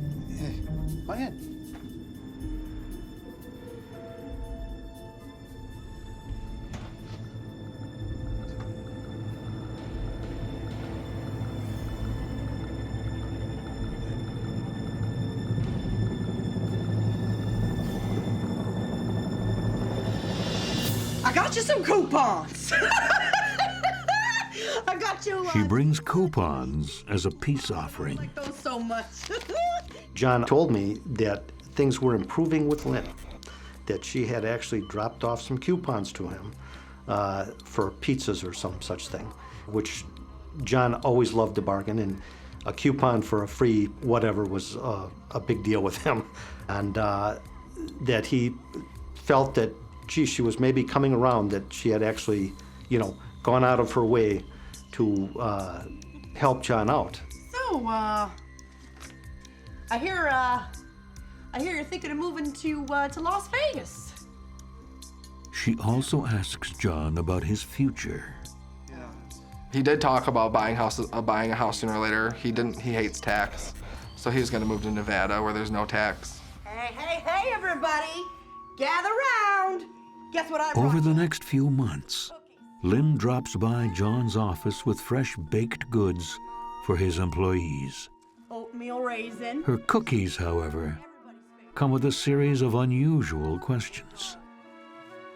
She came in with some cookies for us, And we're like, okay, this is strange. She started talking to us like she was kind of an old friend. She was asking, does John even sleep? And I was like, well, I was like, as far as I know, he doesn't sleep very much. But I was like, he told me he only needs like 3 or 4 hours of sleep a night. I just thought I was just talking about John, because John's an interesting character. Lynn also, for the first time, extends an invitation to Joe. She had invited me to go to their house. I don't even know these people. They have an in-ground pool. They're gonna have a little party get together. And she stayed for probably 45 minutes to an hour and then just left. The visit is followed by a bizarre phone call several days later. She calls and says, hey, what's going on with John? And then she was like, well, he owes Al money. And I said, well, there's nothing I can do about that. I don't know. But then she also asked me, she's like, well, can I ask you a question? And I was like, well, sure. She's like, would John commit suicide? And I said, well, John would never commit suicide. I said, he's a Christian. He would never commit suicide. I was like, he believes that would put him in hell. He would never commit suicide. And she was like, oh, well, just call John for me and see what's going on. And that was literally the end of the conversation. But party plans are soon put on hold. On June 21st, 2011, a powerful storm hits Milwaukee. John Agger is, as usual, alone at home in his big cluttered house. He's watching the weather. He's right to worry. That night, one of his communications towers loses power. We had a lot of thunder and lightning storms that night. A lot of heavy rain. I lost power in my own house, which is very unusual because we have underground wiring. So it was a big stormy night. Hey, Rob. Yes, John. Listen, we just lost Menomonee Falls. Yeah, the transmission tower's down. Yeah, we gotta be there tomorrow morning at 6. Yeah, you get a crew together? Okay, I'll pick up the truck and... listen, there's something going on in the garage. I gotta go. I'll see you tomorrow morning. But he won't make it till tomorrow. There's another kind of storm brewing, and John Agger is directly in its path. It just kind of takes the breath out of you. He had a cord wrapped around his neck, and they put plastic shopping bags over his head.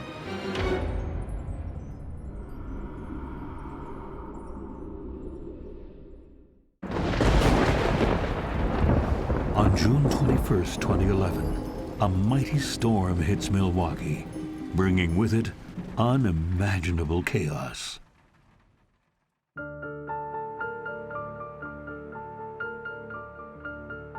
It was definitely a pretty big storm. I woke up the next morning and stretched and went to work. Usually John would always call me right when I basically got into the office, right around 9 o'clock. Hey, John. Oh, hey, Robert. What do you mean you didn't show?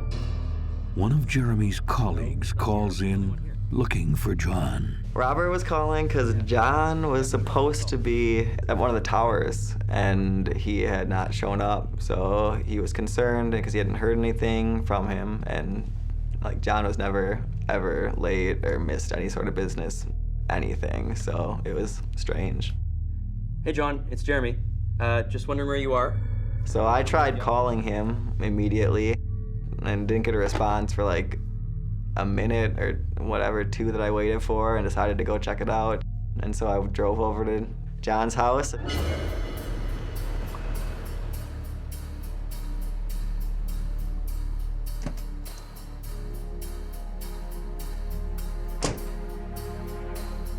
I was walking around the house trying to see if I could see anything, get any sort of response from anything inside, and I couldn't. No one came to the door, nothing inside, no movement or anything.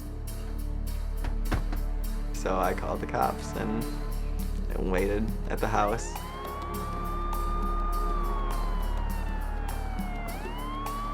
Police arrive and start searching for a way into the house. So we went to the side window, the basement window. At that point, it was determined, since Jeremy had a slight frame, he was the smallest, he would be able to fit through a basement window.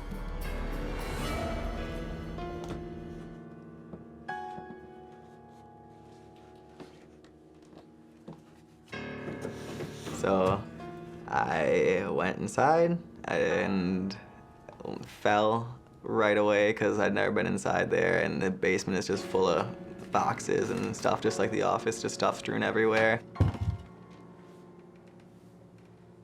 And just complete darkness. And tried to open the front door and noticed that the front door has no lock from the inside. You can only unlock it with a key on the inside as well as the outside. And I was trying to open the door, realized I couldn't. Jeremy begins to panic when he realizes that he's locked in the house. It's getting a little creepier now because you realize you're locked in from the inside. It's a creepy feeling. Like things start to close in on you a little more and you start to think about different ways to get out and what could be happening.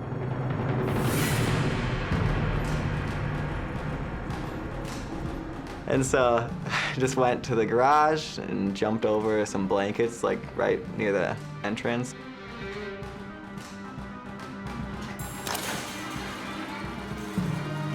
Jeremy finally opens the garage door. And they told me to wait in the house.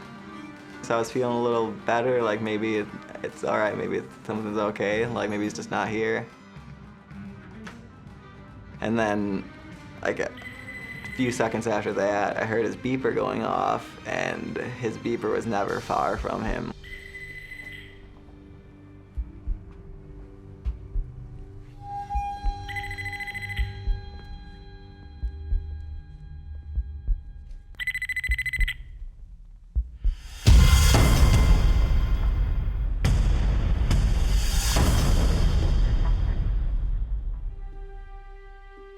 There were plastic bags over his head. He pulled the bag off, saw there was a large amount of blood. They took me out to the driveway, and I sat and I prayed. It like just kind of takes the breath out of you, and like just everything kind of stops for a second. I could have seen John falling off a tower or doing something like that. I mean, he was getting up there in age, and he still climbed and stuff like that. I can't imagine that he ended this way. He did a lot of dangerous stuff in his work that could have done something, but I never imagined something like this. And soon, an unexpected confession will expose a shocking conspiracy behind the murder. He was devastated. He couldn't believe it was true. We were very surprised. Now, I really questioned as to how deep this went and actually where this case was going.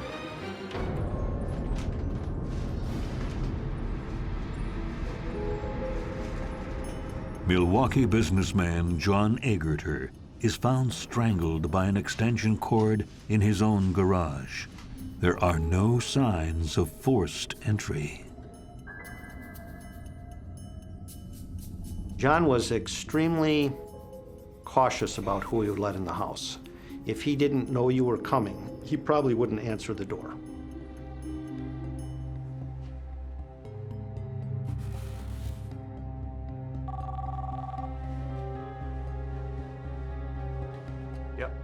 While we were processing the scene, I received a phone call from a New Berlin Police Department sergeant that's a neighboring agency of ours.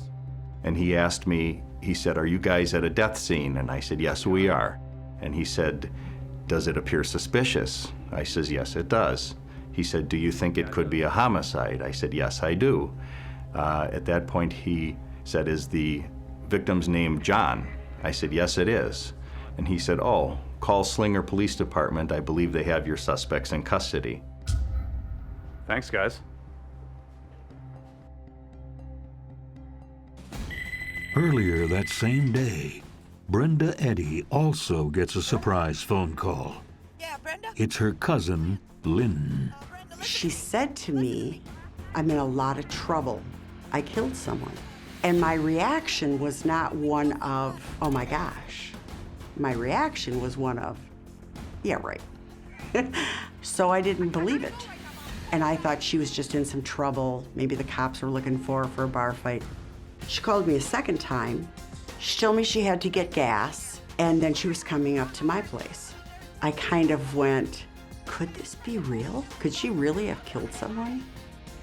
So I called my husband frantically, and he said, I want you to call the Waukesha County Sheriff's Department and see if there's been a murder.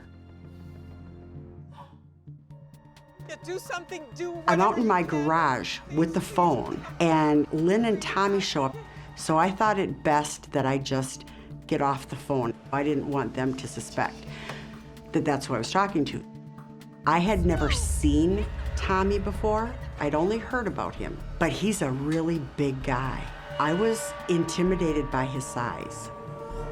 Brenda is on edge, unsure whether she is in danger and what to do next with the two fugitives who are now in her home.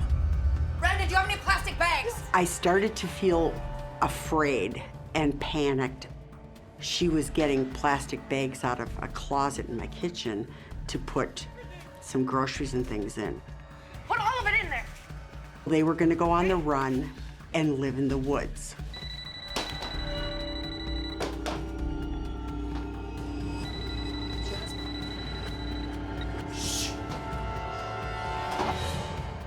Hello, honey.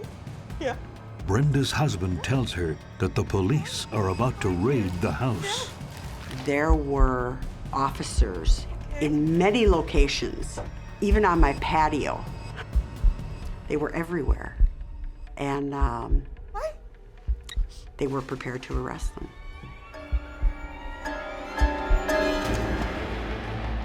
Get down on your knees! Get down on your knees! They told Tommy to get down on the floor. They kind of slammed him into my table. And Lynn is standing there, and they're telling her to get down. And she starts telling them, I can't because I have PTSD. In all the years I've known Lynn, never has she ever talked to me about her having PTSD. It was a quick thought to save herself from getting manhandled on the floor, and that's how she acted. You know, I have PTSD, I have PTSD. Police arrest Lynn Haney and Tommy Duyette for the murder of John Agger.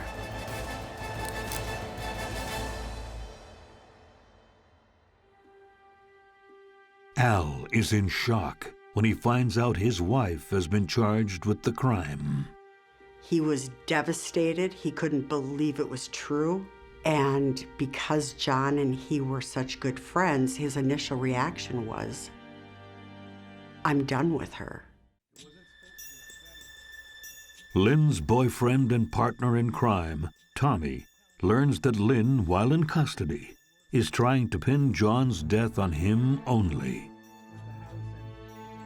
Tommy decides to tell the police the truth, and it turns out to be much more than they bargained for. Tommy tells them that Lynn is the mastermind behind the crime. He claims that he no longer wanted to take part in her plan when she manipulated him into committing the murder.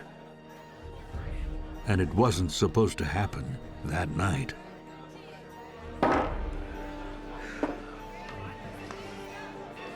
We're gonna get the money. John owes Al. Tonight.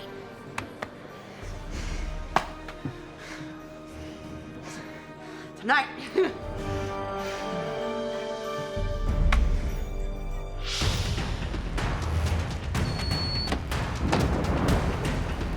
Go there! Stay there!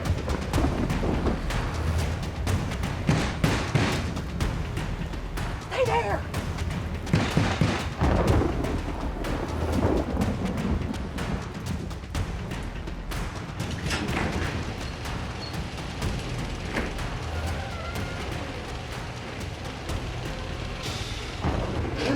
What are you doing? Everything okay? Yeah. Where's Al? Where's the money you owe Al? What money? Where's the money you owe Al? I don't know Al any You owe money. $5,000. Where is it? Lynn! Where is it? Lynn! Oh! No! Let me! Oh, no!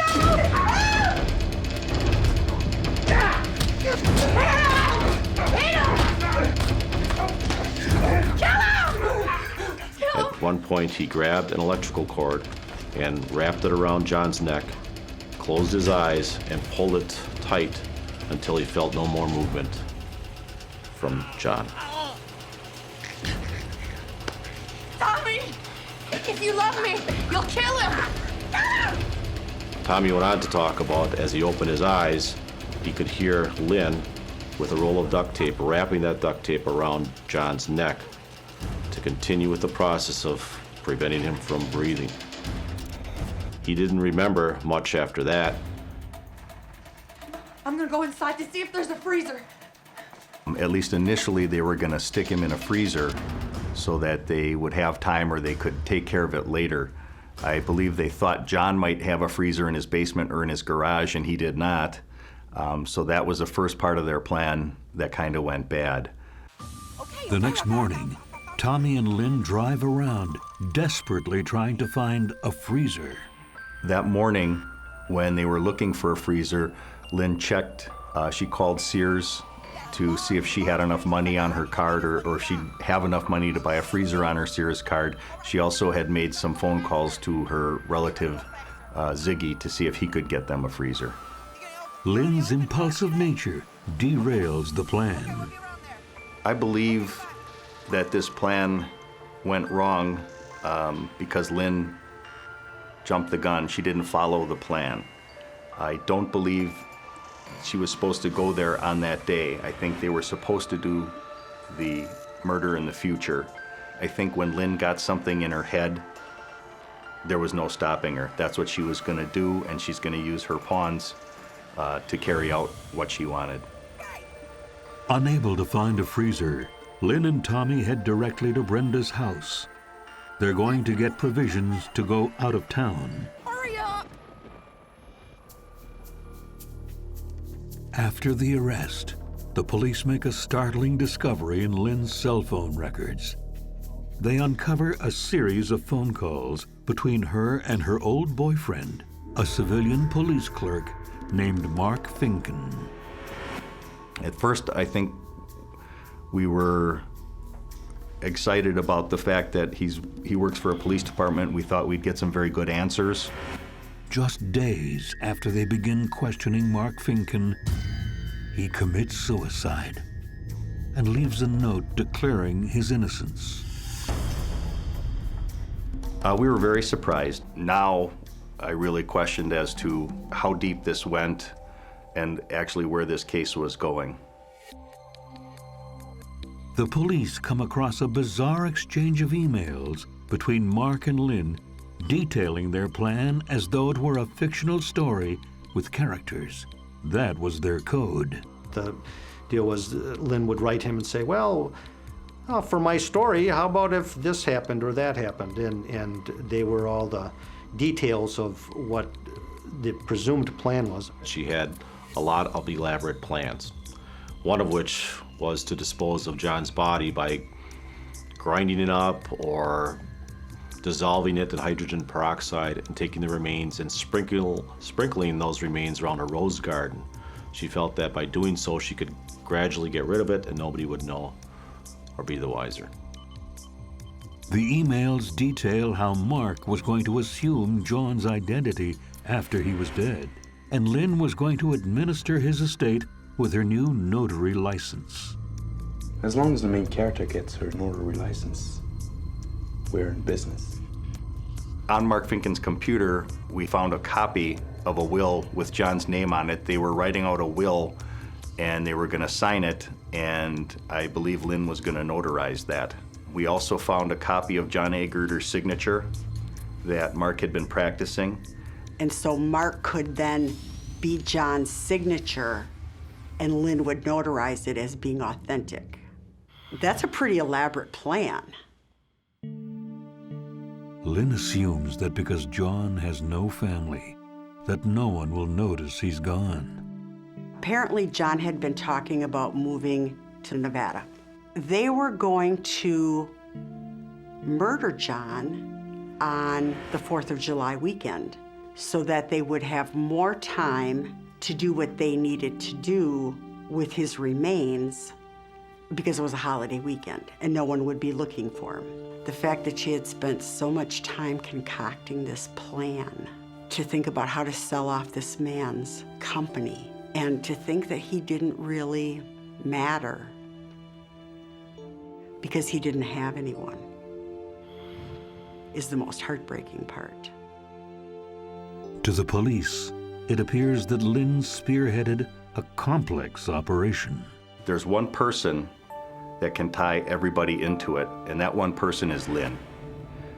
Lynn knew Mark, Lynn knew Tommy, and Lynn knew John. None of these other players knew each other, so Lynn brought them all together. I wouldn't say she was the brains of the operation. I think Mark was probably the smartest one there, but I think Lynn is very manipulative and seemed to have control over all of these men. Al's shock at Lynn's behavior doesn't last long. The day of John's funeral is the day that I spoke to Al, and he was getting Lynn an attorney and getting the money to pay the retainer. And not only for her, but for Tommy as well. He was always in court supporting Lynn and continued to pay the attorney's fees. So I'm thinking he, for some reason, either didn't believe it or chose to ignore it. I think he is extremely hurt and yet is still obsessed or in love to tolerate the things that he has tolerated. He supported his wife completely. I mean, in the sense of trying to help her with any kind of lawyers he could or anything like that. And he stood with her. I think it's very odd. Obviously, Lynn gives something to Al that he finds more important than a lot of things, integrity things that he's willing to give up or overlook for something. Investigators can't understand the hold that Lynn had over all these men. We still to this day have no idea why these men would do everything that she said and what power she had over them. It still kind of amazes us. On December 15th, 2011, 6 months after the murder, Tommy Douillet makes a plea bargain and gives a 99-page statement pointing at Lynn Haney as the mastermind of the murder of John Agger. Lynn Haney maintains her innocence but admits that there is enough evidence to convict her. So she takes the Alford plea. It's a plea that is not acknowledging her guilt, but she is acknowledging that we have enough evidence put together that reasonable people would believe that she committed this crime. It's a way for her to not plead guilty, but take the sentence. On October 9th, 2012, Lynn Haney and Tommy Douillet are both found guilty of the first-degree murder of John Agger. Tommy Douillet is sentenced to 30 years with 20 years of extended supervision.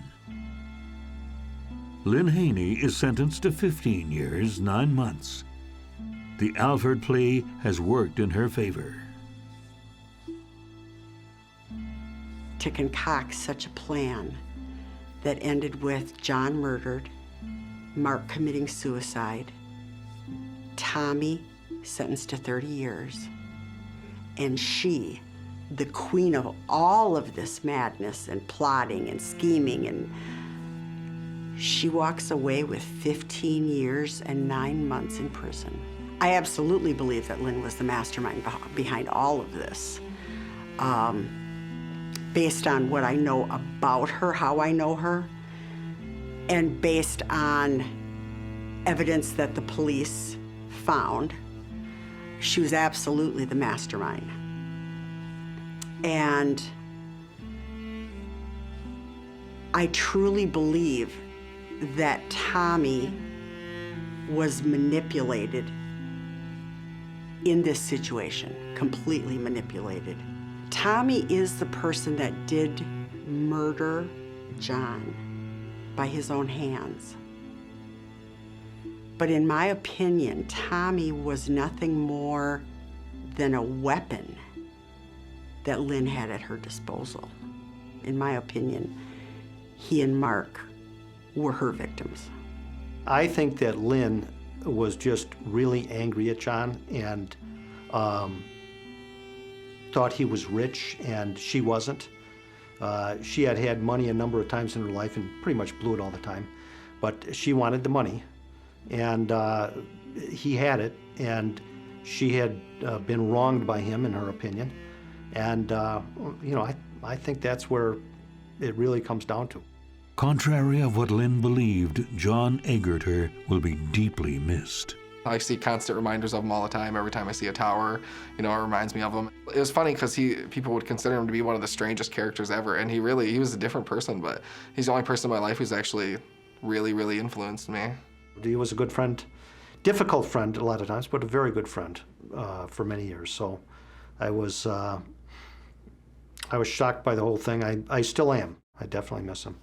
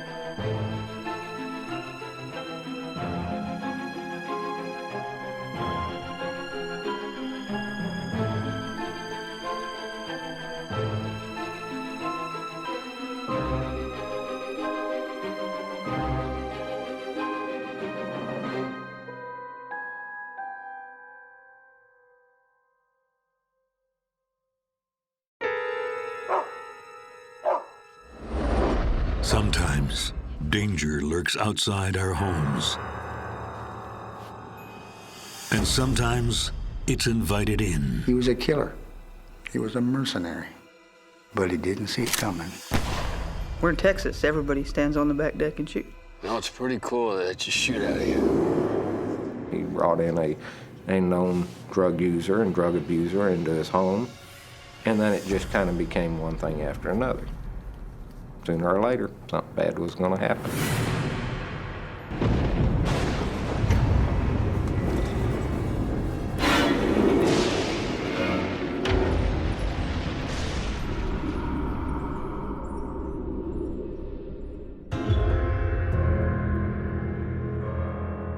In the autumn of 2008, deep in the heart of Texas, a man lies bleeding, shot twice in the back of the head.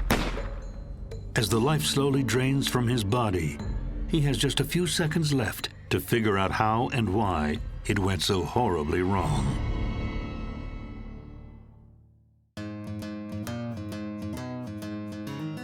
It all starts in Ingram, a rural community in Texas Hill Country, 75 miles northwest of San Antonio, when a stranger rolls into town.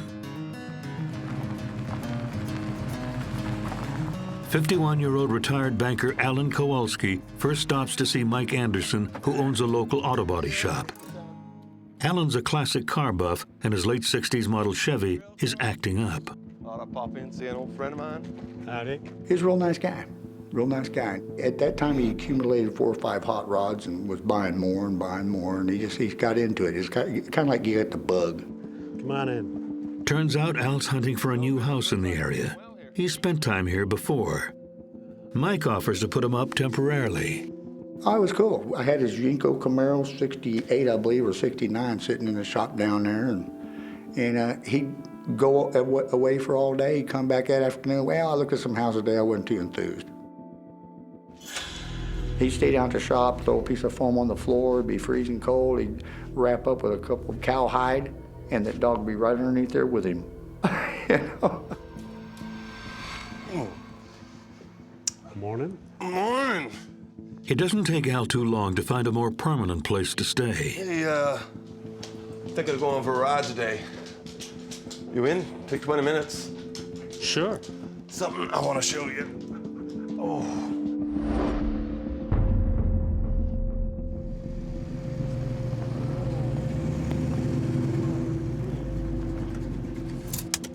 How'd you like that? That's all yarn? This is a big house. Yeah.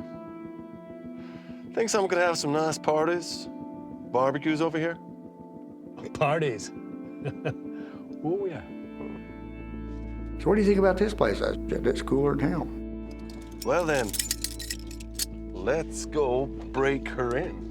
He had the key to the house, a brand new $150 bottle of something or other, I don't know. Why, you bought that place? Yeah, I bought it. I'm like, oh my God. So we went up there and got in the door and drank that booze and got a little tipsy and just walked around, checked the whole place out. It was beautiful. 4,000 square feet. 4,000? 2.5 acres with water access. Yeah, we're gonna have some good fun up here. 3-story maid's quarters, 4-stall garage, balconies all the way around, fireplaces everywhere. It had a cathedral ceiling about 3 stories high. It's just beautiful, beautiful. 4,000 square feet on 2.5 acres. It had a big old spiraling staircase that went up from the bottom floor to the 3rd floor, and then the ceiling went on pretty good ways after that. The kitchen had all that modern everything and big old fireplace, and I liked it because it had patios all the way around, balconies and patios for sightseeing or whatever. You know, it was just a gorgeous house. It was beautifully set up and everything. Al's new home is massive, remote, and offers incredible views of the surrounding hill country. But that's not what seals the deal for Al Kowolski, an avid hunter. I think we're gonna have some good times here. Let's have a drink. And this over here is where we're gonna go hunting. Sounds fine by me. A neighbor has offered him free access to hundreds of acres of private land. He talked to him one time, the guy gave him the key. He said, man, just go in there and do everything you want to do. Go hunting, whatever you want to do. And he knew there was a lot of game out there, but that's what he liked to do. That's the game hunter in him. How'd you get them damn keys so fast then? The house was listed at more than $500,000, and Al Kowolski buys it outright, with money transferred from offshore accounts. I was the type of guy who wasn't into paper trails. He'd pay cash for everything, sign the papers, and boom. He didn't come right out and say it, but he had money. He had access to a lot of money. You know what kind of game's in that? Al was kind of a ghosty fella. Didn't like talking about where he got his money or what he had or what he knew or...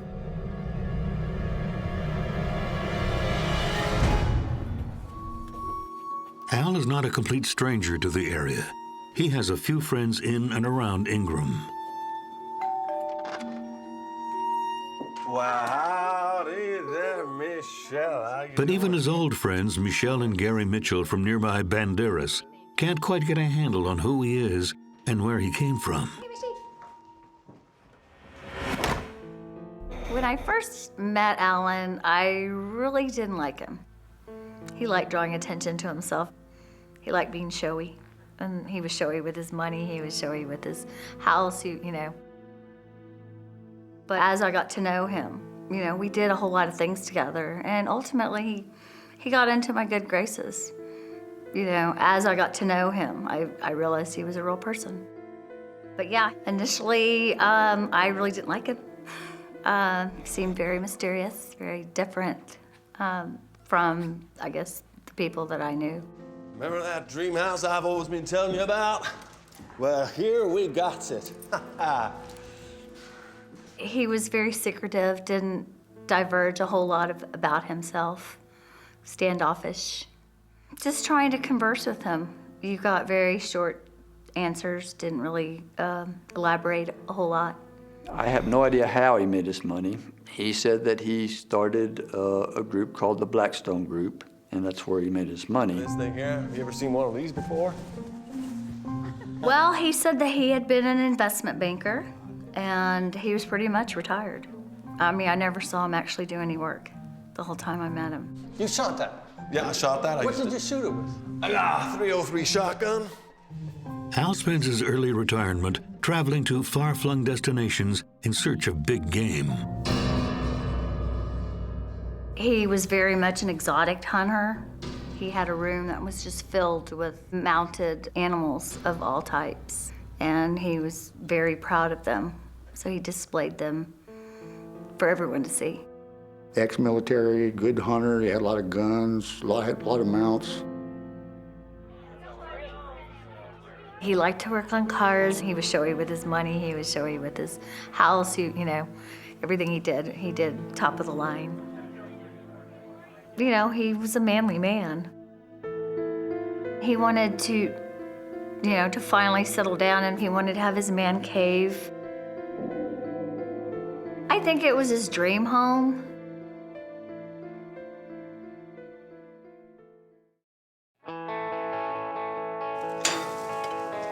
So you think you're gonna settle down?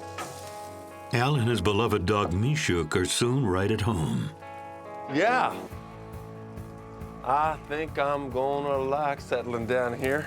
And I think my little friend Mishuk gonna like settling down here as well. His dog was treated pretty much as if she was a person. He would grill her a steak, and he would make sure that she ate with him. Yeah, good dog, Mishuk. When he traveled with his animals, with Mishuk.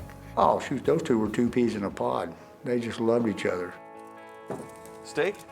Please.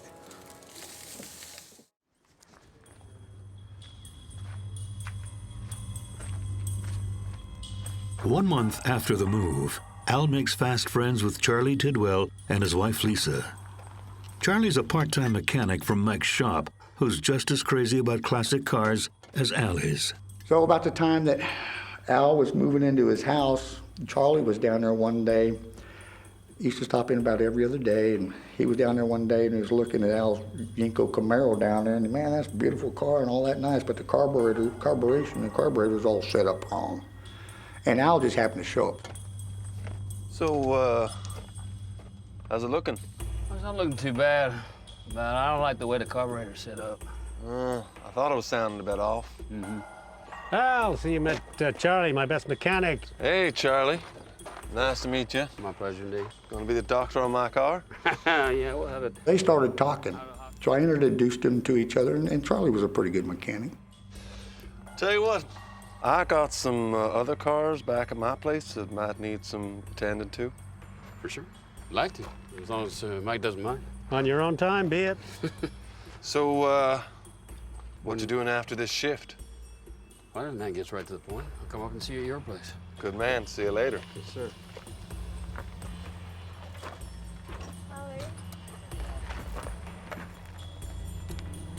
Charlie knew how to drive a car pretty good. He was no hot rodder. He used to work on a lot of hot rod racetrack cars, stuff like that. Come drive. That was a nice ride. Speaking of cars, come check this out, my friend. What you got there? Have a look at that. Hey, 2000 Mustang. Nice looking car. Yeah, that's part of what you're gonna be working on. And then Charlie saw all the rest of his cars. Next thing you know, Charlie's moving in with him. Forward to that. Hey, come on in. Let's go have a beer. All right, never turn down a beer.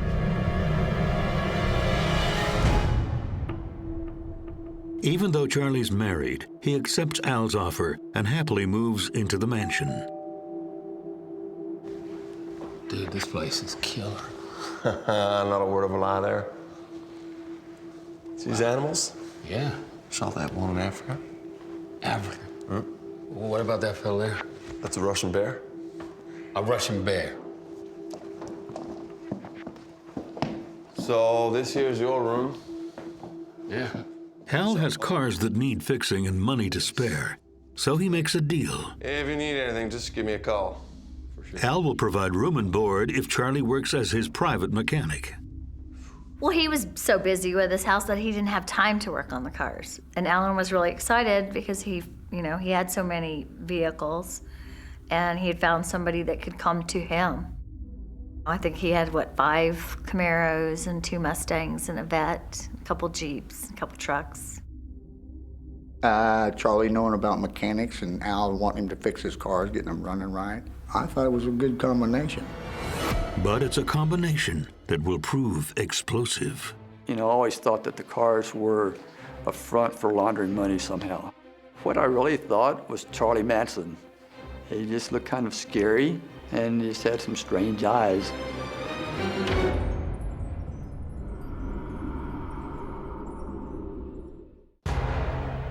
Al Kowolski has found his dream home, but it's too big for one person. He needs a full-time mechanic to tend to his classic car collection, and Charlie Tidwell needs a place to stay. It's an ideal arrangement. And the two men don't just work together, they play together.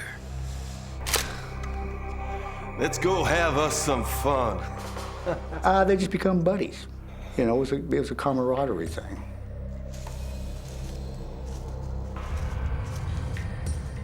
He was the hot shot. He was just, what's mine is yours when it came to, to wanting to hang out and party with the guys. Al plays the generous host, but he doesn't give much away about his past. It's pretty cool that you shoot out here. Yeah. Here, let me show you something. Check this out. What's that? Bullet grazed me when I was in Detroit. What were you hunting? That's what was hunting me. He says he was shot. I saw a spot on the back of the leg, but it didn't appear to be a gunshot wound to me. He could come up with some great stories. He did show me his leg where a bullet appeared to have grazed him. I wasn't a big Al fan. I couldn't substantiate anything he told me. He was full of himself and full of it.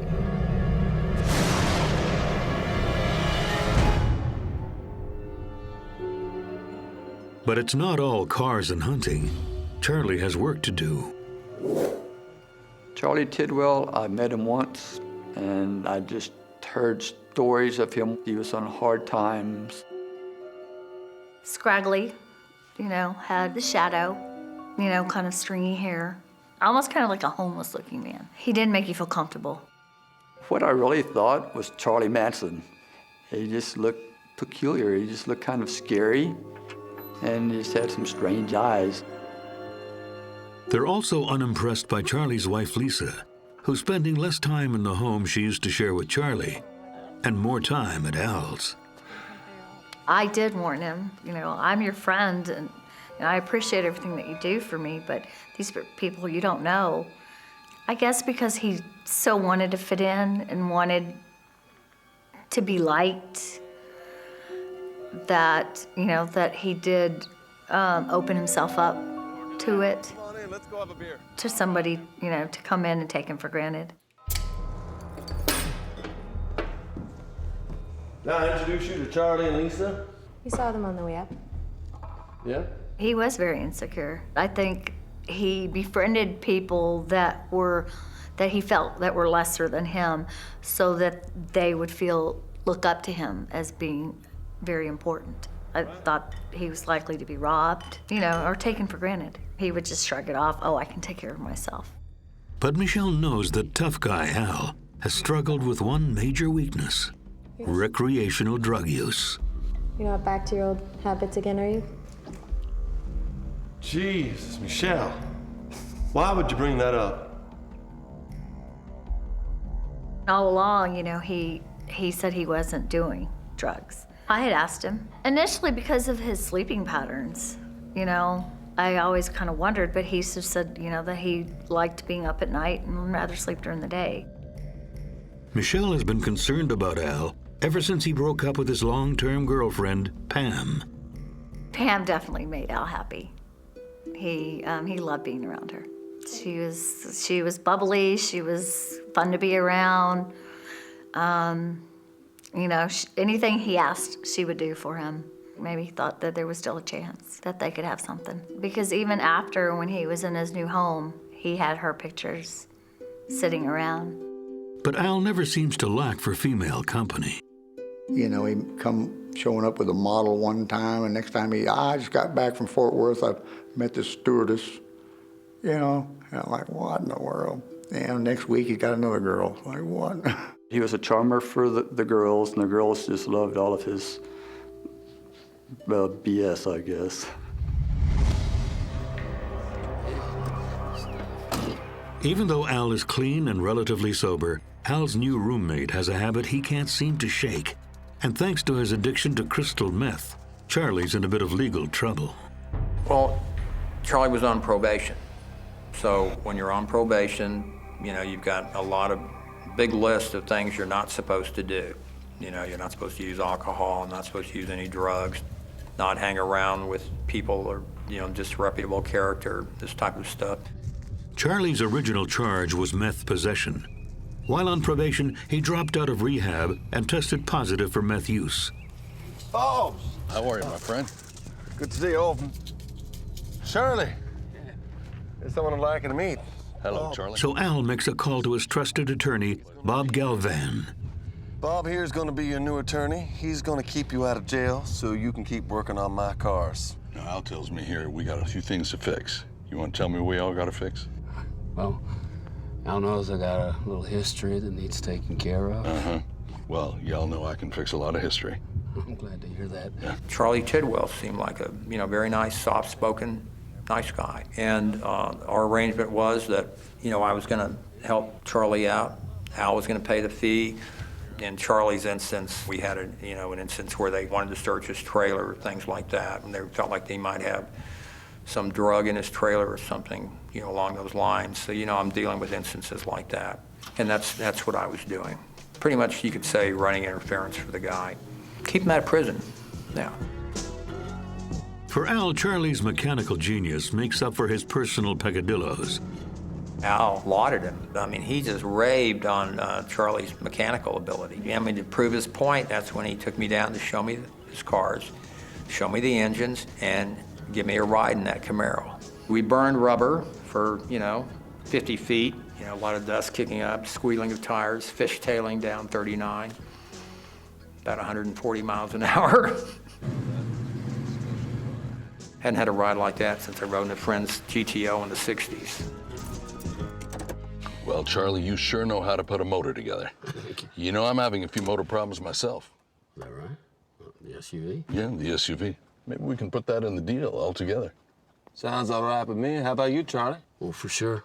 I'll be happy to help out. Started out being a very good client. You know, no problems. That would be my first impressions of Charlie. That is a nice car. It is something, isn't it? 6 months after Al buys the house, the entire place has been decorated in his distinctive style. Nice house, bachelor's place, obviously. You know, had his electronics, had all that laid out. Sportsman, you know, guy, you know, animal heads, guns, arrowheads. He had moose heads and all kind of exotic game. I don't know what you call half these animals come from Africa, but cypress stumps that looked like it come out of Louisiana, all chopped up and glazed over. It looked like it was just a table. But it was gorgeous, beautiful. I'm talking about a piece that looked like it were about $5,000. He just loved the outdoors, and he just loved all his fancy stuff. I thought it was a beautiful home. I could see him there. He was very proud of it. But then, you know, next thing I know, I hear all kinds of funny stories about some riffraff coming and hanging out, and I believe that's when the trouble started.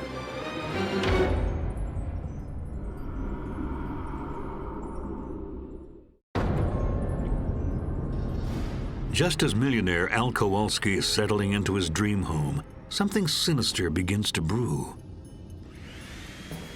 Al's new housemate Charlie has a meth problem and a wife who's spending more and more time at the house. Both are known to police.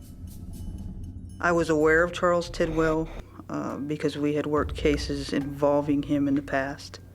And I was aware of his wife, Lisa Rossi, and her family, because I had worked cases involving them in the past. Lisa Rassi, she was a piece of work.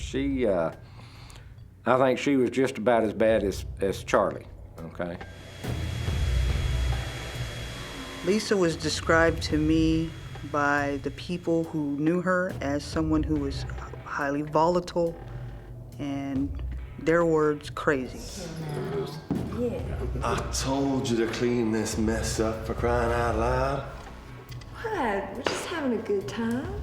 Hey, that ain't public property, you know? Well, what's mine is yours. They just made themselves at home way too fast. I might have just told you that.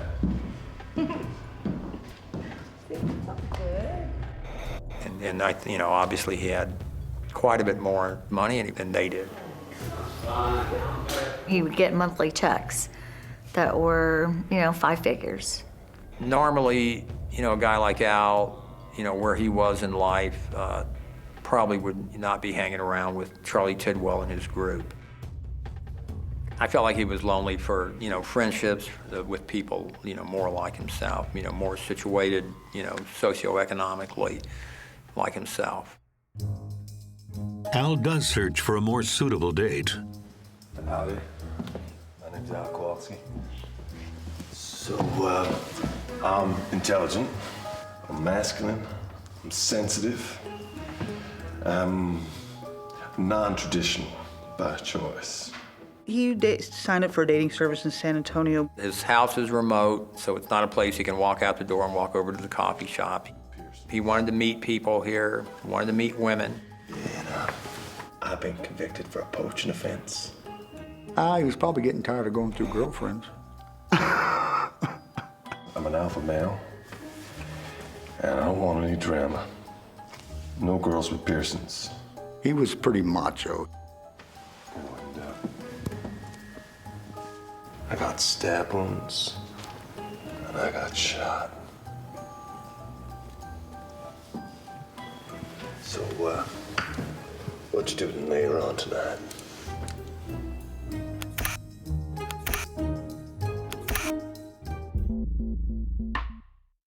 But friends suspect that Al's new house guests offer more than car maintenance and polite conversation. I walked in and I saw Charlie's wife. I mean, she walked around like she owned the place. I mean, that was like maybe a month and a half after they had met. Was much more chummier with Al in such a short period of time. She was a hellraiser. You bet. As far as I know from what I hear, their sleeping arrangements were kind of mixed up between Charlie and Al and her.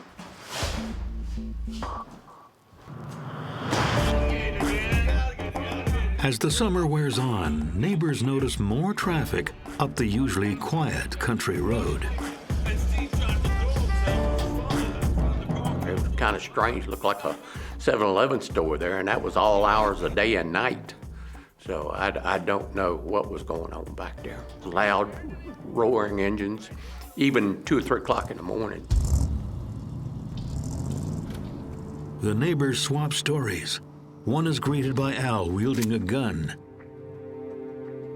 People were coming and going, and they thought that was strange. It was a party house. Probably friends of Charlie's to begin with, and then Al got to know him, and then probably these others, may have come in and, had some bad ideas. Things just get a little too out of hand. The noise gets so bad that Al's neighbor cuts off his access to the adjoining land, but nobody calls the police. We're in Texas. Everybody stands on the back deck and shoots.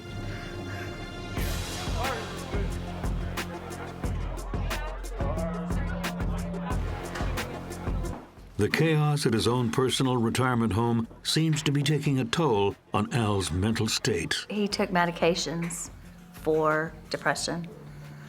He visited a psychiatrist at the Veterans Hospital. I don't know if he was bipolar or had some schizophrenic tendencies or stuff. I know he's on medication. I could tell he was kind of edgy that way. Al starts relying on prescription pills just to get by. In fact, Al's taking 5 different types of prescription medication to deal with depression and bipolar disorder. But some of his friends fear Al might be self-medicating in a different way.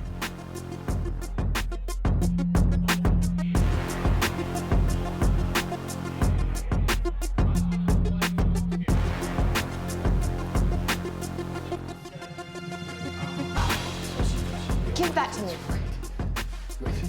Great. 6, 7. Where's Al? 8. Where is Al? Al lives.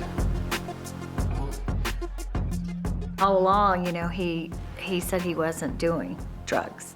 The last straw for me was being at his house. I was in his kitchen and I saw a plate of some white powder with a razor blade and a straw. Get out of his house! I knew it was meth, you know, and only because of my dealings with a family member that had a problem with it. Michelle isn't the only one who doesn't like the drugs. Turns out one of Al's ex-girlfriends reacted badly to finding meth stashed under her bed. Why are you doing this again? Nicole had actually thrown him out for the same reasons that she had found meth in his possession. I've been associated, I've seen speed freaks, I've seen people addicted to cocaine and, you know, heroin, whatever, you can tell. Why are all these drug addicts in your house? It's just a party, Michelle. Just having fun. You're having fun with meth, and they've been here for a month. Listen, it's their stuff. They're gonna take it out when they leave. Oh, chill out. And I think Al didn't mind dabbling in this stuff a little bit once in a while. I don't think he did it all the time. I saw Alan changing. He was very uppity, very on edge, and I didn't like it. It's Michelle. Michelle is worried enough to call one of Al's friends back in Pennsylvania. No, it's as bad as last time. I did call a childhood friend of his to speak to him and tell him of my concerns, of my worry about who he was hanging out with, mainly Charlie, and of what I had seen and what I had found. And from what I understand, he denied it all. I definitely believe it's possible that he was doing it prior to meeting Charlie. I just think Charlie was the gateway to it in this area. I knew I couldn't trust him anymore. In the spring of 2008, Michelle's '66 Mustang, a car she bought from Al, suddenly disappears. Yeah. Okay, pull it down. Yeah, and strip them over here, right? Okay, right. Okay, and then you just, ready? Yeah. Put them together like that. Yeah, keep going. It was parked in my driveway and it disappeared. So my speculation was that, you know, that Alan came and stole it and that Charlie helped him do it. Whether it was to sell it or it was just for kicks, Michelle isn't sure. My heart was broken. I mean, for one, you know, like I said, I did so much for him. You know, I was the only one there for him when nobody else was there. I just figured typical Alan. With Al's behavior becoming more impulsive, his friends are getting worried. Gary, where's my car? I mean, as much as I wanted to report it, we were pretty much kind of afraid of him. We were afraid of what he might do, the repercussions of what he might do. Attorney Bob Galvan is also getting worried for a different reason. Charlie was supposed to be, you know, working on my car, which he never did. So he never put any work into it.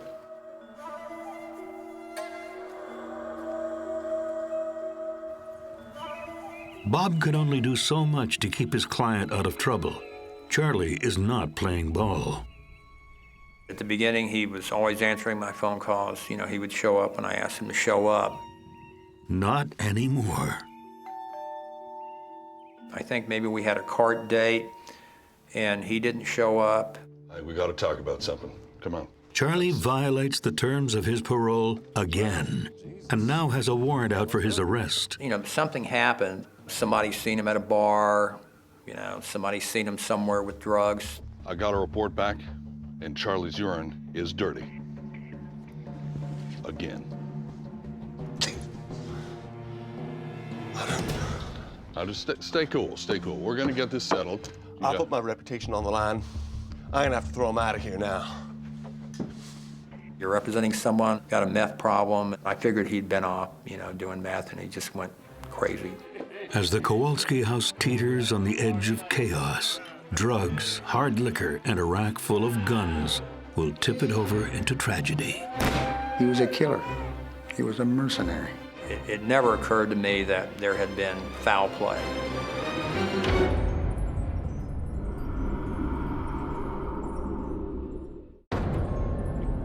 Al Kowolski, millionaire, rumored mercenary, and suspected trained killer, is being pushed to the edge by his meth-addicted housemate, Charlie Tidwell. And Charlie is about to take his addiction to a new level. Soon, Al's neighbors catch a whiff of a strange chemical in the wind. I'm an ex-police officer myself. I know that acetone is used in the production of methamphetamine, so I did catch the smell, and I was pretty sure that's what that was. It wasn't Al. Al didn't need the money. But Charlie and his buddies, once they get started messing around with that stuff, they were going to cook this stuff up and sell it and make some money. Then, as if the party wasn't already out of control, Charlie and his friends get the run of the house. Al has had enough. He would disappear at times, and the stories were that he was some kind of black ops or working for the federal government and had a briefcase ready to go at any time. Al was definitely prone to mysterious disappearances. He would be here one day and then he'd be jetting off somewhere. There was always something strange going on with Al Kowolski.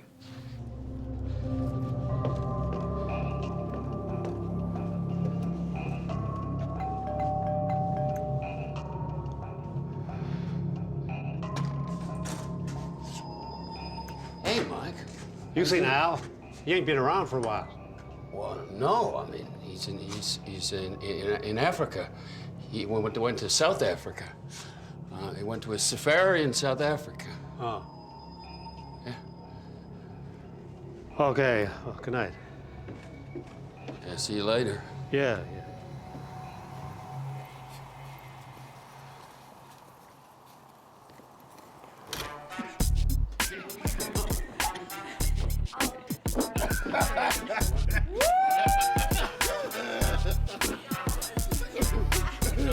While Al's away, Charlie and Lisa bring home two recently released felons, both believed to be part of a white supremacist gang. Typical drug users, typical gang members, tattoos all over. People may laugh, but they get kind of that wild look in their eye. They're drug abusers. What do you all think you're doing? What do you think you're doing? You think you can just come over here? Shut up, will you? You just come over here and do whatever you want? They're members of the Aryan Circle, and they threw their weight around. It got to be a pretty good party house. They party hard and pillage the house. The owner's not around. We can take this and go sell it. They started giving his furniture. You need a washer and dryer? Okay, there you go. Here, need some furniture? There you go. It looked like they had just ascended on that house and were preying on it. It kind of took on a life of its own. People just started taking stuff and stealing stuff. So they used his own trucks to transport his couches, beds, furniture, guns, and any other property they could get out of that house. And 1, 2. That's a kind of a den of thieves, you might say, and that's where it goes from. 3, and done. I just thought, the poop's gonna hit the fan when Al gets back. My vehicle was the only one left after all these other cars were sold off. And I guess I should be glad for that, but I'm sure the reason is because it didn't run.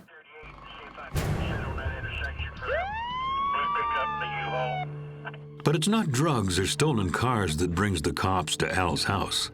It's a routine traffic stop on October 22nd, 2008. When my officer stopped him, he identified himself as Al Kowolski. How are you, sir? Just fine. Your license? I don't have a license right now. And he presented appropriate identification for Al Kowolski.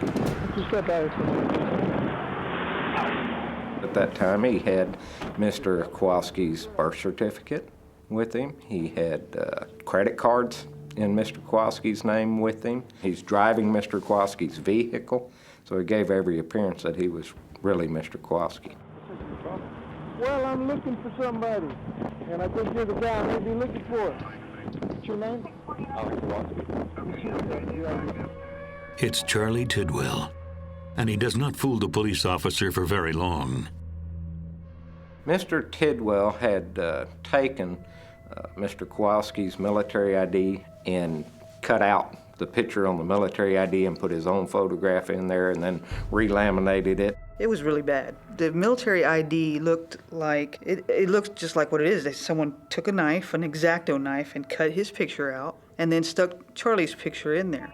The cop also recognizes Charlie's Chevrolet tattoo. Charlie Tidwell had been in and out of our facility several times. You know, he's a fugitive because he hadn't had an outstanding warrant. No, sir.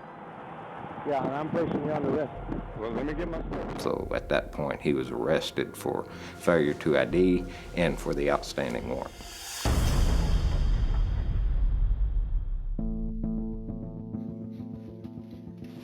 Fingerprints confirmed Charlie's identity, even though he had grown facial hair in an attempt to pass for Al.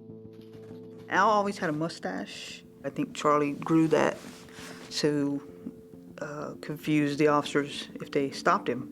They were looking for maybe a clean-shaven person. He's got a beard with gray in it. It was just a ploy. It didn't work. Not for long. You initially told me that Al went to Africa.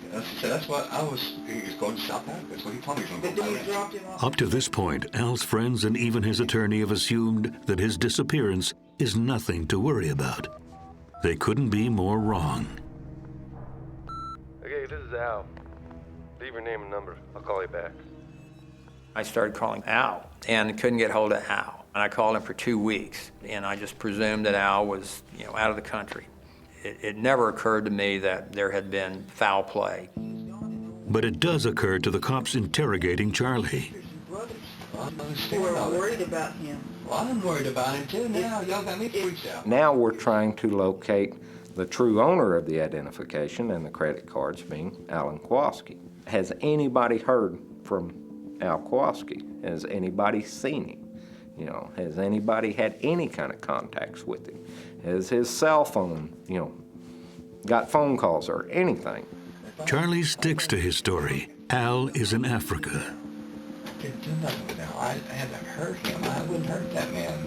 I promise you that, man. Nobody had seen or heard from Al Kowolski in quite a while.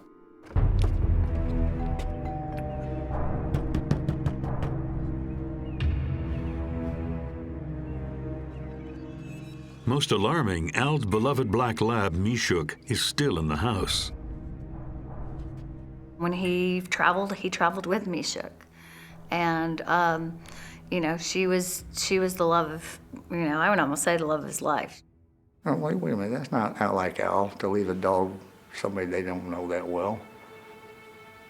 It is kind of, wow, that's kind of different.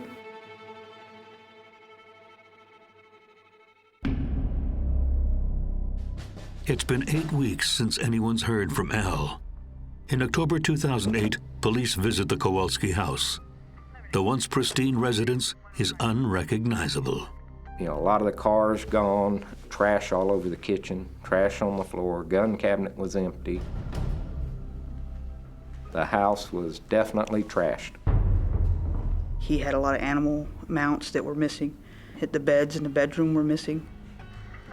Televisions, basic furniture that you would have in a home like that was missing.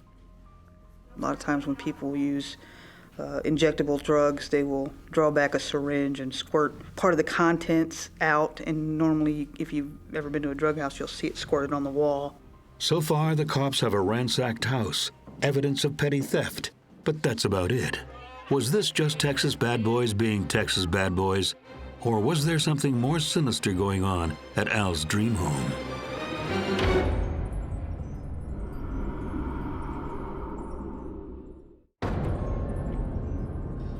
Mysterious millionaire Al Kowolski is missing, and his meth-addicted mechanic Charlie Tidwell is in custody after he pulls out Al's ID during a routine traffic stop.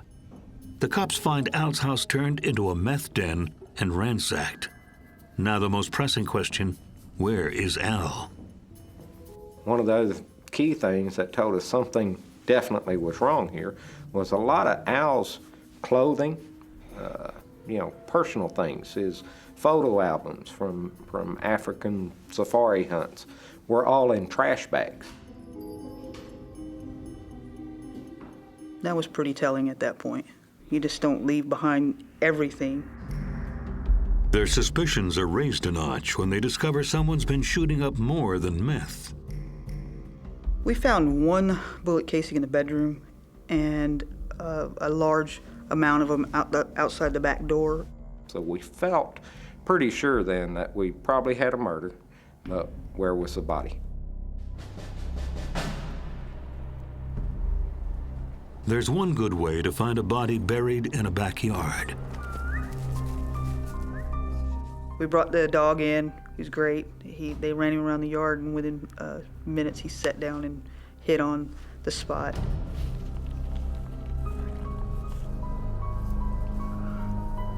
We did pull up some of that flagstone, and then we discovered Mr. Kowolski's body buried within a foot of the surface.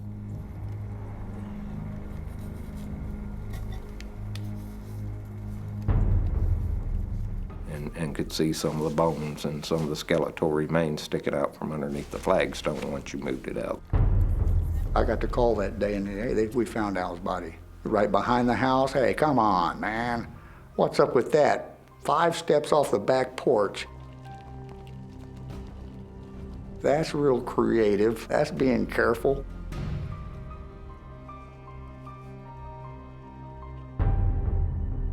With the discovery of Al's remains, Charlie's charged with murder. Once we discovered the body, I returned to the jail. I brought Charles back to an interview room, explained the situation to him, told him, we got you, basically. You need to tell us what happened. And we know a whole lot, okay? What I want you to do right now is to really tell us the truth about what happened. Charlie, listen to me. Charlie actually told our sheriff that these 2 men had killed Mr. Kowolski, Jeremiah McGregor and Wayne Christensen. We were able to determine that didn't happen because they were in prison. They were actually locked up when the murder took place. After several interviews over the span of more than a week, Charlie admits to killing Al himself, but says it was out of self-defense. He said they had gotten into an argument, that Alan wanted him to become involved in some money laundering, and he didn't want to be involved in that. So they got into an argument. He hit me, knocked me off the stool. And that's enough. You're gonna do what I tell you. Produced a weapon. They struggled over it. He took it away. You got his gun. You'll shoot me. I don't think so. The rest took the gun. I got it away from him. I turned to go out the door with it, and I was just like that.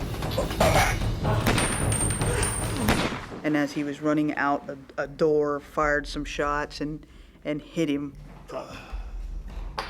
And I confronted him, that's not likely. This is not the Matrix. You don't sling bullets behind your head and hit someone. At that point, he confessed to me that he shot him. The police now know that Charlie shot Al. While they consider Charlie's version of events, they want to know about how he and Al went from best friends to mortal enemies. Everybody's got a theory. My suspicion is a drug deal gone bad. He probably got tired of it. Yeah, the more and more riffraff starts showing up, and it's like self-implosion, just, Charlie. Bad deal going worse. What the hell's going on here? I can't say he was ever doing meth. He kept company with a lot of people that were. It's making last batch. Gotta make some money. Go and burn the house down. Get me arrested. That's it, Charlie. You're out of here. And I think he allowed some of these people into his home, and then there was an argument that ensued one night. Charles had a prior arrest for aggravated assault with a deadly weapon. He had shot at another man in the past who he believed was having an affair with Lisa. It was never substantiated that Alan and Lisa were having an affair, but it certainly is a plausible explanation for the death. I think that maybe Al was about ready to kick him out. And I think, Charlie saw that that was going to happen and unfortunately thought that he wasn't going to leave. No, Charlie, put the gun down. I told you. And found a way to stay.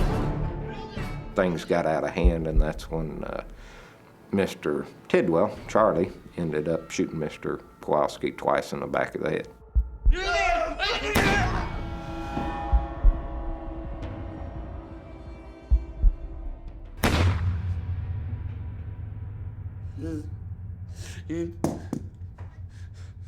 You made me do it. This is my house. To the police, it appears Charlie and his alleged accomplices made a failed attempt to dissolve the body using store-bought chemicals. We found where they purchased some Red X, which is normally a septic tank treatment deal, which kind of like light. They had poured the Red X, they had poured bleach, they had done all kinds of things to the body to get it to decompose quicker so that the odor and the rest of it wouldn't be obvious to anybody walking around it. And then it's, kind of a free-for-all. They need money for their meth and need money for this, and, they sold a lot of good stuff and just sold it for whatever, just to get their drug money and go out and have fun and party for several months before it all came to an end. Some of them stole items out of the home. Some of them sold items out of the home. Some of them benefited from a check that was forged and cashed at their bank. In total, 12 people are implicated in the theft ring, including Charlie's wife Lisa, who's sentenced to 10 years for organized crime, along with Jeremiah McGregor, who also gets 10 years, and Wayne Christensen, who's sentenced to 20. There were a lot of prison sentences given out of this and never bring Al back, but I think we tried the best we could to get justice for it. In 2010, Charlie Tidwell sentenced to 45 years for the murder of Al Kowolski. We did end up finally getting confessions from Charlie where he took the blame for being the one to totally pull the trigger. He obviously got convicted, but we still don't know the entire story. He could be protecting Lisa. There wasn't any doubt Lisa had helped clean up some of the blood. Al's dream home is cleaned up and sold. Most of Al's cars are recovered, including Michelle's Mustang. Al's dog is found alive and well. She's on a beautiful ranch, has a lot of room to run, and I'm sure she's very happy. While Al will be dearly missed. It was really sad, to tell you the truth. Al was a nice guy. Didn't deserve that. He was one of those guys that, when he enjoyed life, he enjoyed it fully. And he took care of the people around him that he cared about. So, yeah, I do miss him. Nobody ever deserves to be killed. I was upset, and I cried. It was difficult. It just made me sick. Made me sicker than a dog. I couldn't believe it.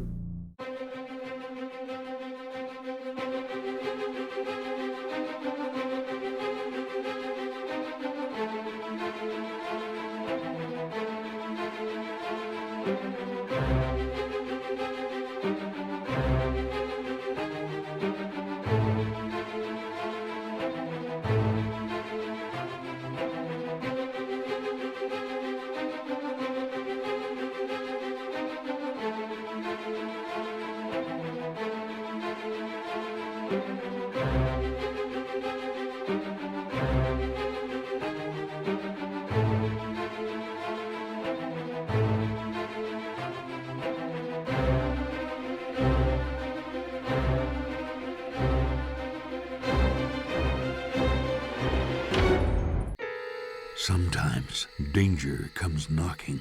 Her famous words were, "He's creepy, but he's harmless." There's no such thing as harmless. It don't exist. Sometimes it barges right in. And she said, "Welcome to the family. If you hurt my brother, I'll kill you." And when good neighbors turn bad, it can be deadly. A decision had to be made whether or not to let her live or not. You don't want to imagine that that could happen so close to home.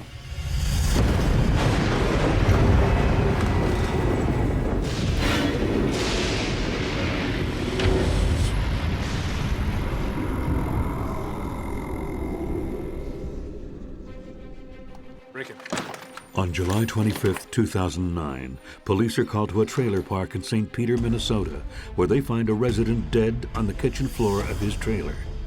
And that's not all. The young mother who lives next door and her 4-year-old daughter are missing. Her family is frantic. How are these two terrible events connected to each other? And what turned this quiet Minnesota trailer park into hell on earth?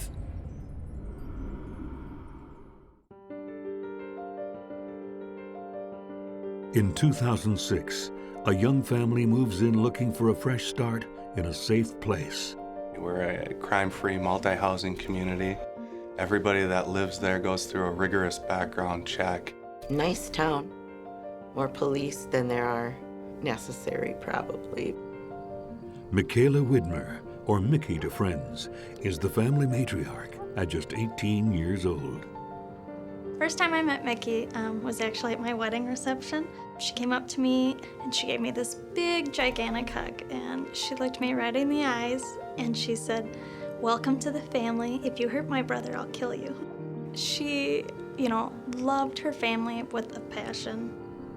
Mickey's boyfriend, Darnell Mears, is not her baby's biological father, but he plays the role well, despite his tough guy exterior. He was kind of rough around the edges, long hair, tattoo, and he looked rough, but he definitely did his part as like a dad. I always thought he was a good guy. For the longest time, we spent a lot of time together going fishing, and he seemed to be a real good father figure. And compared to her last boyfriend, or the biological father of her daughter, he was top-notch material. They were perfect for each other. She kept him in line, he kept her in line. Darnell works occasionally as a handyman, but more often as a stay-at-home dad. It's Mickey who's the real breadwinner. She's always working. I think she was 15 when she got her first job. She's milking cows. She did nursing assistant and worked telemarketing. Her daughter was her world, was her everything. A really good mom, like wonderful mom, like one of those that you aspire to be. Mickey and Darnell don't have much money, but they are full of hope for the future. How's it going over here? I mean, it was an older trailer, but it didn't make any difference to her. So it was still her pride and joy. It was hers. It was hers to call hers. So she was proud of it. There was wind chimes and bird feeders, and not to mention toys. It was quite the jungle gym running around there. Oh, yes. Oh, my goodness. She had that yard decorated. She was like, nope, I'm going to make sure it looks the way I want it to, and it's going to look amazing. And you'd never know that it was a trailer, besides looking at the actual trailer. So. Yep, that was the big thing, having their own space. Mickey loves the outdoors, so she spends much of her spare time in her yard, which is how Mickey comes to meet her neighbors, like Elaine Hewitt. I always went over to her house because she let me help her with the garden in the back. Her and Darnell, we'd talk about gardening. Middle here, and then I was gonna put these guys right here. Very friendly. She always waved whenever we went by or anything, and yeah, she was just really nice. She knew everybody, had personal relationships with everybody around. That even includes the reclusive Rick Tabor. Strange guy, interesting character. A little disabled, mildly retarded, if you would. Might have been a little slow, but not to where it would make any difference. As I was told, he was in the Vietnam War and had a few issues from that that explained the strangeness of him, I guess.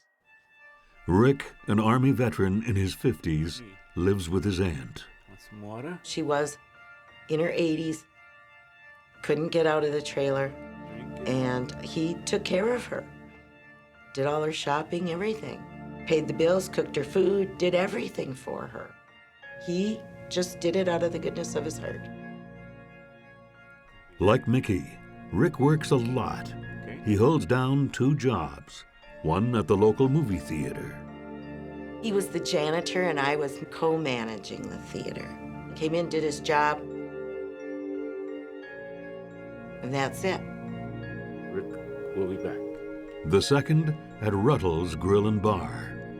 He was a maintenance guy, pretty much just part-time in the mornings, but every morning, very reliable. He was always there, no matter what. He was an all right guy, caring, wanted to make sure that he was helpful to you in any way that he could be. In a city of 11,000, most everyone knows Rick by sight. I did say hi to him periodically at Ruttle's, and the conversation never went any further than a hi or a goodbye or have a good day. But at the trailer park, some say he's not the best judge of what's appropriate. I wanted to be kind of flirty, I think, but wasn't very good at it. Like my peaches juicy. He generally wore a cut-off shirt. He'd buy a brand new t-shirt the night before and cut the sleeves off it. I don't know, it was just his thing, yeah. And every now and then he'd come in with a new ear piercing that he did himself the night before that would always end up greatly infected. It's just Rick's way, I guess. Hi, Rick. Mickey always makes a point of saying hello. Everything okay? Yeah. Well, that was the thing with Mickey. She would, like, befriend anybody. She just didn't have any discrimination. You know, she loved you if you looked rough, you know, as long as you had a good heart. Tragedy soon turns casual neighbors into friends. About a year after they meet, Rick's aunt dies. It left him alone is all I knew. You know, the companionship he had disappeared, basically. It's a shock, you know. I saw it coming, but it's still a shock. I'm so sorry. I just heard. I came home from work and there was a message. And... Yeah. Shortly after his aunt died, I know she brought him over dinner. She had seen him beforehand, but they started talking to each other more, like more neighborly than just normal, hi neighbor, how's it going? Mickey being Mickey, friends with everybody, and saw somebody who had a hard time going on, Nice. did what she could to help fix the situation and make it better. Mickey senses Rick might be lonely, and Rick's grateful for the company. Always wanted someone to come over, always wanted to share his space, always wanted to invite you in. Thanks, Mick. Soon, Rick returns Mickey's kindness. I know that neither of them had their driver's license, and so he would offer them rides. He'd offer to give her a ride to work or to the grocery store, and like Darnell would fix his lawnmower and Mickey'd bring him over supper, so it was just kind of a give and take relationship. It was pretty much, I think they could call Rick at any time and he would drop what he was doing and go help them out. So today's a lucky day. They even started buying lottery tickets together. He'd pick her up from work, they'd stop and pick up a couple lottery tickets, and they'd split the cost, and then they'd split the winnings. And Rick crosses into their yard more and more. Yo, guys. Hey, how you doing? Look who it is. Hey, how was your day? It was fun. How was your day? I had a great day. I think that was a lot of it. If they were out in the yard, Rick would just come over and be with them. There was no fence. It was an open area. They were big on like bonfires, things like that. So I think it just started kind of like, oh, hi, come on over. Especially when you have very little money, you know, stay at home and hanging out. That's the way everybody was towards each other, so it wasn't, you know, not out of the ordinary at all. Nobody sees this as strange until the friendship grows too close for comfort. Like, why are you asking me about my fiance's lower region and how she manicures it? He had a big problem with Rick and Michaela's relationship. In your dreams.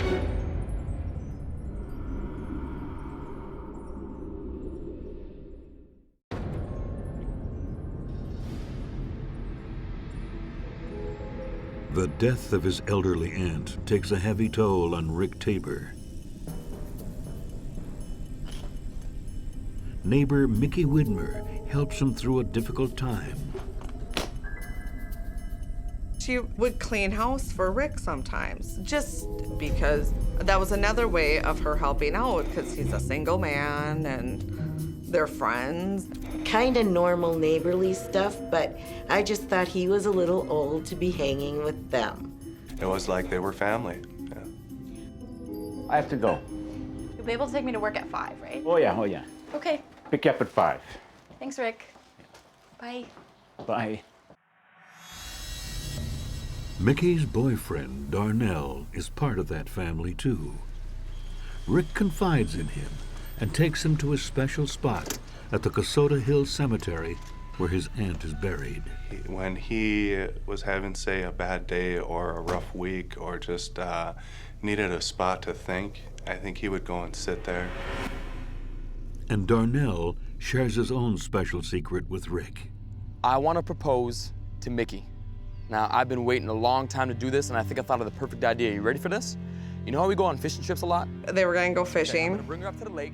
Mickey loved fishing, and he was going to put the ring on the end of the fishing line. It was like the perfect Mickey way. It was something she had always wanted. I heard a lot of daydreaming about it. But Rick's got a daydream of his own. Tell me, Darnell, does Mickey, does she like shave down there? What? You know, down, shave. Does she shave down there? How the hell is that any of your business, okay? That's my He had fiance asked talking if about. Mickey had shaved her lower region, her private area. That's my fiance you're talking about, all right, buddy? In your dreams. Shooting the breeze. Shooting the breeze. You're an idiot. He was trying to play it off as guy talk, Darnell. Cool, just guy to guy talking about a girl, but Darnell did not take it in a joking fashion. Like, why are you asking me about my fiance's lower region and how she manicures it? It's just like a little strange. And it doesn't stop there.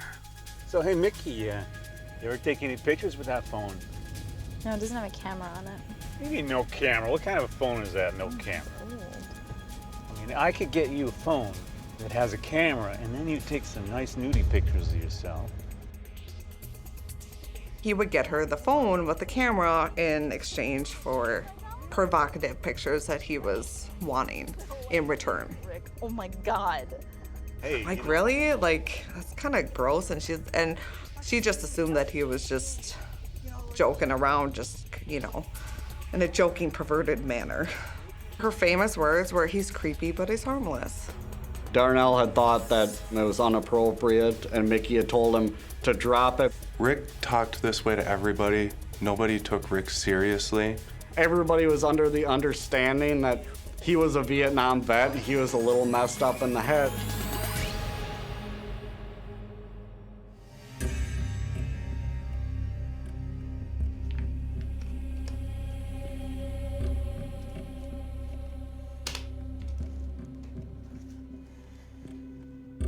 Darnell doesn't consider Rick a threat, but the same can't be said of Mickey's other male friends. And despite his plans to propose, friends say he and Mickey are having problems. You know, why the hell do you even wear makeup like that? I knew you were gonna make a big deal out of this. Big deal to what? You never even wear makeup like that for me. Of course I do. Oh yeah, when's the last time you did it then? You know, they had their issues. She was very young. I mean, there's one other boyfriend before this, so I think any person that age would be like, well, what else is out there? You don't even do it for me anymore. Look at that dress you're wearing. What What the hell about is this that? dress? Every time I see you, I'm gonna see what the hell this is now, huh? Oh yeah, I guess you're Yeah, we'll see. And the arrival of an extravagant gift, a trampoline for Mickey's daughter, Cindy, doesn't help matters. Check this out. It was like a little bell, like, well, that's an awfully big present for someone that's just a friend kind of thing. And so that, for me, just rose a little question mark. It was one of those things, you know, just a friendly thing, but I know Darnell had told him to take it back, and he just said, you know, no more, and that was it. But that's not it. Soon, Mickey comes across another gift when she's doing Rick's laundry. She was putting clothes away, and she had noticed a diamond ring. And she just said that it was weird. She had mentioned it to him.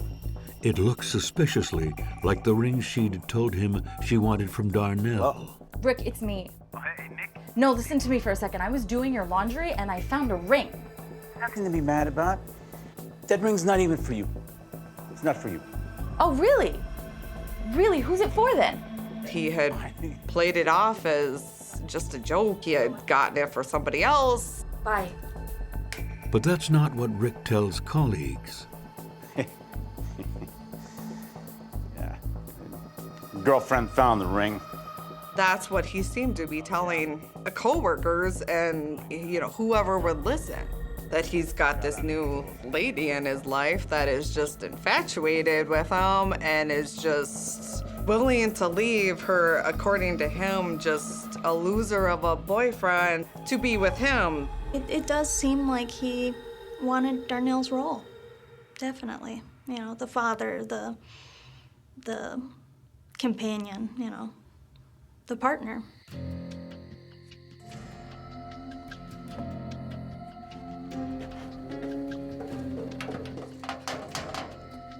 It's not clear whether Darnell finds out about the ring, but he has his own reasons to be angry with Rick. I know that he thought that Rick was peeping in the windows, and he had even gone out once or twice and had seen like footprints of where somebody was there and had seen maybe Rick running off or a figure running off. Being her brother, she wouldn't be telling me those things, and Darnell didn't talk about it a whole lot because if he'd bring it up, then they'd get into an argument about it. But the gifts keep coming. And when the next one arrives, a kiddie pool for Mickey's daughter Cindy, the couple accepts it. Some say they're benefiting too much to ask Rick to stop. Rick provided rides to Darnell and to Michaela multiple times. He took them to get groceries, dropped them off at work. He took them where they needed to go. So they maybe let some of the comments or some of the propositions go. Not that she was using them, but they weren't rich. They were poor. She would do anything to provide for her daughter, to make sure that her family was taken care of. And if it was getting a couple dollars for groceries, or if it was getting nice stuff for her daughter, so that her daughter could have fond memories of, I had a trampoline, I had a pool. She would most certainly accept things. Poverty was, you know, the thing. They didn't have a lot. There were times where they didn't know perhaps where their next meal was coming from. He offered, so it's hard for me to say that they took advantage of him when he probably offered more than they asked. But things can't keep going the way they are for Rick and for Darnell. He drew the line and just said, I'll take care of my family and, you know, knock it off.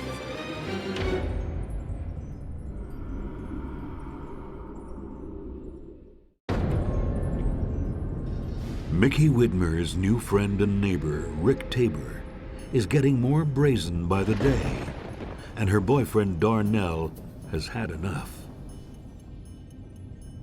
But so has Rick. There were times he'd come to work and be upset, say that he felt taken advantage of. Just things like, boy, they owe me now. I had to give her a ride to the store last night, and ended up having to pay for part of the groceries, so she owes me for that. That's money I'll never see, da-da-da-da-da. And money becomes a concern for Rick. Ruttle's Grill and Bar closes down, and he loses his job. That was a job that was important to Rick. And when the Ruttles closed, it was probably a hardship for Rick at that point. It gave him a reason to get up and get motivated early in the morning, and it was a big change in Rick after Ruttles shut down, yeah. But losing the job doesn't stop Rick's generosity. His next gift, a swing set. Her daughter was very excited because Mickey would do what she could with the money that she had, but pools and trampolines and swing sets aren't always cheap. Darnell doesn't share the little girl's elation. He wanted to be a family, stand on their own feet, I think, and get rid of that relying on outward sources.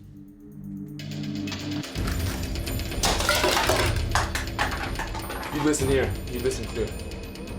You are to not give Mickey any more gifts. You understand me? You understand me? Because if you do, something bad's gonna happen. He drew the line and just said, I'll take care of my family and, you know, knock it off.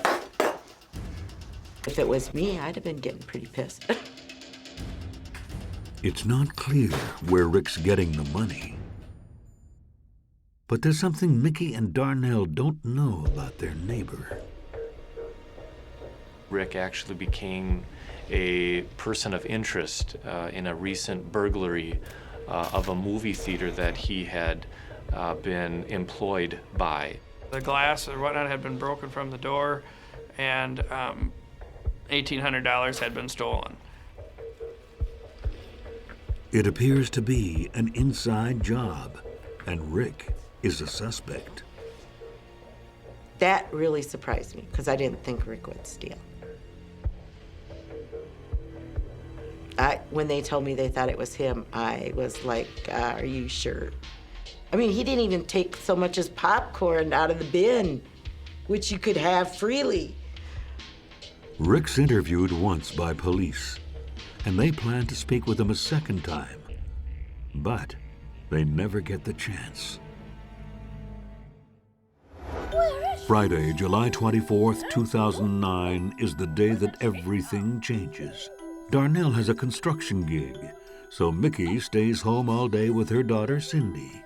But Rick soon stops by with news that draws Mickey out of her PJs and into his truck. Have you ever heard of knocking, Rick? I have the best news ever. What? I won the lottery!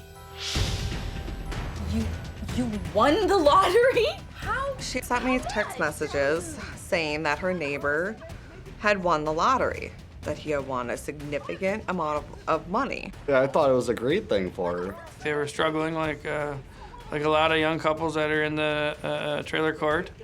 $1,000 would be great for anybody to win, but it was a windfall.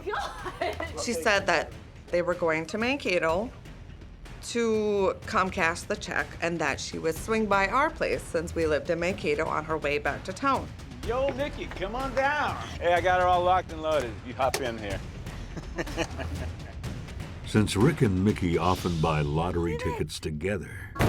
Hey, I got something for you. Yeah? Have a look. Rick gives her a cut. $18,000. And it's much more than expected. I have to text her now. Oh my God. $18,000. Darnell does not share Mickey's excitement. Mickey has to decide whether she's going to take Darnell's advice or Rick's money. But she'll have to wait to discuss it. That night, Darnell goes to a wrestling match with friends.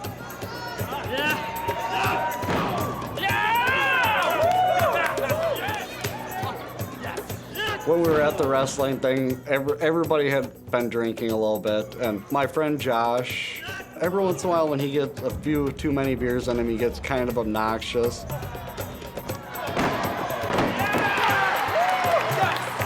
And we got into a little pushing match, started fighting a little bit, and he's probably twice my weight, he's a bigger guy, and started hitting me, and Darnell kicked him in the face.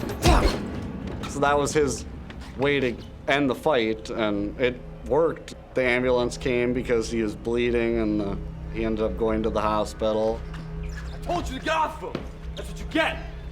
I think it was roughly between like 12 and 1 when we finally left the wrestling thing. We were really tired, and on the way home, that's when Darnell started wondering if Mickey was gonna be there. It's nearly 2 a.m. when Darnell, Mickey's brother Kyle, and his wife Becky get back to the trailer park. 12 hours since Mickey last texted. Hey, what's the last you heard from Mickey? Got these text messages on my phone, that's pretty much it. Give me your phone. What do you want my phone for? Because she's my sister. We noticed that she hadn't responded to the messages. It was weird that she wasn't answering her phone, but maybe it was dead. Whatever, I'm gonna go check inside.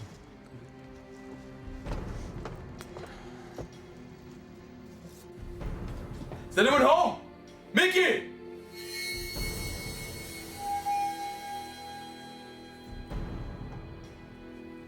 When Darnell and the individuals came back from the wrestling match, they found that there was a deposit slip in the trailer for $1,800. Darnell figures this means Mickey decided to take Rick's money, and he's angry. He had made it clear that he did not want Mickey to cash the check or to accept any money cash-wise from Rick. Maybe that's why she and her daughter Cindy are still not home. They were texting Rick, wanting to know where Michaela and that was, and he didn't answer right away. They noticed that his vehicle was not at his trailer. I think he had to text message Rick a few times to get a response. Finally, after 2:30 a.m., Rick replies, saying he has no clue where Mickey and her daughter could be. And he just said, I don't know, she ditched me at the bank. Darnell immediately thinks Mickey's with another man, and Rick's covering for her. Darnell was not feeling secure enough in the relationship due to previous fights that they had had. It's like she left me, and it said that if she's not there by morning, you know, so be it, I guess, whatever. It was a concern of Darnell's, and he didn't know who she would be with. But things are worse than everyone expects. Much worse. Everybody who knew her was suspect. None of us had thought that he would be dead.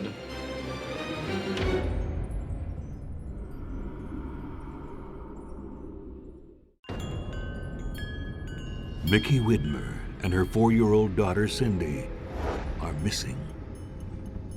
Her neighbor Rick Tabor and her boyfriend Darnell Mears both claim to have no idea where they could be. But one of them is lying.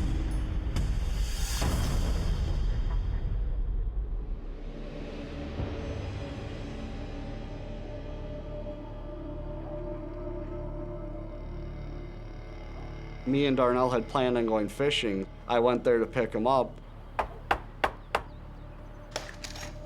Anyone heard from my sister? Nothing. He still hadn't heard anything from her, is when he started thinking there's something wasn't right. Rick's truck's here. He's gotta be here. Come on, let's go. You could tell he was very concerned at that point. Rick! Get out here, Rick! I know you're in there! Kyle, come on, let's break in. I know he's in there. Whoa, whoa, whoa! Rick, relax for a second, okay? Just think about it. No, he's in there. Come on, let's go!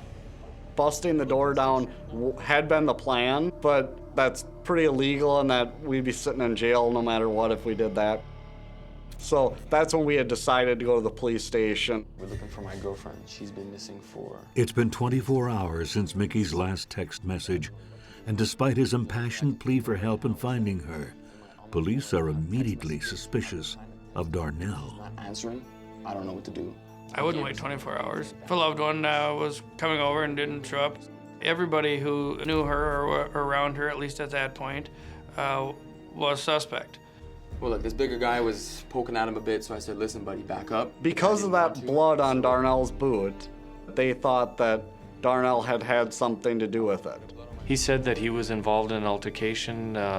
It gives us a shot of his behavior that evening. At that point, there is obviously a component of aggression there, and so something that we have to consider in an investigation. But it's too early to rule anything or anyone out. So police dispatch a patrol car to Rick's trailer. We left the police station and went back to the park. They were already there.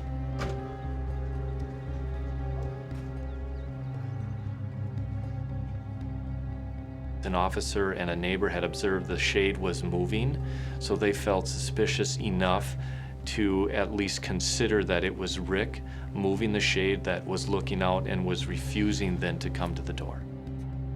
We gotta get in there. So at that point, I informed the officers to enter. Break it. Police enter Rick's trailer at 4 p.m. and quickly determine that it wasn't Rick moving the shade. It turned out to be a fan. We thought they're finally going to go inside and they're going to get some answers. None of us had thought that he would be dead. Guys, we got something over here. He was found in the kitchen area on the floor, face up, deceased on the floor. The odds were it was not a natural death. It is now a death investigation. And now where is Mickey and where is her daughter? It was just kind of a early frantic, kind of where is she?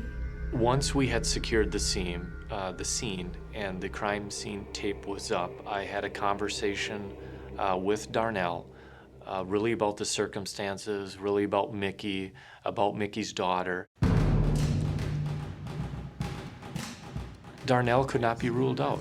And Darnell, I'm Matt. Darnell was very cooperative, but we couldn't determine at that specific moment that he did not do harm to Mr. Tabor, or to Rick, or even his fiancée, Mickey. No. Hold on a second. Yeah. Then police get their first break in the case. Hello? It was actually very lucky. A strange discovery the night before. There was a couple teenage cousins, and they had made a wrong turn. It's a small hill down into the parking lot area. As their vehicles made the circle, their headlights hit a pile of brush or wood chips. The beams just flashed over that particular wood pile, and I don't even know initially if they really comprehended what they had seen. And the one boy said, I saw what looked like a little statue because she wouldn't move. Was it an apparition? Was it a ghost? What did they see? Could that have been possible? It's no ghost. It's a young girl sitting alone in the dark. I don't know what went through her little mind, where's mommy? Where's anybody? I can't imagine how scared she was. The bugs had gotten to her quite a bit. She wasn't able to communicate to law enforcement who she was, where she was from. Until Detective Matt Groko connects the dots and asks police in the next jurisdiction to send him a photo.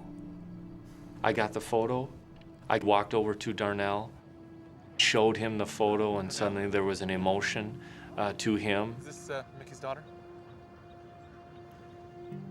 Oh man, yeah, it is. And we were thankful that she was found and she was alive. But at the same token, just deep despair because we knew she would never leave her daughter. Like, never. So we knew something pretty horrible had probably happened. Like any major crime scene, you have a lot of officers that are standing around looking for things to do. Let's, canvass the area. And the first place I thought of was let's check the dumpster that's behind the theater. I was assigned, and I pulled up to next to the dumpster.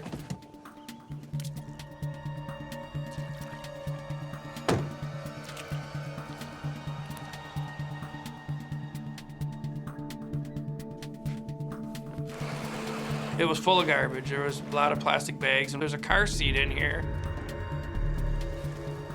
Yeah, Matt, it's Mark. I think I might have found that car seat you're looking for. I called back and asked officers who were with Darnell what the description of the car seat was. Yeah, it's pink, and some flowers on there, and green. Yeah, the green and black. Yeah, that's the one. It appears to be a match. And that's not all they find in the dumpster. So the crime scene did show up and meticulously pull things out of that dumpster. There was duct tape. Some, I believe, flip-flops or some shoes of some sort were in there. I remember they found her purse and her phone. There was a checkbook belonging to Mickey. A check that had Rick's name that was on it, and it was tore up multiple times, not just tore in half, but it was tore up a lot.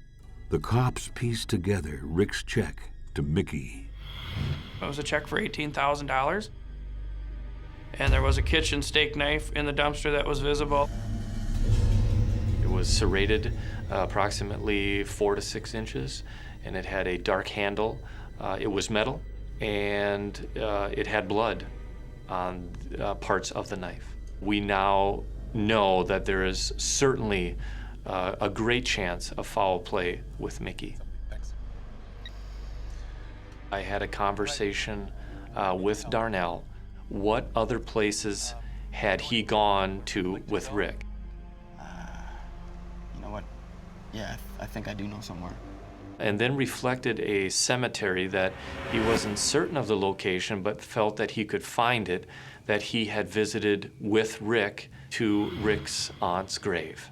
At that particular point, I invite Darnell and Kyle into my vehicle, and I alert a few other officers within our department that we're going to go out towards this location, attempt to find this cemetery, that I would need a few officers to assist, because that, at that point, was just a place of interest, a place that we needed to at least search, and hopefully that we could find it to search it. And we were able to, through a few pass-bys, find the Kasota Hill Cemetery. It's kind of very secluded, off a gravel road. I didn't even know that graveyard existed. I remember we got out there really fast. The cops wasted no time getting out there to look. I was amazed how many people were out there searching. You could observe, even through the darkness, that the area was essentially surrounded by trees, heavy woods. I remember they told us to sit in the car so that they could keep track of us or whatnot. And we were sitting in the car, I guess it seemed like an hour, but it was probably only a couple minutes, and there's flashlights just scrambling to the corner of the cemetery. I remember hearing the dogs started barking, and somebody yelled out, "We got something over here." The investigator came back and said that it was nothing. He was going to stay there and help search some more, and he had a different officer drive us back. But it's far from nothing. And soon the mystery of Mickey's disappearance will become all too clear. I did not want them to remain at the scene. It happened so quickly. We knew it was coming, but it was still horrible to hear.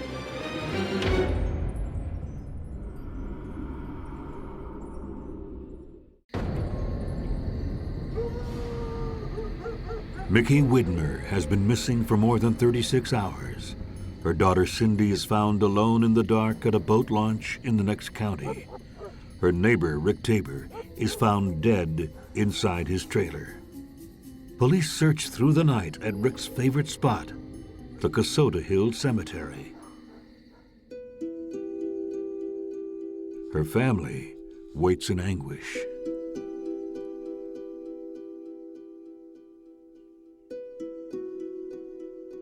We had to wait a really long time. And it seems like forever. Sitting on the side of the road, about 20 feet from Rick's trailer, on a blanket on the side of the street.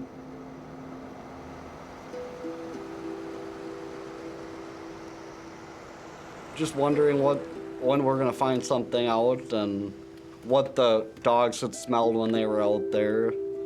And I think it was 5 or 5:30 is when he came back to the park and told us that they found her there. It was rather dramatic.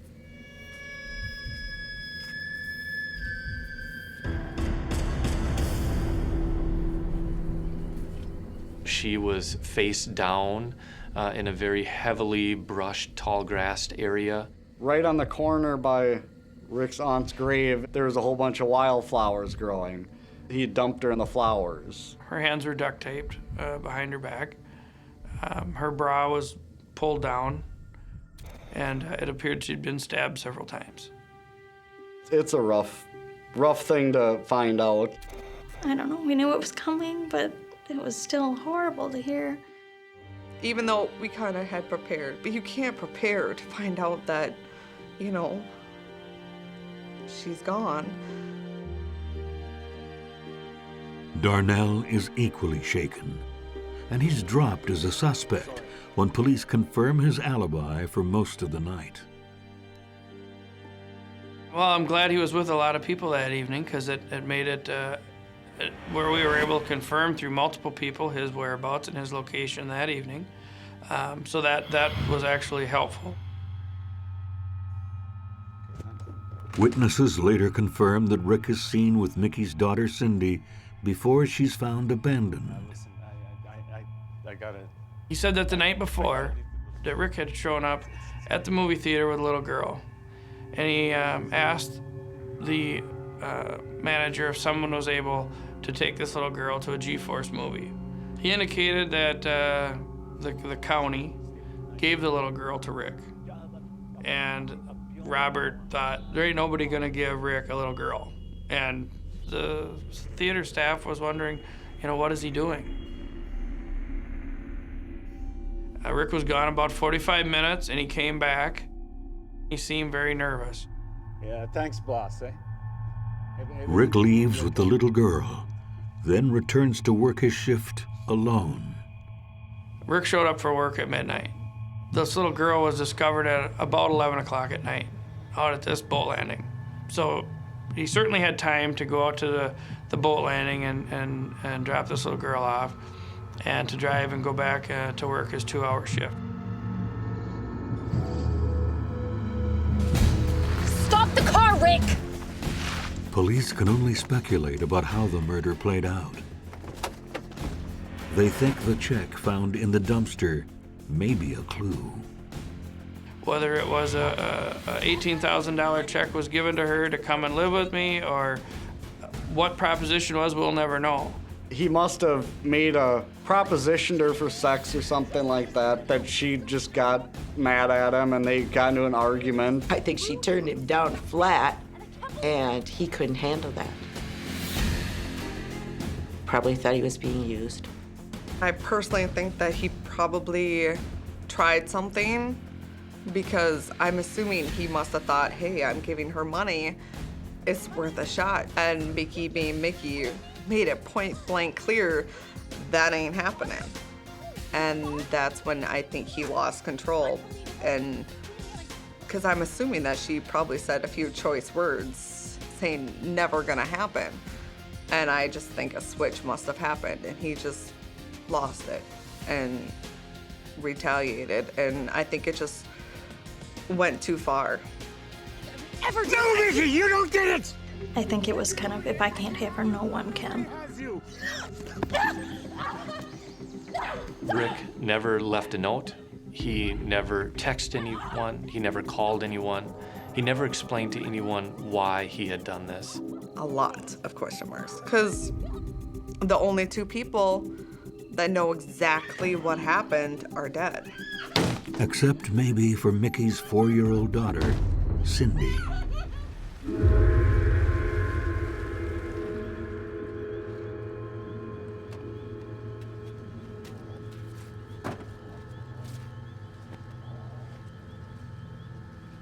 Since police will never really know what happened that night, it's impossible to say whether the little girl witnessed her mother's murder.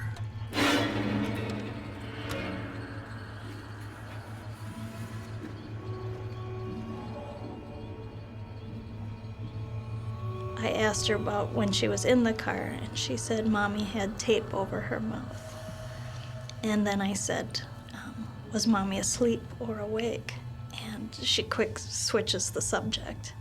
So we don't know. I'm praying that he did not do anything besides punching or anything in front of her daughter. I'm hoping and praying that he didn't. And I like to think that because you need some hope. It's awful.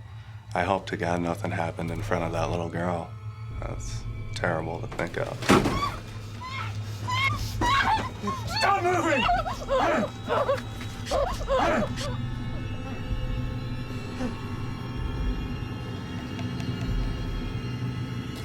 Either way, she was a liability, and her life was in danger. Well, I think he was going to be caught. He was seen with this little girl. The little girl's alive. A decision had to be made by Rick whether or not to let her live or not. And for whatever reason, and thankfully, he made the decision to let her live. The autopsy report shows that Mickey was not sexually assaulted. I think that is a piece that is at least comforting to a certain degree. Rick Tabor's death is determined to be suicide. They said he drank Drano, and I said that has to be the most god-awful way to go. I've heard anything from that. He drank bleach, and it was too painful and taking too long, so he started cutting himself, trying to cut his own throat. Rick died actually from an overdose of sleeping pills that he had taken. And he had taken approximately 140 tablets. And what we had learned forensically and through the autopsy, that it was a death that was very, very painful. In the weeks to follow, the extent of Rick's fantasy life is revealed. Rick was never in the Army. There was no evidence that Rick ever won the lottery. Police never confirm if Rick robbed the movie theater, but it's possible. The $1,800 was a significant number because the movie theater, which he worked at, was broken into, and $1,800 was stolen.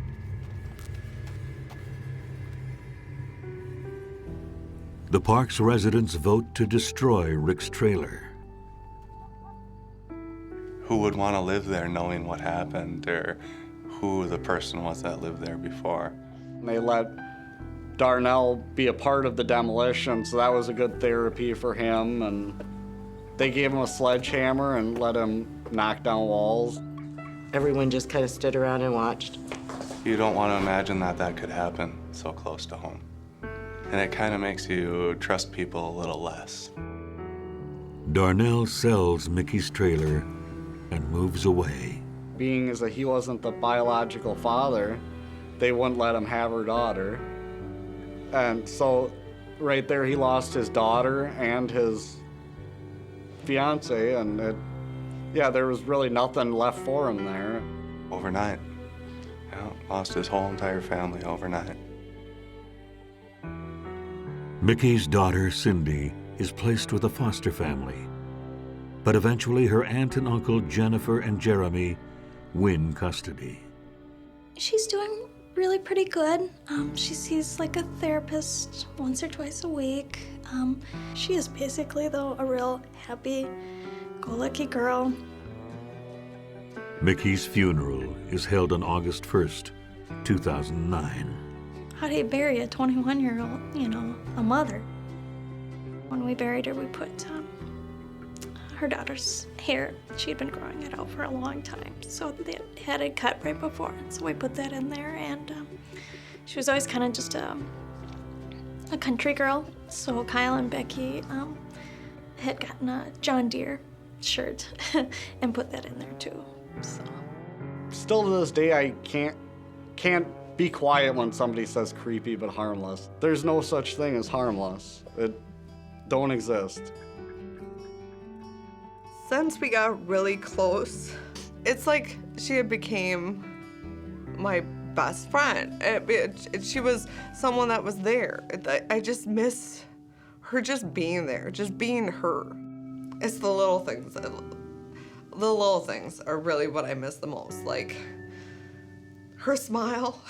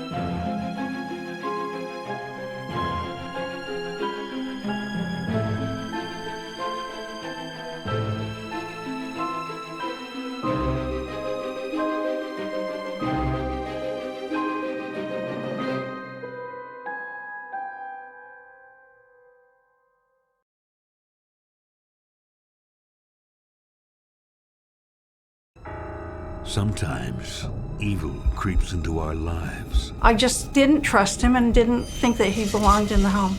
He's dangerous. He's dangerous, he said to me. And sometimes it's invited. John Adair didn't want strangers in the house.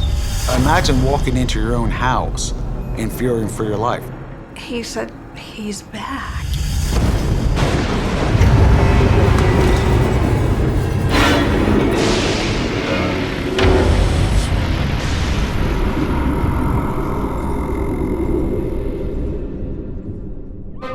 August 6th, 1995, police in Rancho Mirage, California respond to a desperate 911 call from the luxurious home of Dr. John Adair. What they find is shocking. It's a bloodbath. 56-year-old John Adair and his boyfriend John Nix have been shot. Who did this to you? As Adair clings to life, police press him for answers. Who did this to you? Who had it in for this wealthy couple? And why?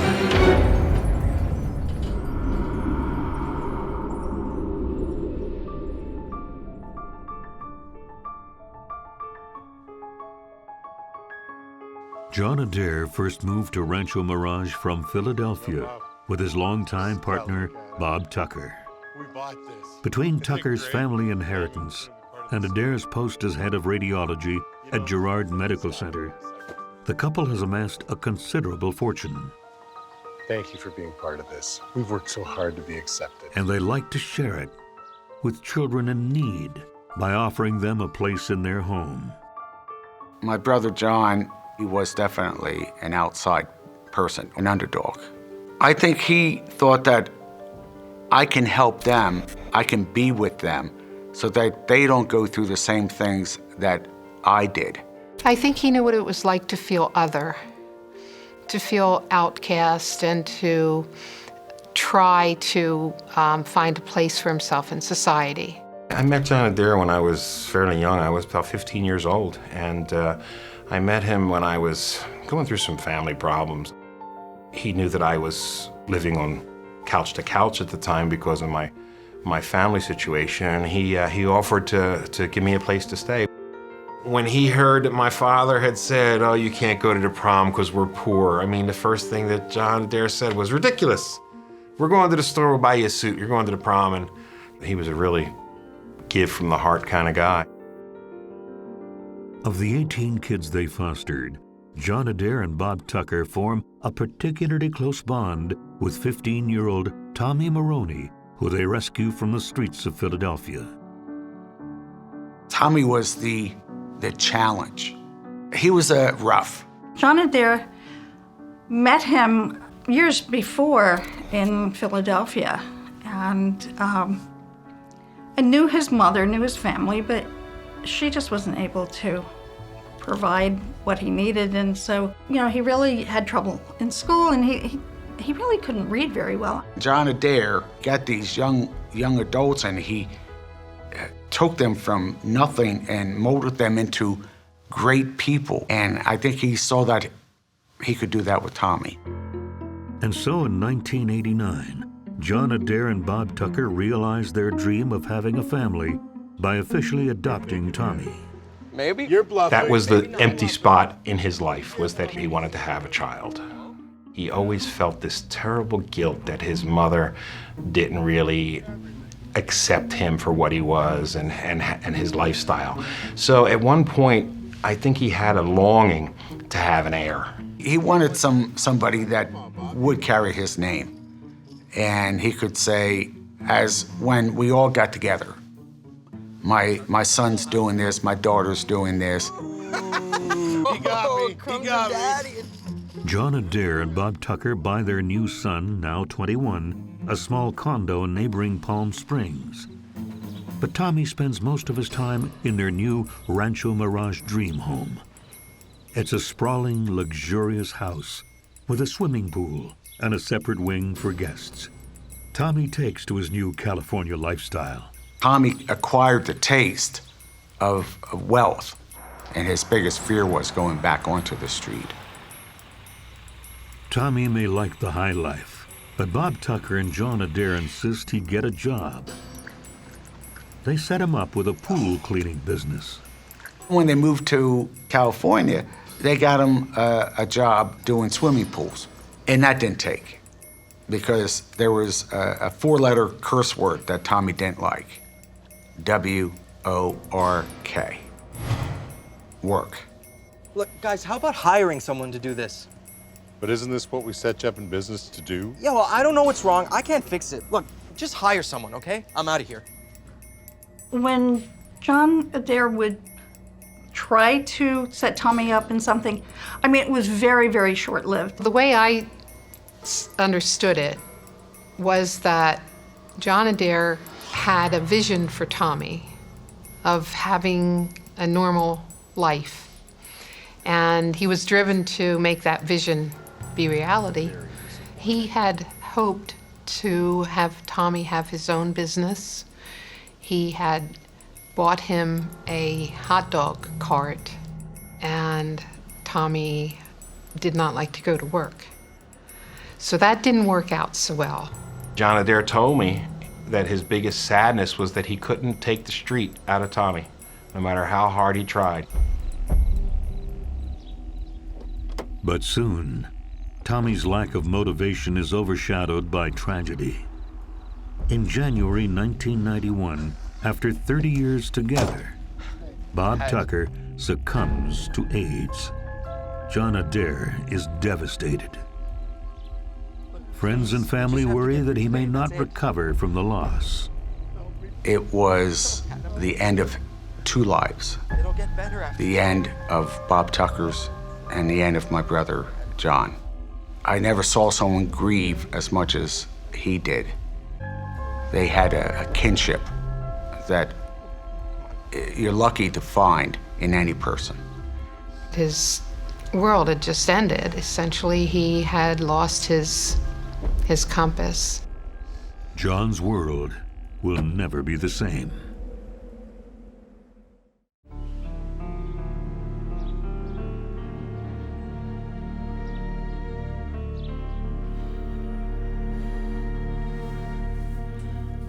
He tried to be strong, but it was so easy for him to open the bottle and find comfort because there was no one there for him. Bob was the one who always drank milk, and Bob was the one who didn't drink, and Bob was the one who was the rock of Gibraltar of the family, and Bob was the one who prevented John Adair from,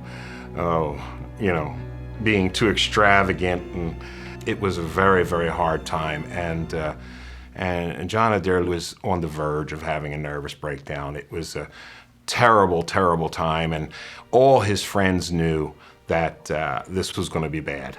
I was worried about him. Sometimes he'd call me and he sounded a little funny, and I said, "Why do you sound like that?" And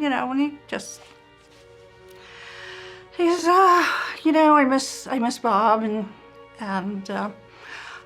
but he also started drinking, more at that time.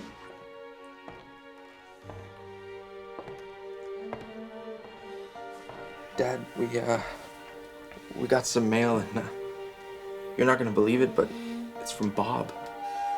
And Bob continues to look out for John from beyond the grave. Bob Tucker knew John Adair was probably going to spiral out of control. And I remember 1 year after Bob died, he got a delivery. And it was a special delivery. It was a check and a letter from Bob Tucker. And it said, I figured you've probably spent all the money by now. And it was a check for $10,000. And as you can see, it upsets me even to think about it, because that letter and that check sent John over the edge.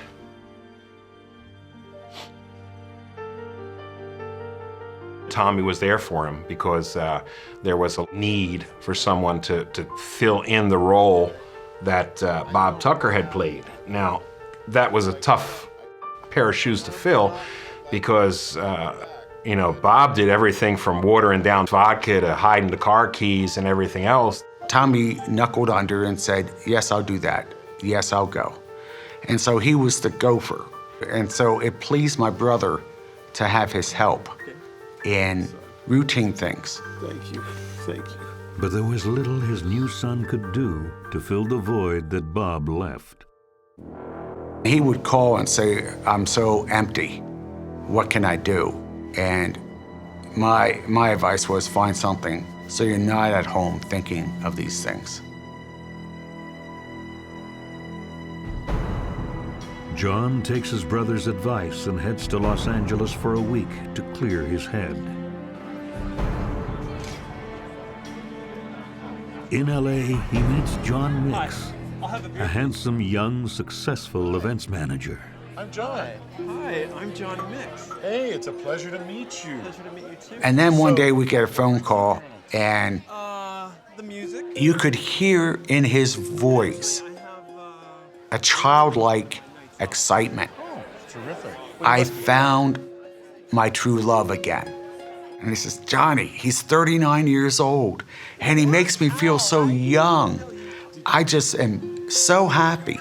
He says, I've met this person, and he's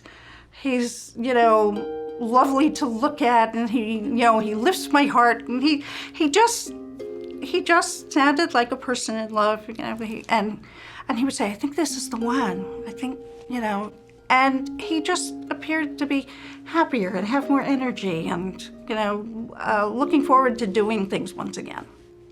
They traveled. They started going to, different places on the weekends. They took a trip to Greece. They took lots of pictures. He was just happier.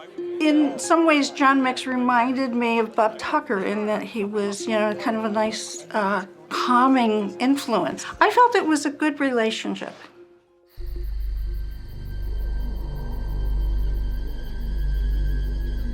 But not everyone is happy about the new couple.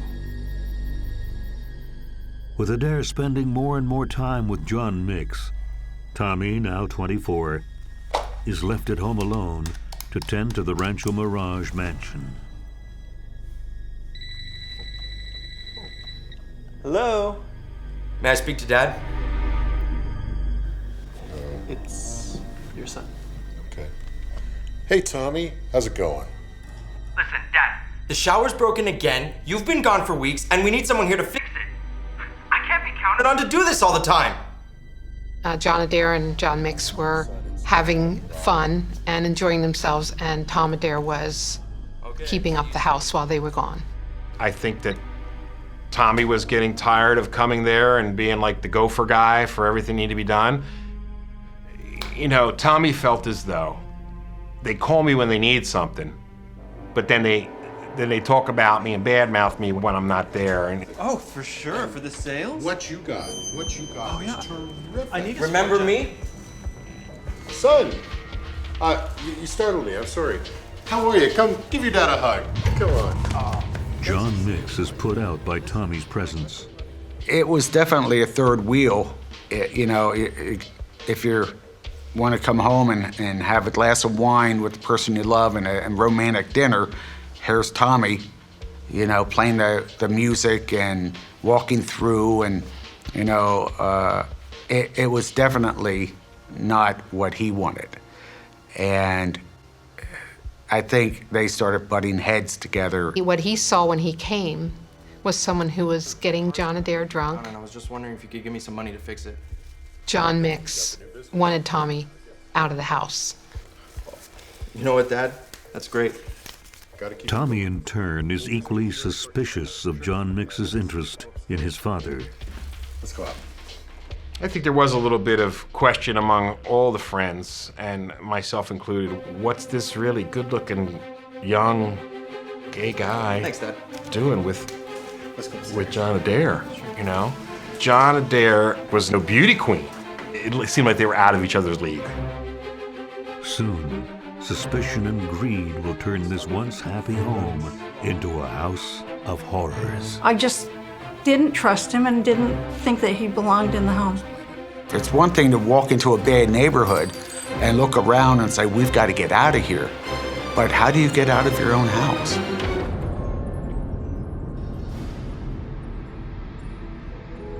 With each visit to the Rancho Mirage house, the rivalry between John Adair's boyfriend, John Mix, and Adair's adopted son, Tommy, grows. Tommy, when are you gonna grow up and stop being such a freeloading slob? Tommy starts abusing his privileges. If he ate something or drank something, I mean, he'd either leave it out or leave the dishes just in the sink. When he stayed there, he brought a girlfriend with him, and John Adair didn't want strangers in the house. Tommy would just walk in like he owned the place, and I could see by the expression on John Mix's face that he didn't care for that. You know, he just didn't like it.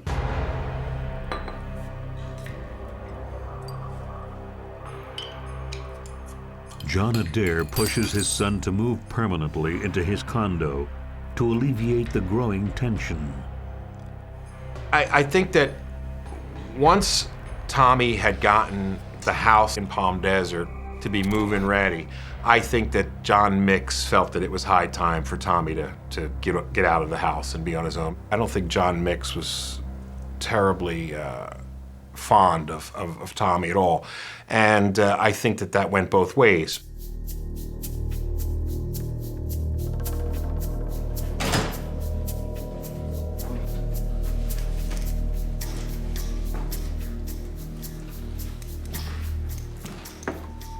Anybody here? John Adair spends more and more time with Mix in L.A., and the Rancho Mirage mansion becomes neglected. Hello? Tommy drops by every once in a while, but it's not enough. Tommy, what are you doing here? Told me to watch the place, remember? Yeah, but I thought you'd be at your condo. Look, Dad, I gotta level with you. This place is too much for one man to clean up. Tommy suggests that he hire his new friend, Johnny Bacca, who's down on his luck and living in a trailer park. Okay. You trust the guy 100%? They actually met in the parking lot of a Chinese restaurant in Palm Springs. What's up, dude? You need a hand? Tommy was very much into cars and motors and things like that, and Baca was too, and they were also into bodybuilding. That's how their relationship formed, kind of like, call me, and they'd get together and hang out. He was pulling at John Adair's heartstrings. This is a kid just like me. You should let him in. Let him, it'll, fill a temporary need of having somebody in the house and, keeping it picked up and keeping it clean, probably bringing in the mail, things like that. Tommy was selling it to John Adair as being, here's your housekeeper, here's the person that's gonna clean the dishes, cook the meals, do the vacuum, do errands for you. Adair agrees to give Johnny Baca a shot. Baca was really, really happy about his job position. He didn't have a job before. Obviously, he really maybe didn't have somewhere to really stay, so that made it harder for Johnny to get employment. But Mr. Adair made him feel welcome, and he was a very nice man, well respected. They became really good friends. Mr. Baca, I'd like to welcome you to this house. You are going to be a very good addition to this place. You won't regret it, I promise. I'm sure I won't. Thanks. John Adair liked to have good-looking guys around. I mean, if he could have had the Chippendales working at his house all day long doing pool and doing stuff, he would have loved that. He would have been in heaven. I mean, that's what he liked. But 3 weeks later, when John Adair returns from L.A. with John Mix, he realizes he may have been too hasty with his decision to have Baca move in.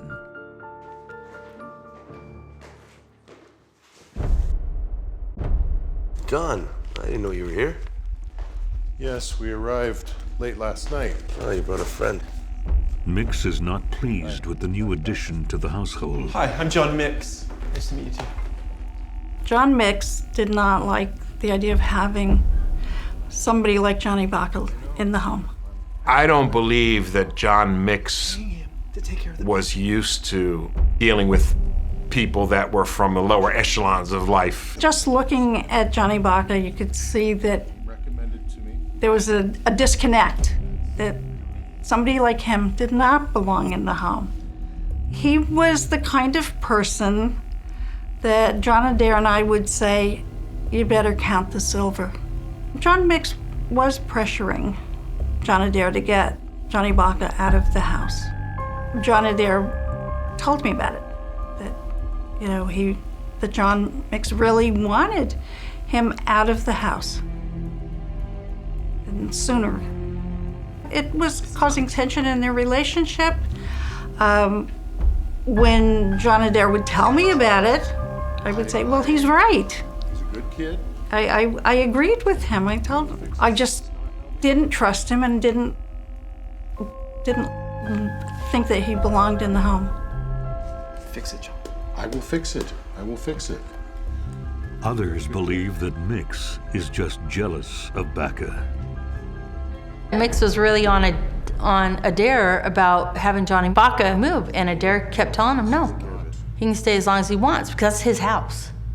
There was no friction until Mix felt that Adair had feelings for Baca more than just a friend.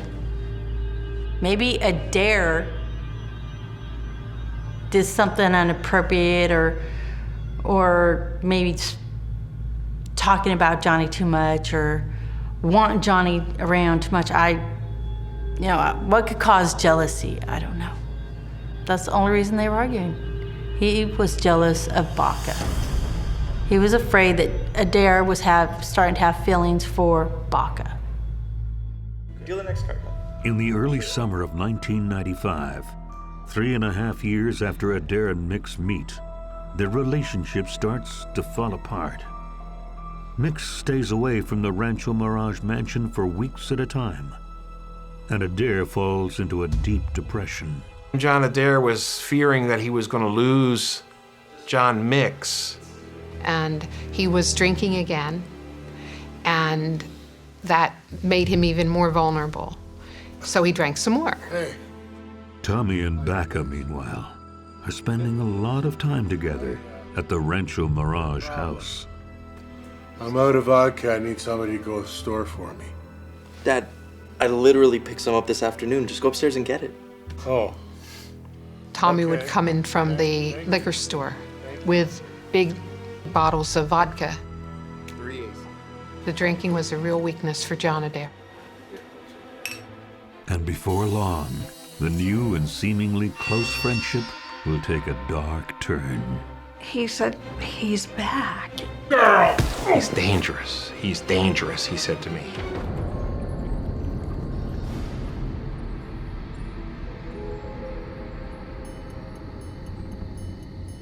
Drifter Johnny Bacca continues to make himself at home at the Rancho Mirage house. But his employer, John Adair, is beginning to have some very serious reservations about his new housemate. In the last week of July 1995, Adair calls his friend Valerie Malot in a panic. Please, please. Thank you. John Adair called me and he sounded frantic and very agitated, and he said, can you come over? And I said, yeah, you know, do you mean on the weekend? He said, no, can you come over right now? And I said, sure. Because just the way he sounded, I came over.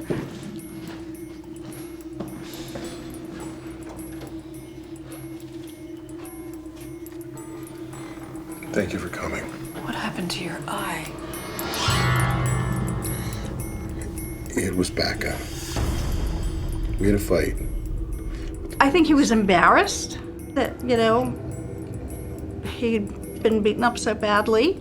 And he didn't want, you know, police in, because out here the local paper always prints the police, you know, blotter, and he didn't want that to happen. And I think because of John Adair's relationship with John Mix, he wouldn't want John Mix to get to know this, and maybe it was a little secret. I'm gonna take care of it. I said, well, then he has to go. But he definitely, John Adair seemed fearful. Valerie convinces Adair to kick Johnny Bacca out immediately. I went into Johnny Bacca's room, and he didn't have much in the way of belongings. I put everything in the box. And, you know, his belongings filled one box, and I put it at the end of the driveway. It seems that his boyfriend, John Mix, is right to worry. John Adair has been keeping some secrets. I was quite shocked. And I said, what happened? He said, he's dangerous. He's dangerous, he said to me. He said, we were playing, and then it got out of hand. Now, when he says playing... You weak, worthless failure! John Adair was a bit of into like a little bit of the bondage. And I said to him, I said, so what happened? I said, you guys didn't have like a safe word? He said he wouldn't stop. He just started punching me.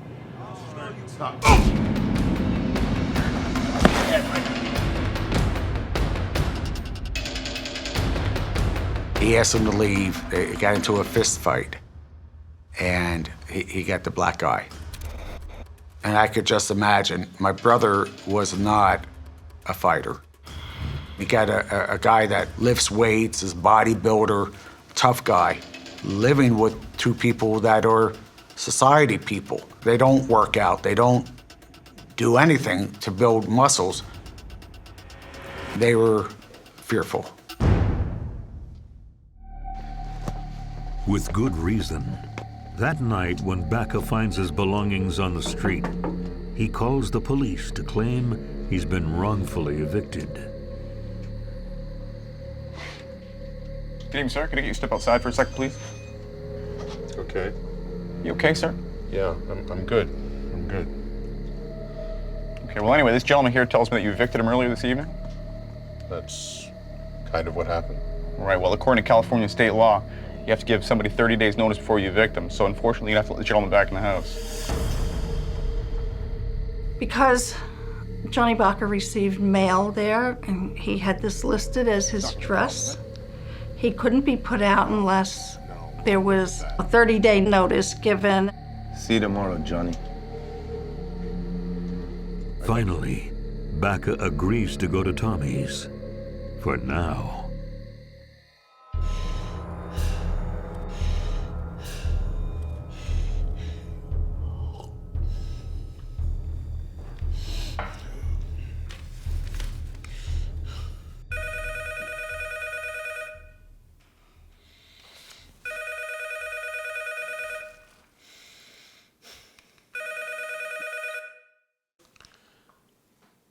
Hello?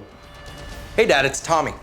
Hi, Tommy. Yeah, listen, I'm here with Johnny. Apparently you kicked him out? What's that about, Dad? You don't know the whole story. You know what, Dad? That's against the law. So Tommy was pestering John Adair a lot to let Johnny Baca back into the home, telling him, well, it was a one-time thing, it wouldn't happen again, that he would be on the street, and pulling at John Adair's heartstrings. I really thought you were better than that. Really, I did. Guess I was wrong.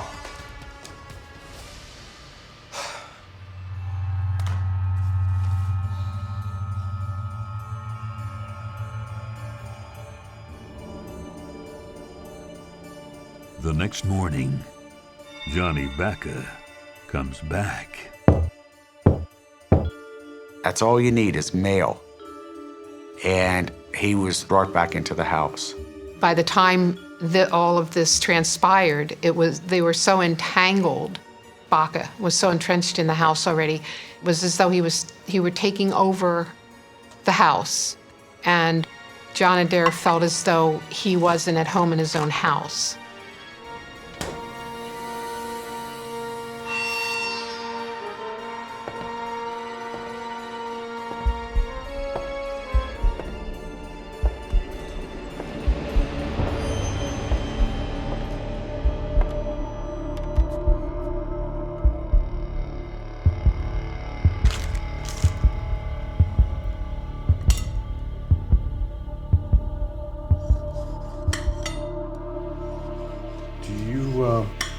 Think you could go into Palm Springs tomorrow and get some groceries?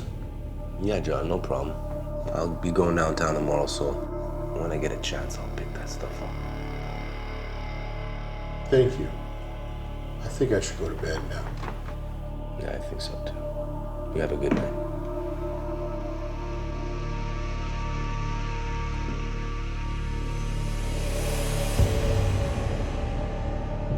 It was obvious he just wasn't a nice person, but he just had this kind of evil presence.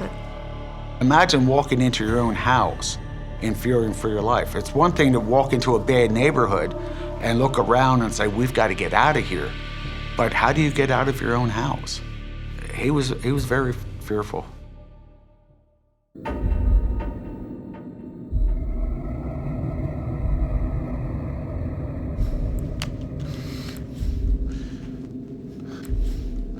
John, things are getting really weird here.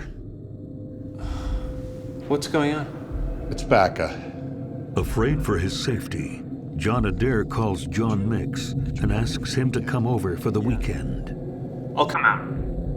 Oh, thank you. Thank you. I miss you. I miss you too. But Mix's presence won't diffuse the growing tension. It'll make it worse. Much, much worse. We made entry with our guns drawn, not knowing what we had there. I was overwhelmed. I couldn't believe that this actually happened. On August 6th, 1995, John Mix flies up to Rancho Mirage to spend the weekend with his boyfriend, John Adair. Adair asks Johnny Baca to pick Mix up at the airport, but Baca never shows. John, Valerie, oh, I'm so glad you're here. I had to pick up John Mix at the airport, the Palm Springs airport, because he flew out from LA because his car was being fixed. So I brought him out to the house, and He was quiet, and he says, I just hope, the little bastard's not there. And I said, so do I. Adair is furious that Baca failed to accomplish his one errand, and he takes decisive action. I know. He's out. Good. When Baca finally shows up with Tommy that afternoon, Really appreciate the help with the car, man. Oh, anytime, Tommy. Anytime, buddy. You can use all the laundry facilities. John Adair is showing his room to a girl who just happened to see an ad about a room to rent. Okay? It's easy to live here. Easy. Thanks a lot, John. This is how you want me finding out. I can't believe it. Friggin' out of here.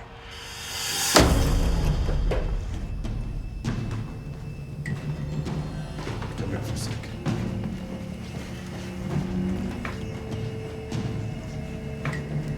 Sorry, John. Listen, I'm apparently not living here anymore, so I'd appreciate it if you could give me a ride to LA later on tonight.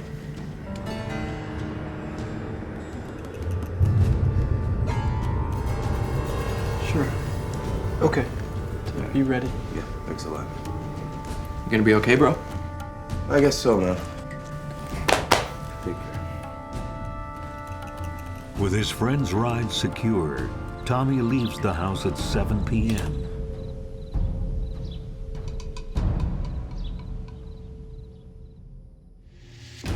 Thank you for taking me to LA. We're gonna get An hour later, the house spirals into mayhem. I want things to go back to the way they were.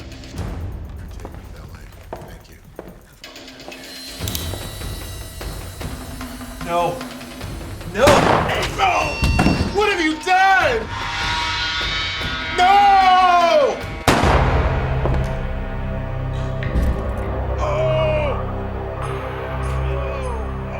Oh! 911, what's your emergency?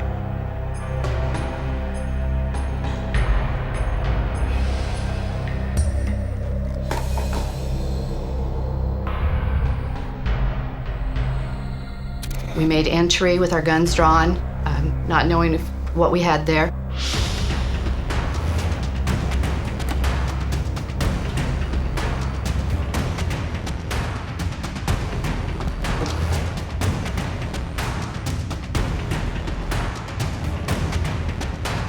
What I saw when we entered was a middle-aged gentleman standing over a countertop in a kitchen with a bloody towel in his hand, holding it on his face, and a lot of blood at various places. There was another man completely unconscious, down with what appeared to be bullet wounds to his head. There was a pool of blood where John Nix was shot. There was a pool of blood by the telephone where my brother was stood. And from what I understand, he was bleeding a handful like this every minute. There was a handgun on the ground, and that was what we saw when we entered. Who did this to you? I don't understand. Tell me. He made a sound that I couldn't understand because, again, his injuries were to his face, and it was very difficult to understand him. I asked him again. He made a sound that sounded like Aka. He was very anxious to tell us who had hurt him and to point us in the right direction. Ultimately, he directed one of my other deputies to the bedroom where there was an address with Mr. Baca in a dresser, and that had information with Baca's name on it.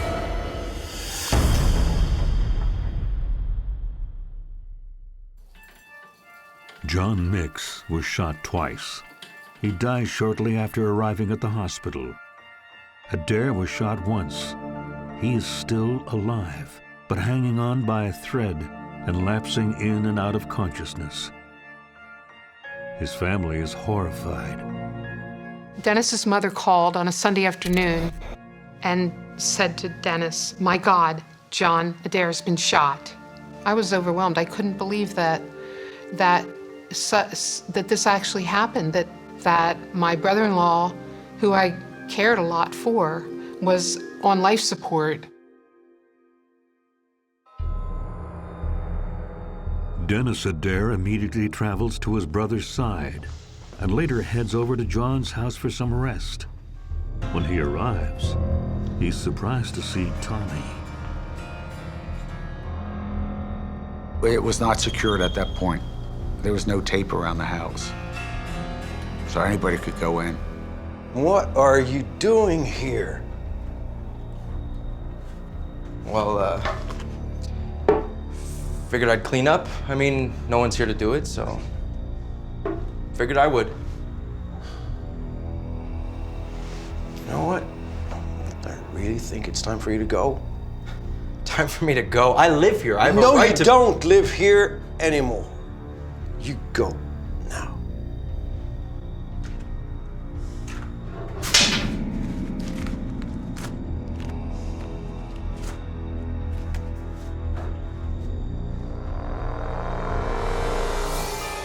I found it very odd how he was cleaning up. It was like he was trying to hide something. Based on Adair's seeming identification of Baca, the police immediately obtain a warrant for his arrest. But he's disappeared, and law enforcement launch a manhunt to find him. As the chase gets underway, investigators suspect Baca may not have acted alone. The motive in this case was money, a will. I think that John Adair was just basically ready to cut the rope. On August 10th, 1995, millionaire John Adair remains in critical condition at Eisenhower Medical Center after being shot at his home 3 days earlier. Police wait for him to recover enough strength to assist them in the investigation. At the same time, they scour the area looking for their main suspect, Johnny Baca. The name Baca was given. So at that point in time, now the police have to make a quick decision as to what this person has to do with this crime scene. I call these murder marathons because you don't stop. You don't go home. You don't continue with other appointments. You stay with this day and night until you secure a suspect and or the trail runs cold. There was great concern that he could flee the country, and so it's imperative that you put all your resources and try to find him as soon as you can. Mr. Baca had stolen a car belonging to one of the victims, which eventually was found in Los Angeles County, and he was at a park in LA County, and two deputy sheriffs happened to be conducting a check of the park, and they came upon several individuals. Hey, 1 minute. We'd like to ask you a few questions. Like to see your ID. I don't got any ID. Yeah, what did you just drop here? That's not mine. Hold on a sec. What's the problem? Johnny Baca, get down on your knees. You're under arrest. Get down on your knees right now. Get down on your knees. What did I do, man? On August 15th, 1995, Baca is arrested for the murder of John Mix and the attempted murder of John Adair.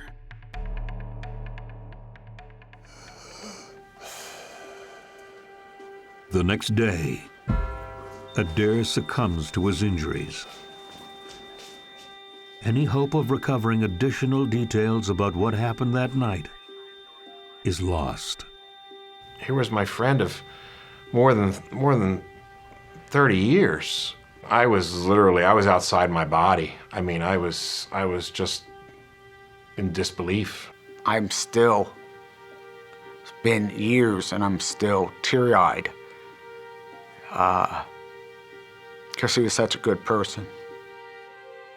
As the police continue their investigation, they begin to suspect that there is more to the murder than meets the eye. As I started interviewing witnesses, more and more information started coming out, which was now beginning to implicate Thomas Adair, the adopted son. John Adair told us that he was going to take Tom Adair out of his will because he didn't want to throw any more good money after bad, that he didn't want him to be his heir. He called me at work. He was saying, I'm sure I'm making changes in my will, and first step is I want to take him off the insurance policies. I think that John Adair was just basically ready to cut the rope. Some people think that Tommy was perhaps the mastermind behind the death of Mix and Adair. When we started learning that Thomas Adair was the adopted son, and his connection to the family there and where he was living, and then information was becoming greater in Thomas Adair's involvement in the possibility that this murder was planned. Manuel Lopez even speculates that Tommy may have had a motive. The motive in this case was money, a will, and the biggest part is that Thomas Adair was adopted by John Adair. That relationship started to go sour. So Thomas was now pressured to move up a plan in order to secure that will. Baca wasn't in the will. The only motive that Baca would have done was to partner up with Tom Adair and actually be a benefactor of the insurance money and the will. Really have no idea what's going on. Investigators press Baca for more information. Really don't even know why I'm here. He tells the police a different version of the events of the night of August 6th, 1995. So I packed my bags, I was waiting at the entrance, and all of a sudden him and John Adair were having it out. There was full-blown argument in the kitchen. I'm taking Baca tonight to LA, and that's it. He's out of our lives. He's my friend. You're not taking my friend away. He's no friend. And I was waiting, and I realized the time I had to get out of there. So I grabbed the BMW keys. I got in the car and I went to LA, and I have no idea my involvement. All Baca wanted to do was just, he wanted to get out of there. And as far as Tommy's concerned, he's just my buddy. And Baca strongly denies any conspiracy and claims he doesn't know who committed the murders. That's pretty much all I know. Many times when you have a partner and one partner goes into custody and one isn't, that person that's in custody will likely say something in order to get the best deal that he can.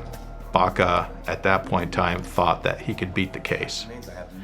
Still come up with the money that Tommy Adair is going to get, and they would both be scot-free. The murder weapon. I don't know anything about any murder weapon. I don't know anything about a gun. Try as they might, investigators can't find any evidence of a conspiracy. Really, I mean... Even the gun found at the scene cannot be traced back to either Baca or Tommy. There's a lot of supposition about what happened or didn't happen. And based on what we had, based on the evidence, and theory is only as good as the evidence that supports it. You needed eyewitnesses and you needed physical evidence. And we didn't have either of those. You don't want to issue an arrest warrant for a person unless you have all the information that you need to prosecute. If you did that, that would be a fishing expedition, and we don't do that. With no evidence to prove that Tommy is in any way linked to the crime, he's dropped as a person of interest. Good luck, clowns. Only Baca is charged.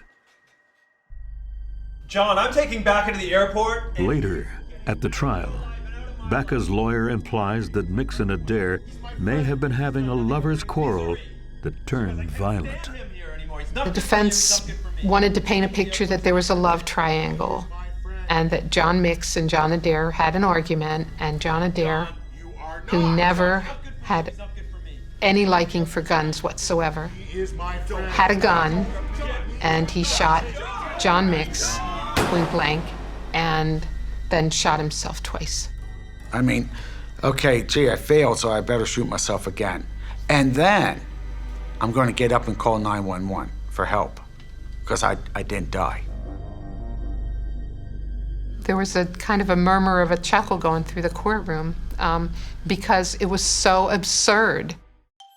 On August 4th, 1997, a jury finds Johnny Baca guilty of the first-degree murders of John Adair and John Mix. He is sentenced to 55 years to life in prison. 4 years later, the case is successfully appealed. But after a second trial in October 2002, the jury finds Baca guilty again, and he is given an even more severe sentence of 70 years to life. Tommy Adair inherits almost all of John Adair's money. Nearly 10 years later, on October 16, 2012, he is found dead in his apartment, taking any secrets to the grave with him. He was just 45 years old.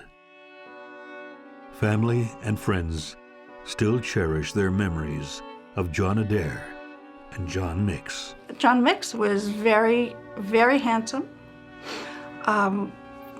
very calm, he was a lovely person, he really was. The effect that he had on John Adair, it was just so refreshing. It was, you couldn't help but get caught up in it. He was a wonderful guy, that he was, a great partner and giving and loving. And he was much too young to have this happen and his family to be devastated as well. I'm a better man for having known John Adair. Don't give up. Don't quit. You could do it.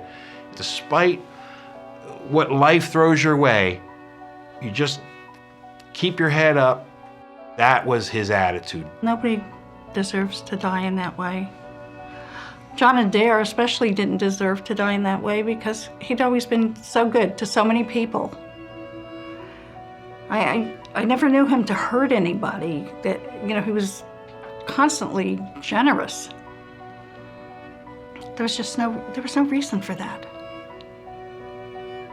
John Mix didn't deserve to die in that way, or any way. I mean, they both had a lot of years still to go. My brother always saw the best in people.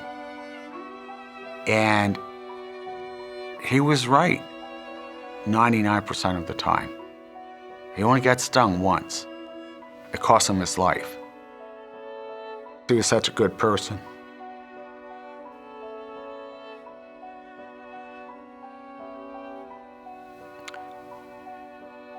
He did no harm. He was a loving person.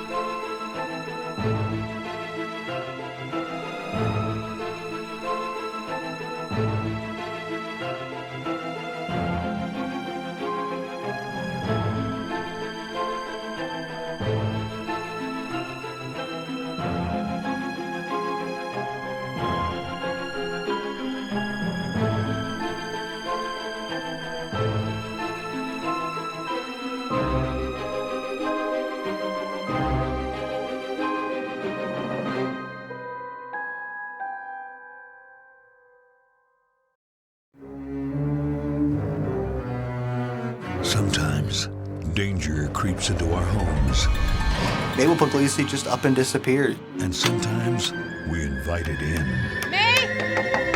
It was very dark, gloomy. There was no sign of life.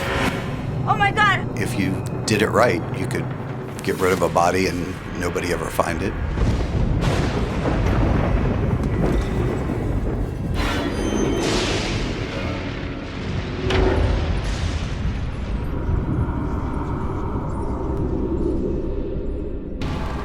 In December 2008, Lakeland, Florida police searched the half-empty home of an 82-year-old retiree. What did you say her name was again?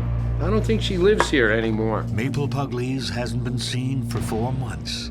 Friends and family have no idea where she is, and they're worried. Did something happen in this house? How could she just vanish into thin air? So here's to our beautiful going away party, the best one I've ever had. Cheers. In 2006, Mabel Pugles, known as May to her friends, decides to sell her Connecticut house, leave everything behind, and move to Florida. This comes as a major blow to her tight-knit neighbors. They'll miss her terribly. May was a kind, loving woman. Opened her heart and her home to anyone who needed it. May was very, very trusting. She trusted everybody. Mabel was a nice woman. She loved cooking. Her forte was baking. She loved having company. My grandmother's kitchen was a typical Italian kitchen, always open to the neighbors, cooking all day long. Mabel is leaving these close friends behind to be nearer to her 57-year-old daughter, Kathy. Doing just wonderfully well. They've had a troubled relationship for years, which makes some of Mabel's friends nervous. Yeah. You can show everybody. Kathy was the kind of person that would speak her mind. She didn't hold anything back. Where May was the opposite. There was always a problem between Kathy and Aunt May's relationship. It's clear Kathy has had some issues. She was injured, I believe it was in a car accident. One thing led to another. She was in a lot of pain. There was a time where they thought she wasn't ever going to walk again. She had to take medication maybe to alleviate pain. She had problems, but May always tried to see the best in her. Her friends ask Mabel to reconsider, but she has already made up her mind. She's got a lot of problems, May. Yeah, but she needs me. In Mabel's mind, she doesn't have a choice. Her 2 sons died years ago, one from a drug overdose and one from injuries sustained while in police custody. She doesn't want to leave Kathy's fate to chance. She didn't elaborate on what taking care of Kathy meant, but she wanted to go down and take care of Kathy. When Mabel moves out of her Connecticut home into her daughter's cramped trailer, it's a big adjustment. Lakeland's a great area. It's in the center of Florida, but it definitely has more of a country aspect. It's definitely southern. It's not the beach, and it's definitely not Connecticut. Well, when I first moved there, it was like been thrown back 30 years. It was a lot slower. At first, Mabel has a hard time establishing the same sort of social life she enjoyed in Connecticut. It's kind of hard to establish a friendship right away. How about you, sir? A nice cookie for you? No? She felt it wasn't as friendly to her as Connecticut had been. She would complain about the old people, how they acted like they were old. I don't know that she was comfortable there, and I think it was a life-changing event, and I don't know that she was ready for that. But the Connecticut Yankee does make one friend, Eddie Whitaker. Mabel and I were different than daylight and dark. She's a old lady from Connecticut, and I'm a redneck from right here. But we got along, and we got along good. Kathy's small trailer is more manageable than Mabel's large home, but Mabel is still kept busy with housework. May said that her daughter didn't do very much. She would have to do almost everything, clean and everything. It almost felt like Aunt May was walking on eggshells when Kathy was around. Soon, mother and daughter grow irritated with one another. Where'd you put them? Put what? I left them by the coffee machine. Then what? Stop moving my things around! She didn't seem too happy living in the close quarters with Kathy. Both of them, Mabel and Kathy, they could get pushed in the corners pretty fast. She wanted a little more space. It's very tight in a mobile home. What have I done wrong? Don't walk away! Mabel and Kathy agree that the trailer is too small. They decide to move. So, do you like it? I love it. Oh, my darling, it's all yours. Yes. Oh. When I first heard that they had bought a house, my first thought was, wow, she's in her 80s and she's buying a home right now. I didn't think it was a very good idea, but that's what Kathy wanted, so May was trying to please Kathy, I think. Mabel was putting up most of the front money. My personal feeling was that Kathy was taking advantage of her mother. So I didn't really think it was a great idea. The new house is a step up from Kathy's trailer. It's in a nicer neighborhood for one. Nothing bad really happened there. And is in a much better shape. The house was only 4 years old, so it was fairly well kept up. This spacious new house has everything Mabel and Kathy need to get their relationship back on track. When she bought the house, she told me that this would bring her and her daughter closer together. Because it gave them a little bit more room, quite a bit more room. And Mabel was on one side in the master bedroom, and Kathy was on the other side of the house. And they did seem to get along better. Well, there's only one thing missing. What's that? Oh, a man. I mean, this Mabel and Kathy would love for Kathy's sons, Travis and Morgan, to move in and help out around the house. There's only one problem. They're both in prison on burglary and fraud charges and won't be released for several years. But Kathy's sons have a solution in the short term. They introduce Mabel and Kathy to their friend and fellow inmate, Edward Caldwell. Travis and Morgan had been telling us about this guy, Ed, that was a nice guy. Ed was a friend of my brother and me. I had originally met him while I was in jail, and we both talked to each other and were making plans to start some type of business when we got out. Soon enough, Kathy and Mabel start visiting Edward in jail along with the boys. They hope that when he's released in a few months, he can help their mother and grandmother. I hope everyone's well. You look fantastic. You guys look like sisters. Okay. Over several visits, Mabel and Kathy get to know Edward quite well. They came from foster homes. Apparently he was, fostered out as a young child, grew up in different programs and stuff for children, and didn't really have any family. Well, now you have one right That's here. so nice of you to say. He was a put-upon child, abused, became a gangbanger, just was, somebody that my mother thought she could help. May wasn't judgmental about anyone. She always found something good about me or anybody else. And she didn't think that everyone that got arrested for a crime was necessarily a bad person, because my brothers had both gone to prison. All right, see ya. They start writing each other letters. I would write home, my brother would write home, and Ed would write home. And we would all three get letters and mail back from my grandmother and my mother, just as if it were family. After 5 months of corresponding, Edward's prison term ends. He was going to get out soon, and he would be needing a room to rent. Mabel invites Edward to move into the now empty trailer, and in return, he will help her and Kathy around their house. We were both stuck being incarcerated, so we could not move there and help my grandmother out like we had wanted. So Ed moved there instead.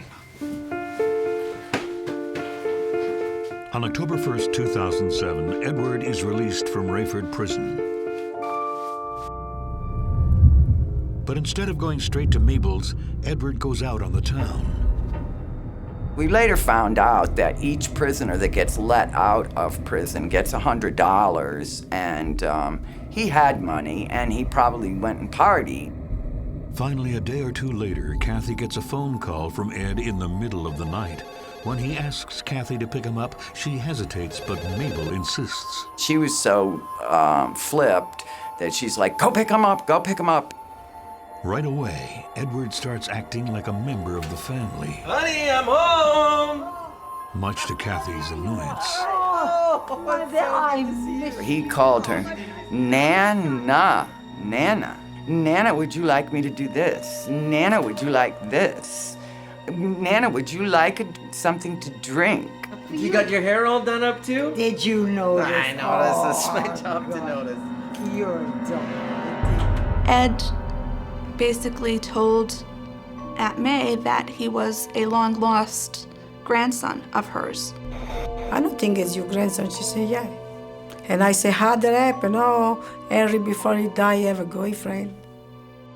My brother Billy had gone to Arizona, and he had hitchhiked back and forth a couple of times. He implied to May that for all May knew, her son could have an illegitimate son somewhere.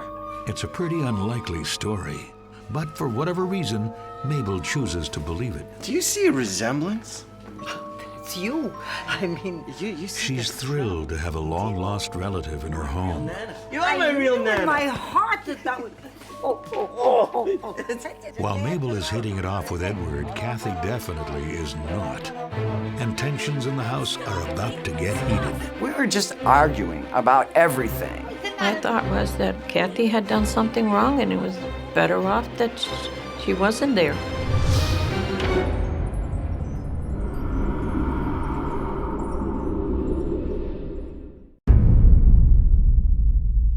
Ex-con Edward Caldwell moves in with 81-year-old Mabel Pugles and her daughter Kathy.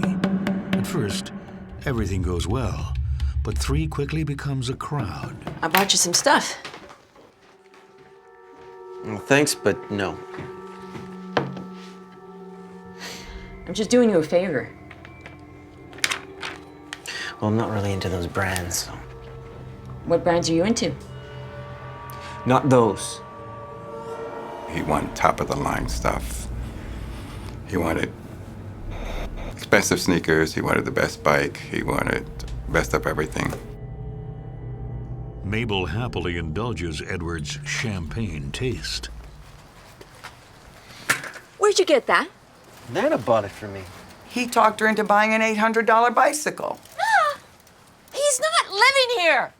And I was undone. I mean, you can get a used car for $800. Come on. You're not buying him expensive gifts. I can do whatever I want with my money.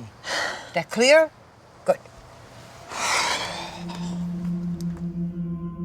Tensions in the house start to rise, pitting Kathy against Mabel and Edward. You're acting like a fool. This is not normal. Oh, sweetheart, there you are. Come on in, darling. Make me a nice it's just one. like He would cozy up to her and just, be there for her every word.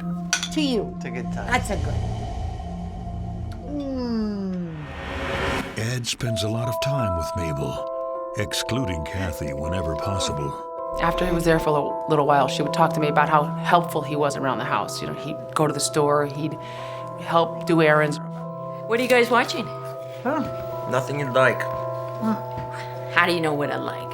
Well, for one thing, it's not cartoons. He was basically sidestep around my mother and, butt her up and control my grandmother. Want some orange juice? The more she argued with him, the more the mother went towards his side. Ed's ability to control a situation or just be like the dominant leader of a situation was very powerful.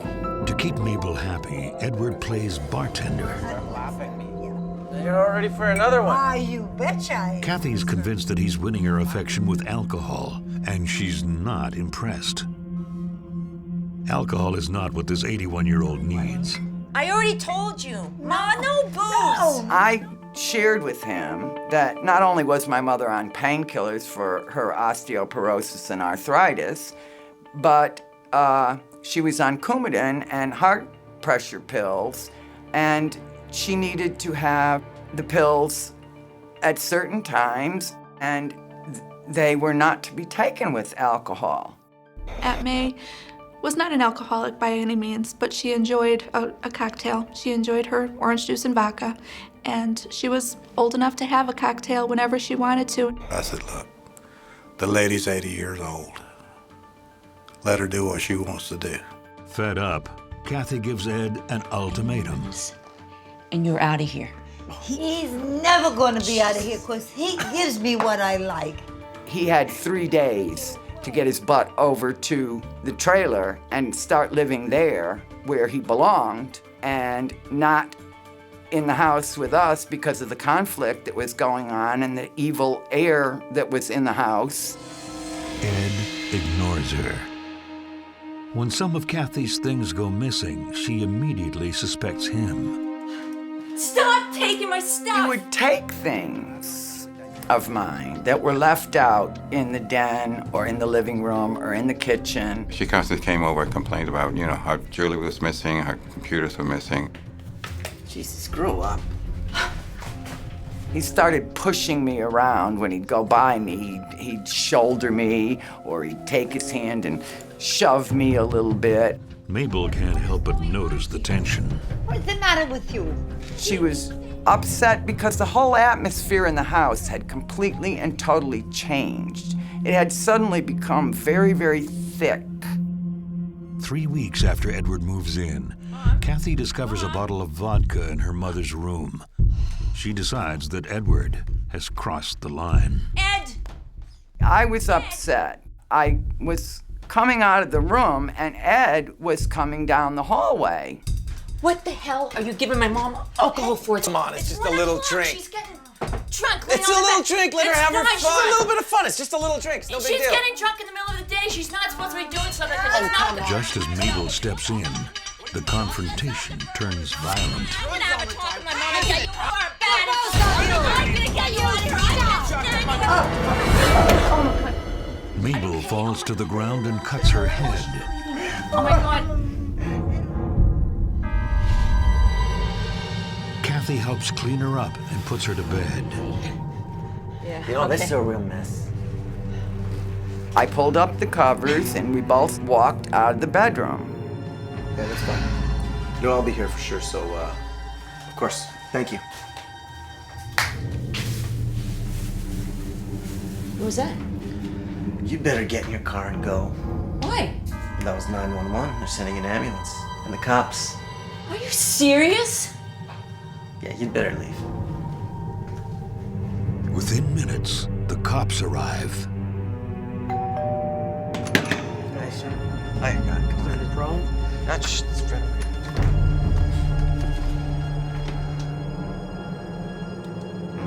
here. I was just coming out of the kitchen to bring Mabel something to drink, and for no reason she suddenly gets violent. And she starts.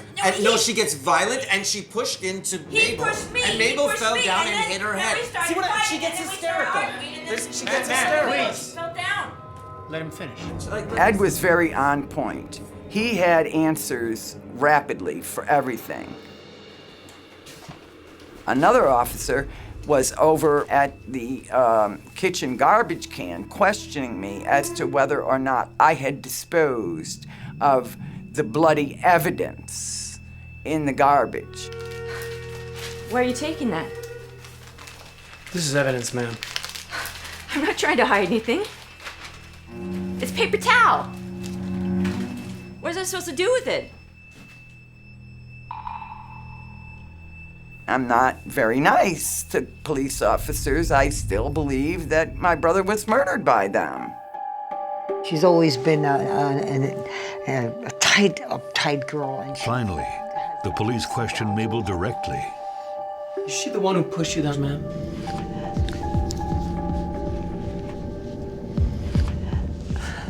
Yes, I know her touch, and I know it was her. After talking to her, they were more swayed by Edward Caldwell's version of events than Kathy. The cops have reason to believe Kathy poses a threat to her mother. You're under arrest for the assault of Mabel Pugles. Do you understand your rights? I spoke with May, and she told me and was very adamant about what had happened. What are you doing? I didn't hit her. I just arrived home from work.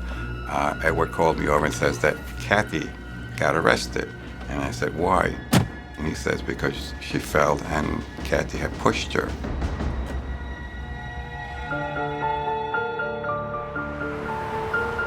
Mabel is taken to the hospital later, where it becomes clear that her hip is broken.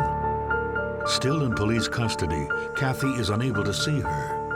Mabel gets hip replacement surgery. Here we go. After a month of rehab, Mabel returns home. Kathy never visits. With Kathy out of the house, things should improve, but they don't. A restraining order was issued against her. He just promised me that Kathy wouldn't hurt her ever again.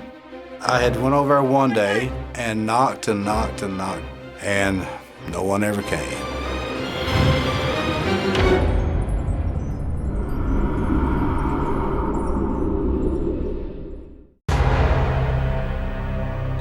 After Mabel Pugles suffers a nasty fall, her daughter Kathy is arrested for elder abuse. Following a month-long stay in the hospital, the 81-year-old moves back home with Edward Caldwell, an ex-con who claims to be her grandson. Kathy has been out of police custody for several weeks, but she's not permitted to visit her mother. A restraining order was issued against her, and she was no longer allowed to, be with her mother. I was absolutely taken aback by this situation. I mean, not even by mail or phone. Could I speak to my own mother and try and get things straightened out? To keep Mabel safe, Edward keeps a close watch on things. When Kathy attempts to visit their neighbor, he immediately alerts the authorities. The police came to my house that night. They said that we heard that Kathy was here. I said, no, she's not here. And he said, can we search the premises? I said, sure. And they searched the premises and left. He's the sweetest thing in the world. Back at Mabel's, she and Edward grow closer and closer. Oh, here he is. I'll call you back in a little while. Okay, bye. How about a little soup? I love some. There you go. May was telling me how good he was to her and how he would cook for her. He would bring May soups. Many times when I was on the phone talking with her, she would say, oh, here comes Ed. He's bringing me some soup. My feeling was it was a good fit. May was happy. He needed somewhere to be. It made the family bigger. And once in a while, she says, stop, I want to tell you something. He's so nice. Oh, he's just like my own son. After Mabel is released from the hospital, her former nurse, Linda, visits several times a week. She did mention that there was a nurse coming over regularly. When May first got home and the first time I talked to her, she was comfortable and happy. And Mabel keeps buying things for Ed. And surprise! Ha! Now I want you to take that and buy yourself the biggest, most beautiful pickup truck in the world. And one day she called me, she said, oh, I bought a truck. And guess what color? Blue. And I said, did you put in your name? And she said, no, I put in his name because we need it. He's gonna drive me all over. That's the nicest thing anyone's ever done for me. Oh, I want to do it again. I'm gonna go. Oh, go. He didn't like old trucks. So he had put in for a new truck. And Mabel bought him a new truck. My grandmother would never do those things on her own. She would never okay or help to pay for that much stuff for anyone. She was too tight with her money, too frugal with her money. He told people that these were things that she wanted to do for him, that these were all, her idea, and that she was doing it as gifts and to be nice and to support him. 2 months after her fall, Mabel also updates her will, cutting Kathy out and putting Edward in as a beneficiary. You have been as generous and kind and loving to me. With him being listed first, then my brother, then myself, and my mother being listed last, with her payment to be $1. Thank you. This is for you, dear boy. For the rest of your life, you'll be a happy man and a safe man. Thank you very much. There you go. God bless you. My opinion was that if Ed's gonna take care of May, then that's fine. I honestly thought if he's gonna take her for everything she's got when she dies, as long as she's happy and taken care of, that's fine with me. Mabel also adds him to her bank account, granting him joint access to her savings and Social Security deposits. Thank you very much. So we can see that just over a very short span of months, lots of resources that were the property and possession of Mabel Puglisi were suddenly benefiting Edward Caldwell. Around the same time, Eddie Whitaker drops by to visit. It had been a while since I had saw either one of them. And so I had went over there one day and knocked and knocked and knocked and knocked and knocked on the door. And no one ever came. I came back another day, probably a day or two later, knocked and knocked, and no one would come to the door. And I heard a noise inside. Hey, I can see you. Next time I knock, I'm coming through. Hey, sorry we were in the back in here. Where's Mabel? She's... Come on in.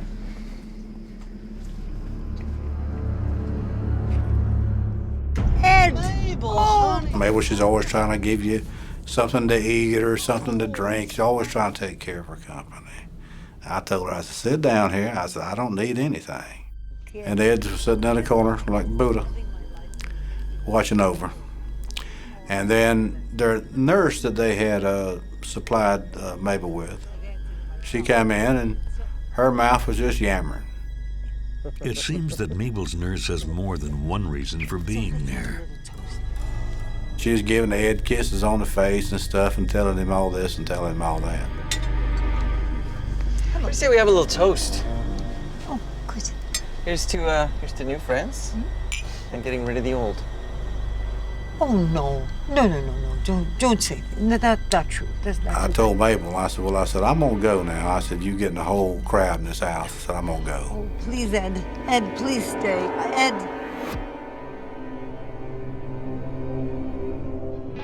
To make sure that Kathy doesn't call, Ed monitors Mabel's phone calls and rarely allows her to speak on the phone. No. Hello? No, she's taking a nap right now. But I want to talk to my friend. All right. I'll tell her. But I want to talk to my friend, dear. The phone calls got to be less and less. The phone was answered less and less. Or the phone calls were fielded by Ed. And I was told that my grandmother was either sick or lying down or asleep or high on meds or something like that. So that my mother thought that none of her friends from Connecticut were calling her, when in fact they were.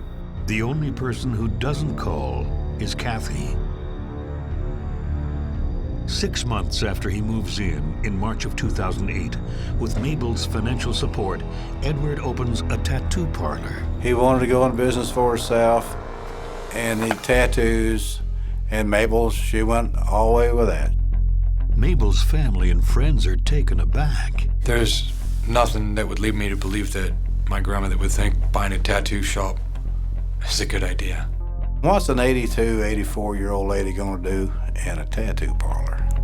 I felt this is just getting a little out of control now. She bought a house, she's buying tattoo parlors at 80-something years old. I mean, who does that? There was just more of Mabel's resources going to things that Edward Caldwell was interested and wanted, including a down payment for a tattoo business. And if your grandmother believes in you and supports you, she might help you with a business even if she's not fully aware of what it is. Just sign it. Everything's gonna be okay, all right?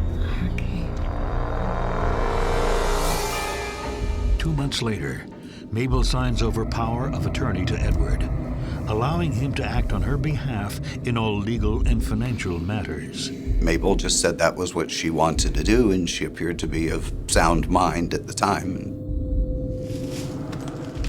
Eventually, Edward disconnects the home phone line, redirecting all phone calls to his tattoo parlor. This leaves Mabel no way to get in touch with her friends. Her only contact is her former nurse, Linda, who still visits several times a week. I'm not doing well. I'm not doing well. There's nobody here. I'm so alone. I have no telephone. This nurse was at the house with her, and I guess Aunt May said that she wanted to make a phone call to her friends and family in Connecticut. May's nurse called Jerry one day, then handed the phone to May because May wasn't allowed to use the phone anymore. Mabel doesn't sound like her usual self. Yeah, it's me. Her tone was different. She tried to act as though things were good, but the fact that she had to sneak this call was worrisome to me. She usually liked to talk for a while, talk about different things, but her conversation was short. May's conversation was very short. And thank you. Well, already? We just... No, May, what do you mean you have to go now? Why do you have to go? May, what do you...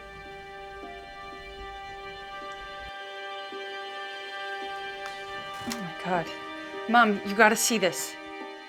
Linda also sends photos of Mabel to the Salvatore's. May looked very, very frail, very ill. She had lost a lot of weight, and she looked a lot different. May looked a lot different. I felt as though something had to be done. Something needed to be said because it just didn't seem right. Yeah, right. No, absolutely. No. After trying a few times, Jerry finally gets in touch with Edward at the tattoo parlor. Of course. She explains that she's concerned about Mabel. He just promised me that he would be taking care of her and that he loved her and he was going to watch over her and make sure that Kathy wouldn't hurt her ever again. Well, of course, I can understand. But Edward is not happy about Jerry's interference, and he makes his irritation known. Okay, bye. That was probably the last time I spoke to him, because then he told Aunt May that he and I had words and that I was nasty to him and that she shouldn't ever speak to me again. And soon the tension in the house ratchets higher and higher. She was totally isolated in the house. The locks were changed. Somehow she could not open the doors. She could not use the telephone. May?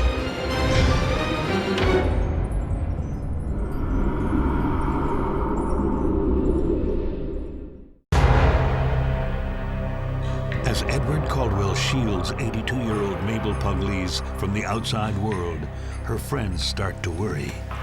Mabel's nurse, Linda, has been banned from the house by Edward. Their affair is over. But since she's the only person besides Edward Mabel's friends know, they ask her to check up on her. My daughter called, talked to Linda, and asked her to go check on the house.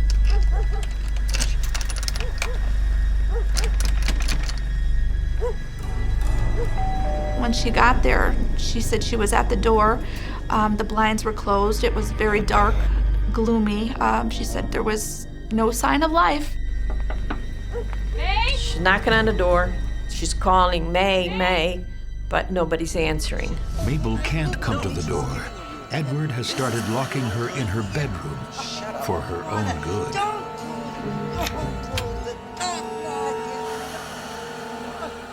Please let me come outside. Here, I'm here. Look down. May?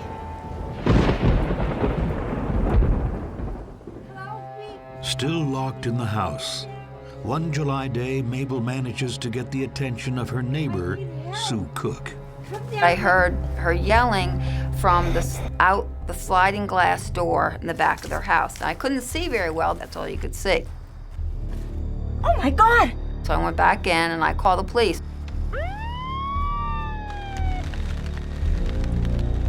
When the cops show up at the house, Mabel appears to be somewhat out of it. You have to look in the kitchen and you'll see all the marks and it's all there. She's, What? She's on several medications. When they talked to Edward Caldwell, he appeared calm and said that she was just having a sort of a deteriorating mental condition, was hallucinating, and he was just genuinely, concerned about her. But then, why do you pull out the telephone so that I can't? Did you pull out the telephone line? Hey man, she thinks there's bombs in the walls too. Ed told them that Mabel was suffering from sundowners syndrome, which is sort of my understanding, the early stages of Alzheimer's. Ma'am, we'll make sure to mention this in our report. Thank you. Once again, the cops believe Edward's story. Even so, the incident is reported to the Department of Children and Families, and soon after, a DCF agent checks in on Mabel. So, as far as everything is concerned, Ed is taking wonderful care of me. He's just being kind and helpful, and I completely content with my life. When DCF goes to talk to her, she does appear to be okay, but they are concerned that she is in need of some services, that she could use help with someone coming into her home, I think with like a Meals on Wheels type of assistance.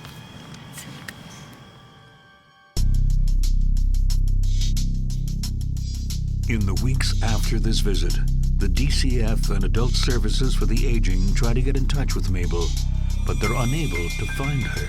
They either can't get a hold of Mabel, they get the Tattoo Avenue recording when they call her phone, or Ed answers and says that she's doing okay.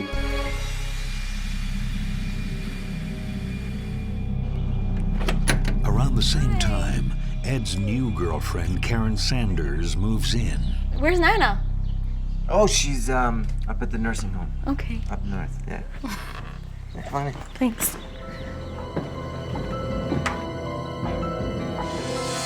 Finally, the DCF agent gets a call from Edward in response to their many messages. Yeah, hi, this is Edward. Yeah, I know you've been trying to contact me for a while now, and To his surprise, Edward claims that Mabel has moved to Maine and that he has no contact info for her. All right. A week later, Mabel's house goes up for sale. A month after that, Edward closes his tattoo parlor.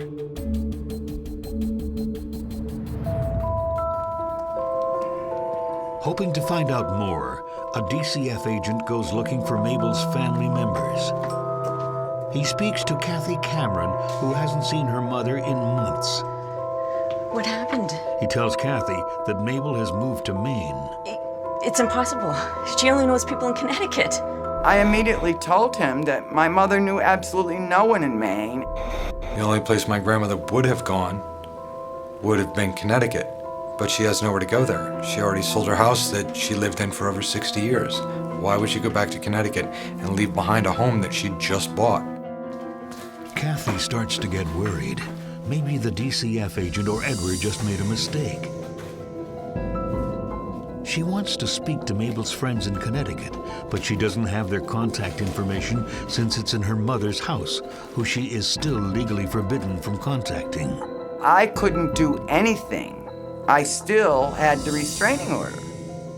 So I had to wait until I was released by the court.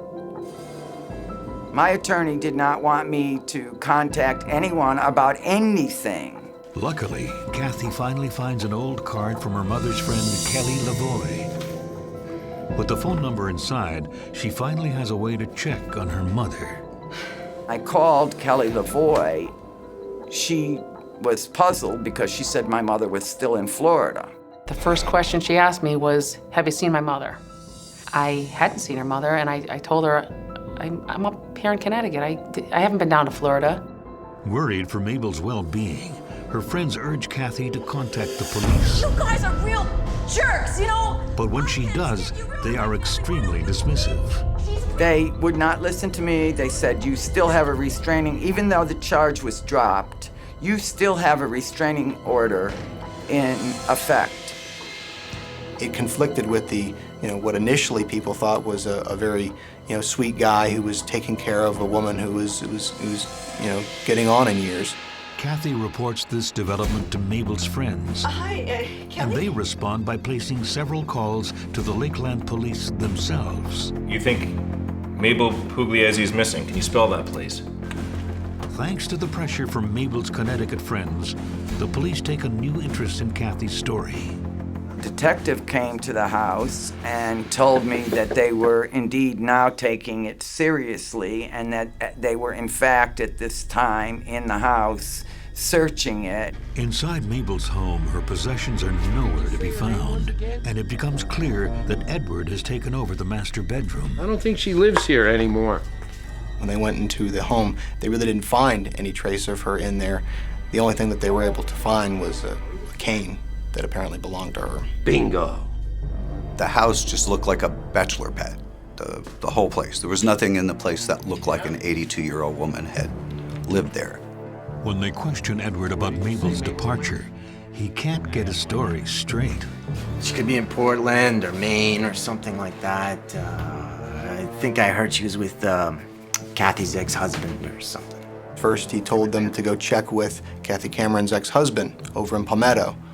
When they went to go talk to him, he said he didn't know where she was. They get like 4 or 5 stories right off the bat, and each time they follow up on that, they fail to find Mabel. While questioning Edward, the police find one of his comments particularly suspicious. Anyways, I got no reason to harm her. Why would you say that? Because I already got everything. But if Edward already has everything, what's happened to Mabel? If Mabel Puglisi had died through, innocent means or through natural causes, why didn't he just contact authorities and let them know that?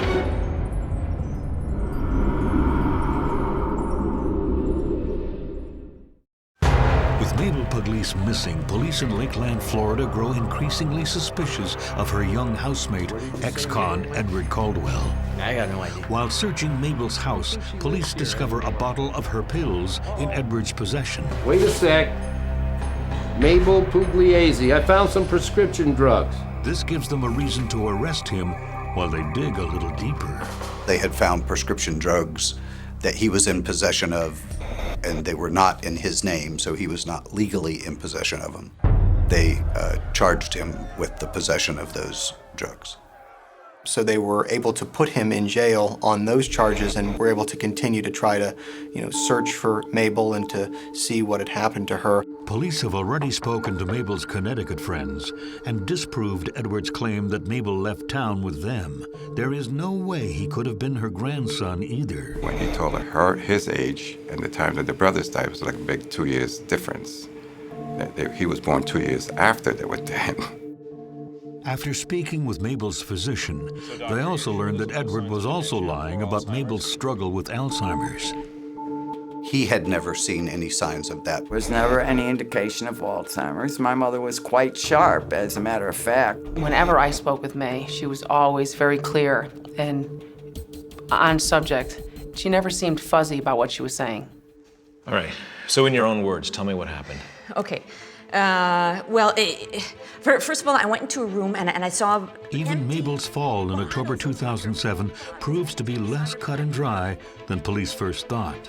So I confronted him, and I said, what are you doing plowing my mother with drinks? And then she got in the middle of this fight that we had because I was finally confronting the guy. And then he pushes me, for no reasons.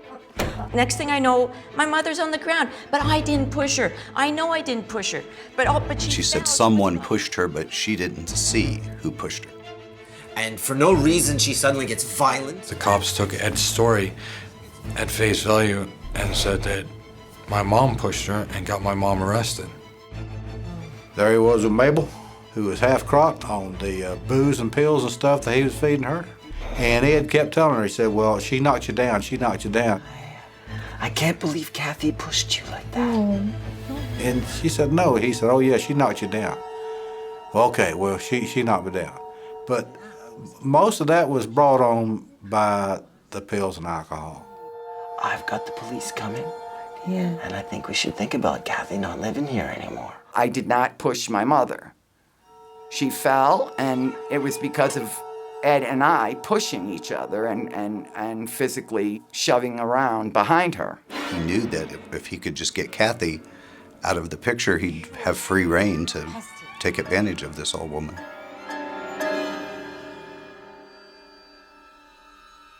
But there's still no sign of Mabel. If you look at it from the detective's point of view, if Mabel Puglisi had died through innocent means or through natural causes, why didn't he just contact authorities and let them know that? As the investigation continues, police speak to Edward's girlfriend about Mabel's whereabouts. Said Cowell sent her up to a nursing home. And when she questioned Caldwell, he said she had gone up north. He put her in a nursing home up north. Karen also recalls a suspicious remark Edward made one afternoon while driving just outside of Lakeland. He had pointed to or noticed a desolate area and seemed to be remote and secluded, and he said that would be a nice place to hide a body. Police search the area with cadaver dogs, but find no trace of Mabel. In Florida, there's lots of different places you can get rid of a person's body, and there are many different critters that can scatter a person's remains, including alligators. Police have hit a dead end. With no body, all the evidence they have is circumstantial. Then, 10 weeks after Edward's arrest, a lucky break. Seems that Edward Caldwell has been telling tales to his fellow inmates. I'll kill you like I killed that old lady. He said that he had disposed of her body in an orange grove and had done so because he'd hoped that the scent of the fruit would mask the decaying scent of her body. But despite these leads, there's still no sign of Mabel. Without a body and a cause of death, it would be very hard to show that there was a premeditated killing or a second-degree murder. There's no shortage of theories about how Mabel might have died. Maybe he had either gave her an overdose or he strangled her. Maybe she died in her sleep from, having her medications controlled. Maybe he did it himself. I think the most likely thing would be strangling or suffocation, since the whole house was searched and there wasn't any blood. This is a very rural place. There are orange groves all over the place. There are lakes and alligators and, there's just all kind of things like that if you did it right, you could get rid of a body and nobody ever find it. And when you do, you're gonna land hard. Look, I know where Mabel Pugles is, but you're gonna have to earn your little detective money to find out. Since the body is still missing, the prosecution doesn't charge Edward with murder. Instead, prosecutor John Aguero charges him with negligent manslaughter. There were a series of other charges, including theft and uttering a forgery. At that point, he told us that he would not take a plea deal unless Ed told them where May's body was. The day before the trial is scheduled to begin, Edward's lawyer makes a proposal. His lawyer came to me and said that he wanted to plead. And then the day that we were all flying down for the trial, we got a phone call from his office that Ed had gotten a plea deal. And my thought at the time was, okay, we're getting May back. And we never got May back. And that was pretty tough. Whenever we as prosecutors are faced with a case in which the proof is difficult and there's some offer by the defense, then you have to seriously consider it.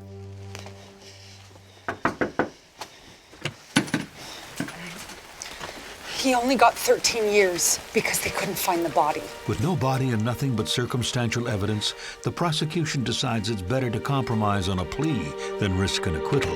Edward Caldwell accepted a plea deal with the state attorney's office in exchange for pleading no contest to aggravated manslaughter, neglect of an elderly person, exploitation of an elderly person, and 3 counts each of theft, forgery, and uttering a forgery. While all of this is unfolding, Mabel's house goes into foreclosure. I could not do anything about the foreclosure of the house because Edward Lee Caldwell's name was still on the house when mine was not. For Mabel's friends and family, nothing will ever be the same. Kathy's life totally was destroyed, from losing her money, jewelry, trust fund, mother. It was destroyed. She lost everything. I'm appalled at the fact that he has never had to admit when he pled guilty to manslaughter that he did, in fact, slaughter my mother, and that he refuses to this date to even allow me to bury her remains. I want to be able to bring flowers to her grave. I want to be able to visit her on Halloween like she loved. I want to be able to go talk to her. And I don't have anything. I still miss Mabel. And that's about it. I just miss her.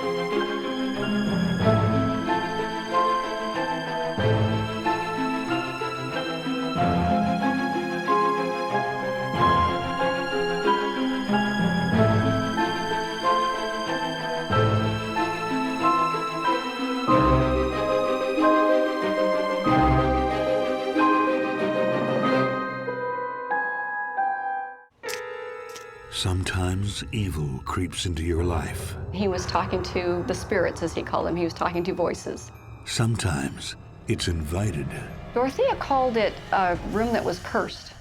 Disappearances were quite common. And when tenants go missing one by one, sometimes it's death knocking at the door. The cute little Victorian house became nothing more than a house of horrors.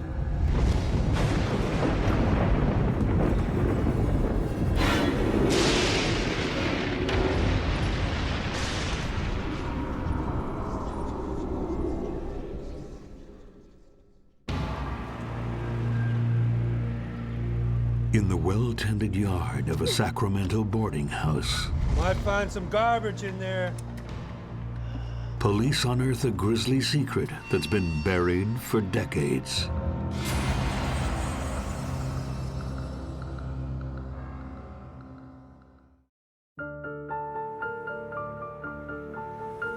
Sacramento might be the state capital of California, but by the mid-'80s, some of the mansions and their residents have seen better days, with one exception. Dorothea Puente's boarding house shines like a beacon of hope for the city's down and out. Oh, good morning, Joan. Oh, thank you, dear. Dorothea cut a very matronly, motherly figure. She was fairly well known within the system as having a nice home, lots of rooms for people, in a nice location, and everything was as neat as a pin. The house was always painted nicely. It looked really good. It had that gingerbread feel, and it was perfect for a boarding house. It was actually pretty deluxe. So in 1988, when a city outreach worker is searching for housing for a new client, Dorothea's boarding house is one of her first choices. So, I understand you have room for another boarder. Yes, in fact, I do, yes. That boarder is Bert Mononttoya. When he's found on the streets, he's in deep conversation. He was talking to the spirits, as he called them. He was talking to voices. Aside from his spirits, Bert is utterly alone in the world. The 50-year-old Costa Rican has no family and spends his nights at a shelter for drunks known as Detox. Detox is a corrugated metal structure. It's just a warehouse, basically, with a concrete floor and vinyl mats on the floor, lined up on the floor. And it's first come, first serve. So with people that have nowhere else to go, and the police would bring inebriates there, and instead of putting them in jail, just bring them to Detox. Kind of last ditch before you end up on the street. If Bert were to end up on the street, he'd be in trouble. He suffers from schizophrenia. When you took the Mellaril that the doctor gave you, did the voice go away? The voices that talked to you, did they go away that time with the medicine? No, they ain't no way. They didn't go away. The social worker, she was right there with him and immediately recognized what his problem was and kind of took him under her wing. And so she kind of made it her mission to help him because he was sleeping in this warehouse with 60 other men on a mat on the floor. Somewhere along the way, Bert loses his Social Security number. He can't collect benefit checks, so there's nowhere else he can afford to go. And so she set out to get him an ID so that he could get some benefits so that he could sleep somewhere in a real bed. He had a mind of his own. He needed a lot of care, not physical care, but watching and taken care of. Well, if we could find a good boarding house for you, would you prefer to go there? Okay, we'll try and do that. The outraged worker had found him the perfect spot. When they had discovered this house, how ideal it seemed. I'm sure he's going to be able to fit in beautifully, yeah. I think she had 3 or 4 different places, and with Dorothea, it immediately clicked. He also speaks English, but he has a Spanish background. Okay, all right. Well, I have some Spanish blood in me, too. You do? Well, Puente, of course, being my last name. Yes, I go back. Yes, I do, right.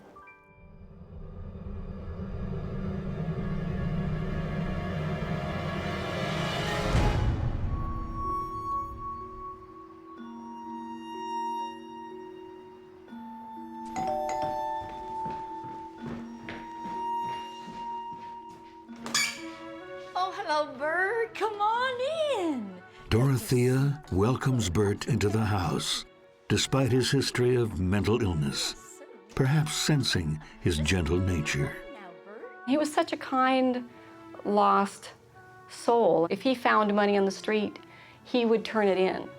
Once he found $200 at Detox, and he handed it into the office. If someone liked his shirt, he'd take his shirt off and give it to them. I mean, he was just a very generous, uncalculating person. Bert was not a drinking man. A lot of the people in the home were. Most of them on some sort of prescription drug that was somewhat impairing. Oh, John, this is Bert. John Macaulay and Dorothea were quite close. In a sense, he was kind of her right-hand person during that period of time. People called him the major domo. John Macaulay was really a character. He was kind of a larger-than-life, bombastic, smart-mouthed guy who was also quite a drunk. Ben, this is Bert. Bert, this is Ben. He lives here, too. Ben Fink was Jewish.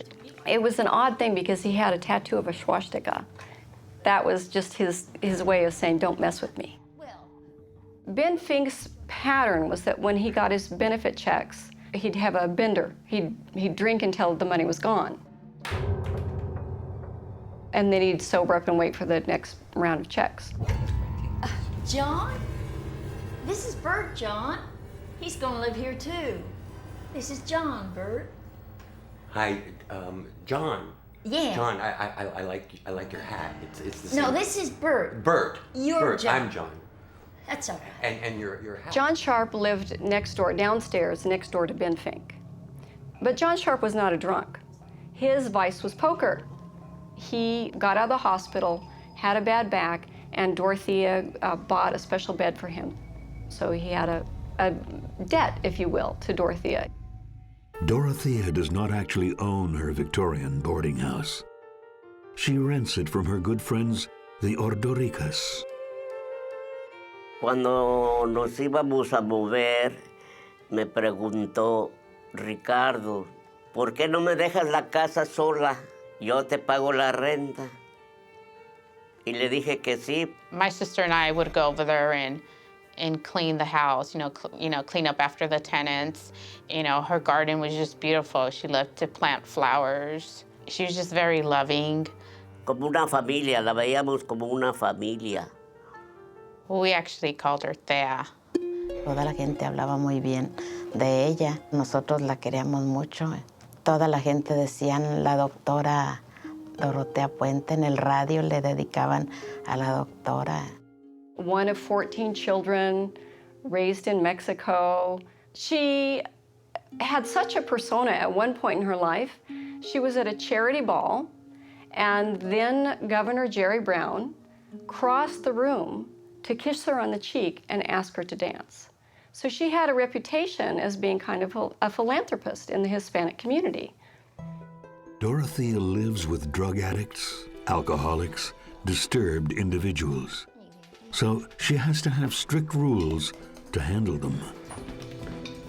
Ben, you're too late. Ben, you are acquainted with the rules. You are too late. No coffee. No. Dorothea did run a really tight ship. If someone missed a meal, they were out of luck until the next meal. Lord, for your benefit. She was a tough old bird. She could handle these people pretty well. She was known to get up very early and work in the garden first. Then she had breakfast on the table, I believe, at 5:30. So if you wanted to eat, you had to get up and have breakfast.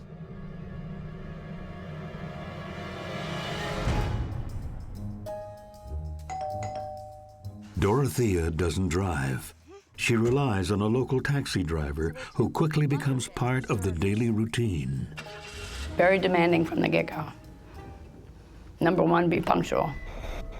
Number two, do what I tell you. And we'll get along just great. She was generous almost to a fault, you know, especially a woman to woman. I mean, she'd tip very nicely and make sure there was enough time on the meter, you know, to make it worthwhile. She would go to Lumberjack and buy gardening supplies, to get drugs at the pharmacy. On Sundays, go to church. She had this very set routine. Dorothea is always on the lookout for the city's down and out. Hello there. She encourages them to move into her F Street house. So there's the address, just in case you're interested. She'd come and sit next to someone and ask them about their benefit checks and their disability, and she was very sympathetic about their heart problems, and say, well, you know, you could probably get more money if you did this and this, and she was conversant about how to work the system. And then she would invite them to come and move into her boarding house or see how she could help them in some way. I'm sure you like it. Come and see it. She referred to them as throwaway people. She said everybody else has abandoned them, and I've taken them in. And I thought it was a charitable situation that she had created for people that had nowhere else to go. Dorothea had a great reputation in Sacramento. Era una mujer muy inteligente, muy conocida de toda la sociedad de Sacramento, el sheriff de la policía, y el obispo, el gobernador, legisladores. Active in local political circles. Always seemed to have a pile of money. But life at Dorothea Puente's boarding house is not as harmonious as it seems. All I kept hearing about was how messy they were, and she couldn't tolerate uncleanliness. And with Bert's arrival on the scene, things get worse. She was fuming. I mean, that damn son of a, you have no idea what he did.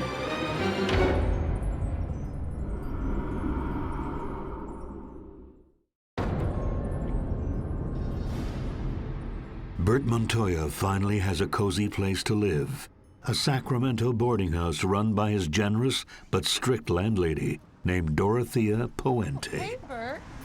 Well, you're looking well today. Yes, he does, doesn't he? Oh, he's my honey bear. Oh. I grabbed your mail. Okay. Bert thrives in his new environment. Dorothea did things for Bert that she didn't do for other people. She cleaned him up.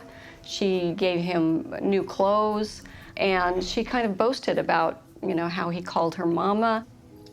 Everyone was amazed at how well he was doing. What a unique place for Bert to be, because Dorothea seemed so kindly, so understanding, so full of empathy, and was the kind of person they thought would be able to handle Bert in a nice way. He was almost kind of a showpiece for her, to show how compassionate she could be and how she could really turn someone around. He kind of saw her off, and he greeted her when she came home. He just absolutely adored her, and I'm telling you, she took good care of him. But not everyone is happy about Bert being there. The other tenants grow jealous. They pay $375 a month for a single room and 2 hot meals. Bert enjoys that and more on credit alone. For Bert, she actually set up a tab at Joe's Corner Bar, but she didn't do that for anyone else. Chin chin. Dio la orden que en el Joe's Corner, en el bar, le dieran 3 cervezas nomás, y que después ella los pagaba. Así él venía diario, tomaba medicina, venía y... Sí. como que tenía crédito, pues.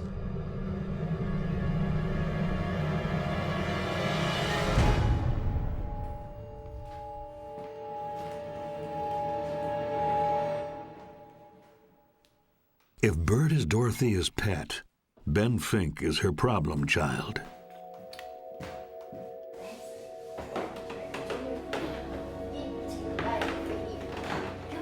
Ben Fink was kind of a notorious drunk. He was someone who had been checked into hospitals with alcohol levels that were beyond mortality. I mean, they were death-defying alcoholic levels in his blood. And Ben Fink can sometimes make a lot of noise. John Sharp heard this thump, thump, thump down the stairs. And he couldn't identify it. He thought it was creepy.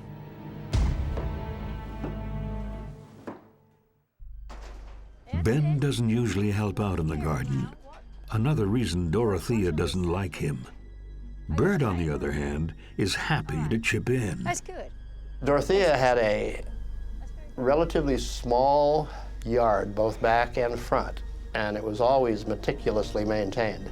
But the owners of the house are not always pleased with her so-called improvements. Oh, hi there. How are you? Una vez que fui a la casa, encontré un patio de cemento. Yo tenía muchos rosales, me gustan mucho los rosales. Cuando nos movimos yo dejé todas mis plantas ahí y cuando fui que vi que estaba ya diferente, le dije, Tea, ¿qué pasó? ¿Quitó los rosales? Dice, sí, no me gustan los rosales. Le decía yo a mi esposo que por qué le daba tanta autoridad a que le estábamos rentando.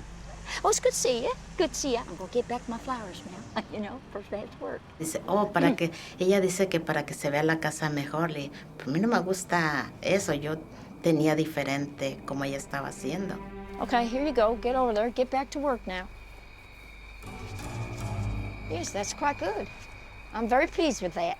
I mean, she was always busy with her yard. It seemed like every 5 or 6 months, she's going to Lumberjack for the same items over and over again. But it soon becomes evident that Ben Fink isn't just neglecting to help. He's gone. Nobody's surprised he only lasted 3 months under Dorothea's strict rules. A lot of these people were somewhat mentally impaired, so there was a reason, ostensibly, for them just packing up, or not even packing up, but just hitting the road. So disappearances were quite common. If it didn't work out, she might kick them out after 2 weeks. She was mercurial in that way. So mercurial, in fact, that later that summer, 6 months after Bert moves in, he falls out of his mama's favor. He became so drunk on one afternoon that 3 other men from the house had to come and bring him back and practically carry him back. They described him as blowing bubbles. So I'm wondering if maybe he had something else in his system at that point. It's not clear whether Bert's drunk, high, or had a seizure, but it infuriates Dorothea. She does not tolerate this kind of behavior, not with Ben Fink, and not with Bert Mononttoya. She got in my cab, and she told me, that damn son of a you have no idea what he did. She was fuming. I mean, if smoke could come out her ears, it would have. And I thought, wow. She was very, very protective of Bert. That's when I knew something was wrong. It's enough to drive Bert out of the F Street house that August and back to detox. And he showed up there one day, and he was crying. And he was telling him, I don't want to go back. I don't want to go back. But Bert's departure doesn't expel the boarding house's demons. Dorothea called it a room that was cursed. She died in Dorothea Puente's house. The cause of death was suicide.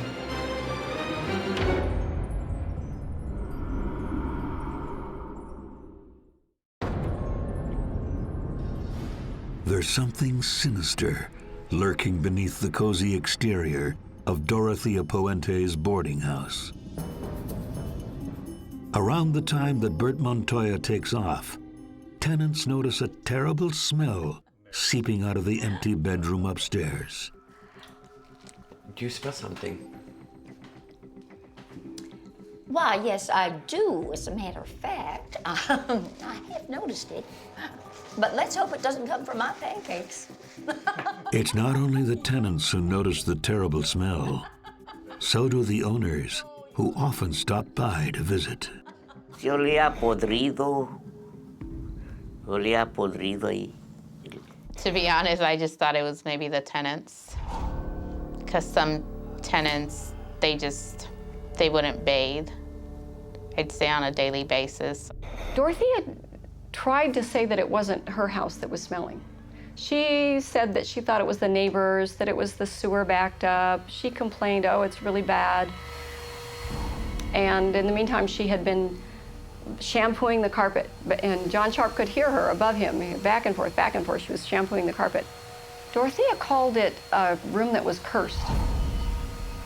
In fact, a few years before, one of her tenants died in that very room. Well, Ruth Monroe lived with Dorothea Puente many years before this all occurred. She died in Dorothea Puente's house. The cause of death was suicide. The next-door neighbor was really angry about this smell. He said that they'd turn on the air conditioner and it would suck the smell inside, and they had to go outside to get away from it. The Department of Health was summoned. They came and did a tour of the house, had her sign something that there was nothing wrong. After just a few nights in detox, Bert's brought back to the F Street house. Bert, make yourself useful. Take that carpet in the back. They felt that he'd gotten a nice place to stay, someone to take care of him, someone to watch over him. Bert asked him to drop him off a couple of blocks away from the house so that Dorothea wouldn't know that he had left, so she wouldn't be mad. But she is mad. Her favorite expression was, when they cross me, they don't cross me a second time. She was a very edgy, very angry person. Bert avoids Dorothea. He would go to Joe's Corner Bar. He had been drinking quite a bit. Oh, I am such a lucky woman to have my two Johnnies with me. You're a gem, Dorothea. Good morning. Oh, good morning, John. Oh, thank you, dear. That's very nice of you. Aren't we going to wait for Bert? Red Hat Bert. Oh, Bert's not with us anymore. He has decided to go and join his family in Mexico. About 2 months after Bert's detox visit, his outreach worker tries to get in touch with him. She had gone over to the boarding house and contacted Dorothea, and Dorothea had told her that Bert left with relatives. Dorothea, with Bert, had this elaborate story that she'd taken him to Mexico, and her family liked him so much that they kept him down there. And Dorothea said, oh, don't worry, he calls me every week. And so she said, well, when's he going to be back? And she started pushing, well, when am I going to see him? Well, I think she knew Bert. I think she had been with him long enough as his social worker that she knew that he wouldn't have just picked up and left like that. So she contacted police. Detective John Cabrera is given the job of investigating Bert's disappearance. Miss Fuente. Yes. Detective John Cabrera. We spoke on the phone a little bit earlier. That's right, we did. Yes. How'd you do? I'm doing very good, and yourself? I'm fine. Hello. The detectives came over to Dorothea's house with kind of an apologetic air. They didn't have a warrant. Is there a place we could go and talk? Oh, certainly. Yes? Certainly. Would you like to come through to my dining room? Oh, thank you. Everything that I needed to do, I needed her permission, which required us to get her permission to search, and it required us to get her permission to even enter into her residence, in which she did invite us in. She was very receptive to us being there. She realized what we were there for, you know, about Bert. It's a very nice house you've got here. Do you mind if I just take a quick look around. Not at all. You go right ahead. Thank you. Okay. I'll be with you guys in a second. She was very polite. She was as calm and cool as a cucumber.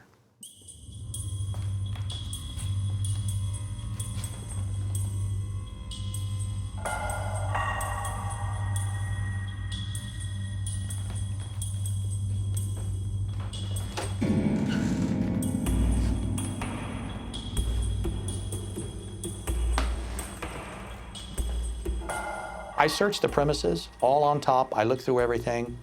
I didn't find anything. Of course, I was looking for Bert, and Bert was a man of 6 feet tall, 250 pounds. In the bedroom, I came across a pill vial, and it had a name on it, and it wasn't Dorothea Puente. So I searched through everything, and after I finished searching, a brief search, I came out and I thanked her for letting me search.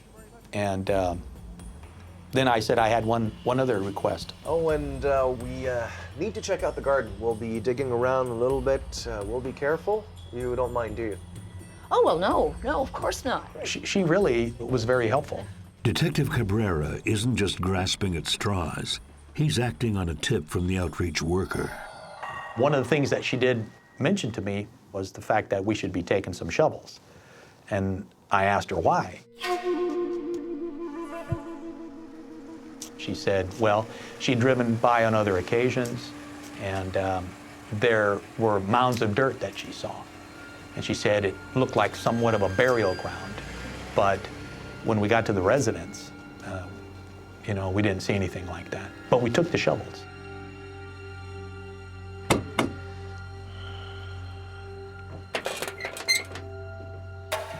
A gentleman? Detective? Yes. Oh, I was just thinking that I could call some friends and, you know, they could come and help with the digging, and you could come back tomorrow. No. Don't worry about it. We'll just be digging. Here is a person who wants to bring people over to do our digging, you know, to save us time. I just simply said, if she didn't mind, then I would like to just go ahead and do the digging ourselves. And we started digging 3 holes. Might find some garbage in there. What? Garbage. Junk, man. Sure luck.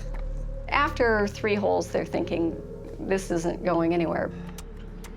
We kept coming across eggshells and pieces of food and what appeared to be garbage, you know, discarded garbage. I was pulling out of the ground these small pieces of what appeared to be leather, and they were opaque in color. And I actually made a pile next to the hole. As I dig down, I hit this what I believe to be a tree root. So I take the shovel, and I mean, I'm just banging on this thing because I want to dislodge it so we can dig deeper. And I start pulling on what I believe to be a tree root. And as I'm pulling and pulling and pulling on this, it breaks loose. And I'm holding in my hands what appears to be a human leg bone. And I mean, it was just kind of utterly shocking. There was no doubt that it was human. It was human remains.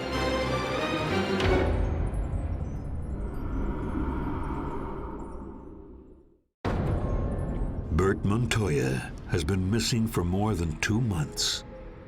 Police are digging up his landlady Dorothea Puente's backyard, and they've made a gruesome discovery. Well, then it all made sense. What I'd been pulling out of somebody's clothes, and there was a good possibility that the opaque leather-looking material was actually human flesh.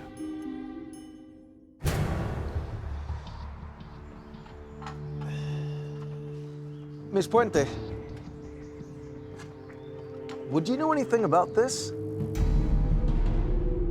She was in shock that I found this. And I asked her about it, and she had no clue, no information, how that ever was there. What was obvious to me is that this wasn't Bert. You know, Bert was only gone for 3 months. And obviously, these were bones of someone that had been here, you know, for some time. I mean, I'd been in homicide since 1980, and I was aware that, you know, people would find bones, you know, in these backyards dating back to the early 1900s, 1920s. It wouldn't be out of the ordinary, given the date of how old this neighborhood was, that going back many, many years, that when people passed away and didn't have the money to take them to a cemetery or something, they could bury them in the yard. I wanted to continue on and wanted to continue digging, but obviously we had to stop at that time and notify the coroner. The next day, police return to the scene, and so does half the town. The news has gotten out that within a mile of the state capitol, a body has been discovered in a little old lady's garden. The crowd grew bigger, and the news got out. And then we saw trucks with satellite dishes. And the crowds became so big, we had to actually cordon off and close the entire street in front of the residents. There were vendors showing up, hot dog vendors, ice cream vendors. We even had t-shirt vendors, people that were already making t-shirts.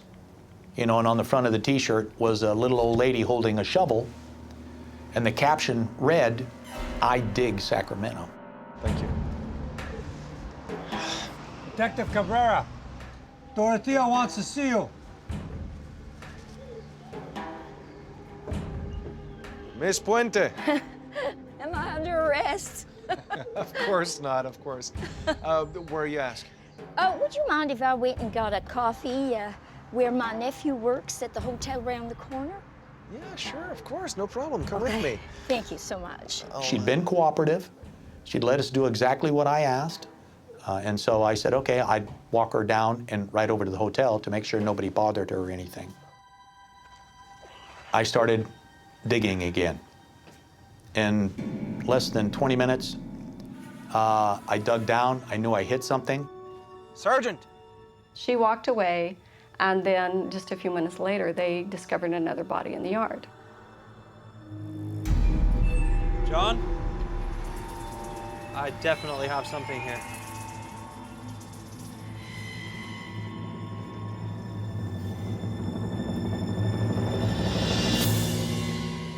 My lieutenant came running over, and the first thing he asked me was, where was Dorothea? You know, I just thought, oh no. She waltzed away from the scene, the crime scene, wearing her red coat and her purple pumps under her pink umbrella. I mean, she was the antithesis of understatement. I just had this very empty feeling in the back of my neck. The joke was on me. She called a taxi.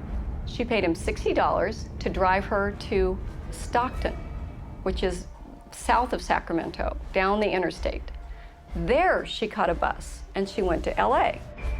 All along, her plan was to flee. In quick succession, the cops find 3 more bodies. It was like every time we'd take something down, like the wooden patio or the shed, we were finding bodies. By this time, Dorothea Puente is long gone.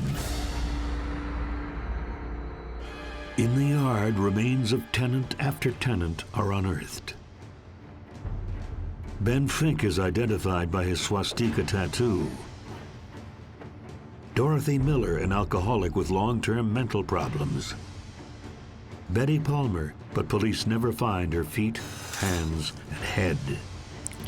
I searched everywhere, every possible, even under the house. I crawled under the house and looked in the crawl space area. To this day, we haven't found them, and we have no idea where they could be or what even happened to them. Aside from the headless Betty Palmer, police also discover the bodies of Vera Martin, James Gallup, and Leona Carpenter.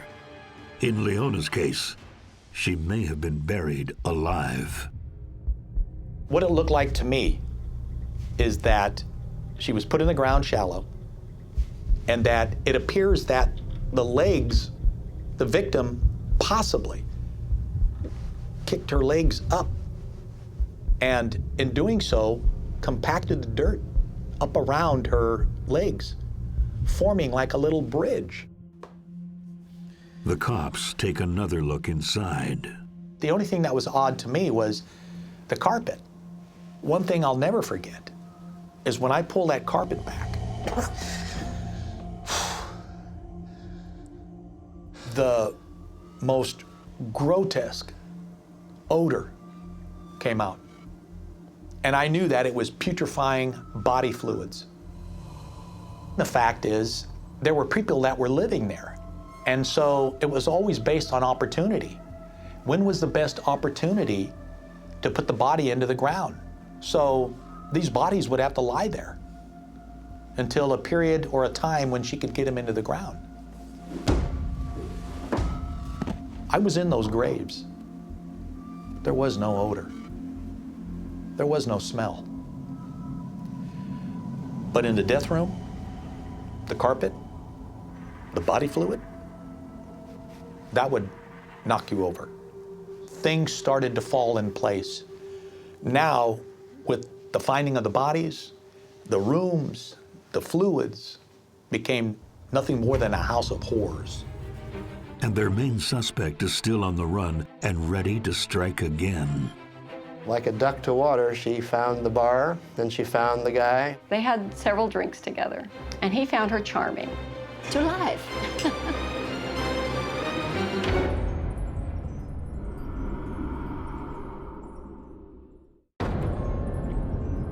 Police have discovered the bodies of 7 people at Dorothea Puente's boarding house. But Dorothea herself has disappeared. The investigation into this real-life Hotel California reveals decades of deceit. As far as Bert is concerned, I have a little bit of Spanish blood. You do? Oh, well, Puente. Exactly. Dorothea Puente is born Dorothea Helen Gray in Redlands, California. Dorothea was not Hispanic at all, but she was able to present whatever persona she wanted to. She was really only 59, but she pretended she was older. She told people she was 70, and with her white hair and without her teeth, she could look 70. Dorothea was such a chameleon. A chameleon who serves her first jail term in the 1940s for forgery, and in 1978 is again convicted for forging stolen checks. Then in 1982, a woman named Ruth Monroe dies after moving into Dorothea's boarding house. At the time, it was deemed a suicide. Now, the authorities allege it's Dorothea's first murder. This was an older woman. There's no reason to believe it's a murder. So they take her body to the morgue. The autopsy was done. It wasn't a heart attack. So then you have 2 choices. It's either suicide or murder. But there's no crime scene. And I think that Dorothea learned that you can get away with murder if there's no crime scene, if there's no link to you actually murdering that person.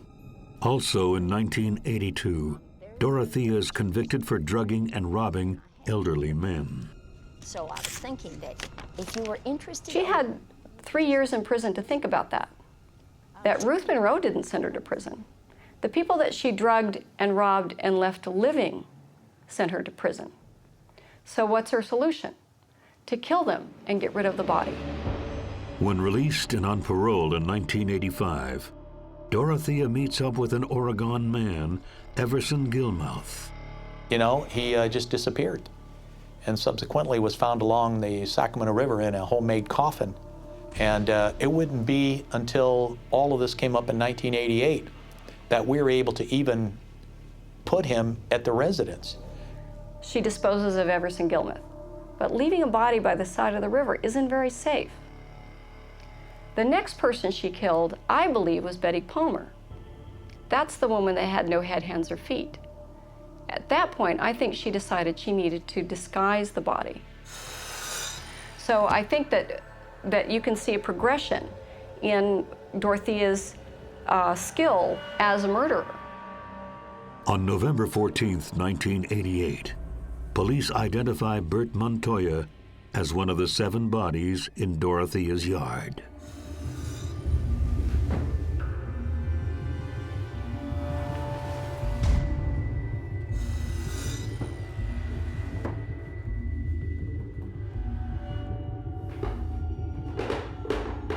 something happened that caused him to become unraveled and upset and flee the premises, wanting to stay at the shelter where he previously came from.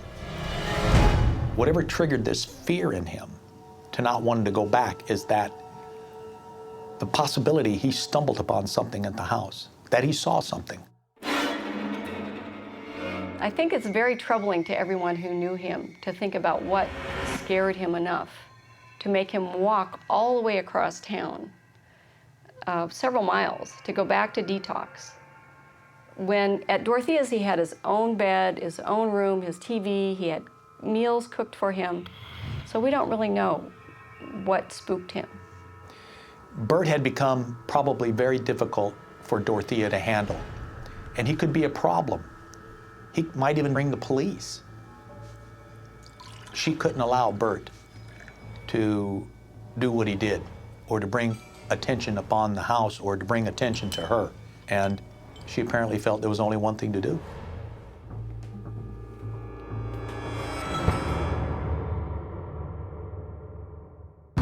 As the cops continue to dig up her past, Dorothea herself is on the run, but old habits die hard. Like a duck to water, she found the bar, then she found the guy.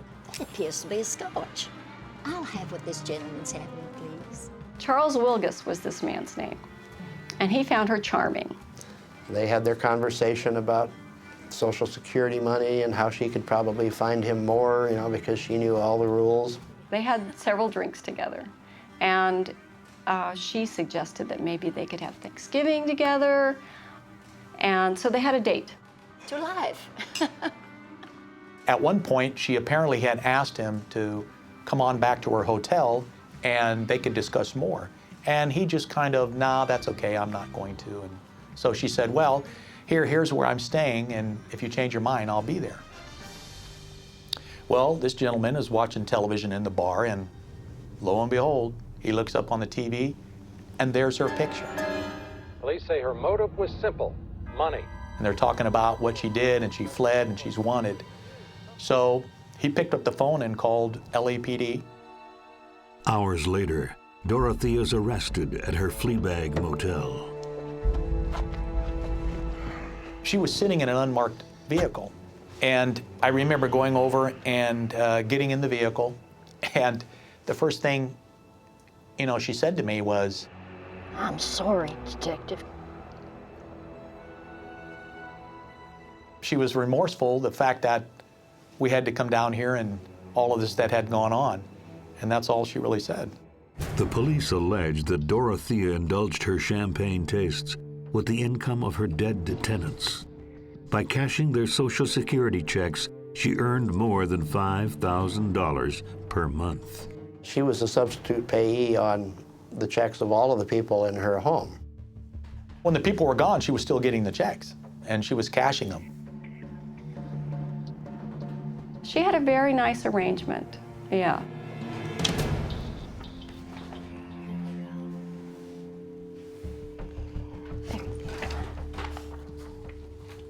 One of the people that we did interview was the postal person that delivered the mail. And she told me that when she delivered the mail at the end of the month, Dorothea was always out there waiting. The only one that she was to give the mail to was Dorothea. And there's a reason Dorothea gave generously to charity. My goodness, when do you find time for yourself? Because I understand you volunteer at the local community Yes, center. I do. Yes, We received phone calls from these charitable organizations that said that they were given bags of clothing from Dorothea. Well, what a great way to get rid of evidence. She collected a lot of money, and she became very proficient, but she also, I think, began to get a little overconfident in her ability. Between 1985 and 1988, Dorothea's parole agents visit the house more than a dozen times, but they suspect nothing. It's ludicrous that she was able to operate this house with no license and on federal parole. The parole agents were the ones that really should have known. They're overworked. I know that, but still, she, got away with murder for a long time. At first, police believe Dorothea must have had a willing accomplice. Dorothea, I know if we dig, we're going to find more. I know that. I know that. Well, I didn't put them there. I couldn't drag a body any place. I believe that. But I believe there's somebody else involved here. You know, when you're talking about Bert, he weighed about 250 pounds. Well, how does a person that's 5'3", 5'4", 135 pounds, carrying somebody like that? One of the boarding house residents, John McCauley, is arrested, but not formally charged. I think he was in custody maybe for a matter of hours. There was no doubt in my mind. He had some idea of where she was going or what her plan was. But he wouldn't give up anything. So he was released in the days to follow. What's clear is Dorothea had many unwitting accomplices, people whose trust she abused. She had people in the house dig the holes. What did they know? All of her criminal enterprises were done in pieces. And if she needed assistance, she would have someone help her with just one piece of that. She wouldn't be so overt or so crude as to say, help me kill this person or help me dispose of this body. She would give you a task and ask you to help with that task. So you had also plausible deniability. And Dorothea Puente fooled everyone. Thank you. Thank you, Dorothea. Everybody had a piece of the puzzle, but no one wanted to put it together because Dorothea had that kind persona. Hizo muchas cosas buenas a la comunidad, económicamente, con comida, con tenerlas en su casa y dando dinero para obras de caridad. She did things like that to concrete her in as this good person in the community that would rise above any suspicion. Not everybody that ever lived in Dorothea Puente's house died. I mean, it wasn't like that. So she did have a good reputation. I think that if Dorothea had been bad-smelling, bearded, and tattooed, they would have been more stringent about her parole. But since she had this sweet little old lady con, and she played that persona so well, she just slid right by them.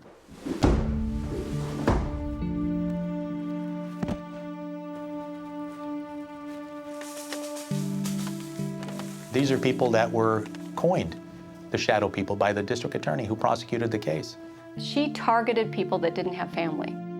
And that was one of the reasons that Dorothea was able to exploit them, because she knew if she were to plant one of them, no one's going to come around looking for them. She made a mistake with Bert. She thought that she could get away with getting rid of Bert. She didn't realize that those people were going to come back and check up on him. And then when he went missing, to check up on him again and again and again. And if it hadn't been for Bert, Dorothea would have been able to continue. In February 1993, Dorothea Puente is tried on 9 counts of murder. She told us that she didn't kill anybody. Our explanation is that each of those people that came to her home had pre-existing medical conditions that could have caused a natural death. But toxicology tests reveal there are traces of a prescription-strength sleeping pill in all the remains. Not lethal doses, but more than coincidence. Remember that she had a history of drugging and robbing people. She went to 2 different pharmacies using at least two different IDs, picking up prescriptions for herself and for her tenants, living and dead. So it's a pretty good bet that Dorothea was making them cocktails of different medications. In December 1993, Dorothea is found guilty on 3 counts of murder. Now, why 3 and not 9? I think that they could never point to any cause of death, but I think the majority of the jurors weighed in with the others and said, hey, there's 9 bodies here, okay? They just didn't fall out of the sky. And I think the strongest evidence the prosecution had was the fact that there were 7 people buried in her yard. Dorothea is sentenced to life in Chowchilla State Prison, where she dies in 2011. The Ordoricos will always remember her. I'm glad, I was able to visit her, and, her last days I was there. She was a grandmother that I never had. Bert Mononttoya finally gets a proper burial. Little Bert, that was the one that broke my heart, because she was mama to him. She treated him like her child. He was a sweetheart.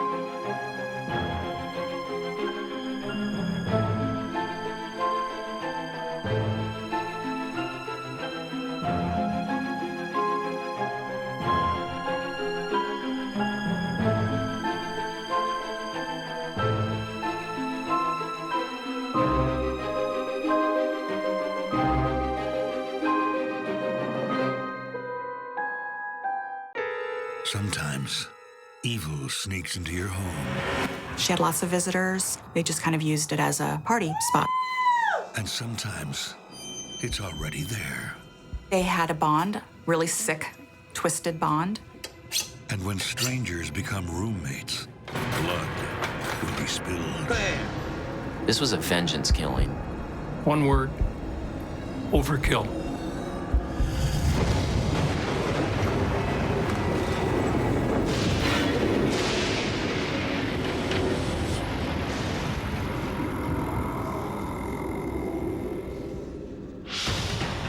On April 6th, 2010, Drew Pyatt arrives home to a horrific sight. His house is on fire. He rushes to the closest convenience store to call 911. Stockton Fire responds, and they gain entry to the house, and as they're extinguishing the fire, they realize that there's a dead body there. But whose body is it? Investigators don't know if this is a terrible accident or a brutal murder. It's nothing that anyone living in this seemingly happy house would ever have seen coming. Only 3 months earlier, the house is a quiet shelter for 51-year-old Drew Pyatt. Drew is kind of a blue-collar, hardworking guy, mows lawns for a living, doing landscaping. He rents the house from his mother. His mom is involved in real estate, well-to-do family. Drew and his mom invite 25-year-old Valerie Nessler to live there rent-free because she's a friend of the family. Drew was just trying to be nice. He had the room and knew she didn't have the money to pay for the room, so he let her stay at the house. Valerie was a patient of Drew's father. He was a doctor here in Stockton, and Drew became friends with her. Valerie's a handful. Like, she really is. She has a heart of gold. Very loving, very kind. She's just one of a kind. Drew may have welcomed Valerie, but his mom doesn't want anyone else living there.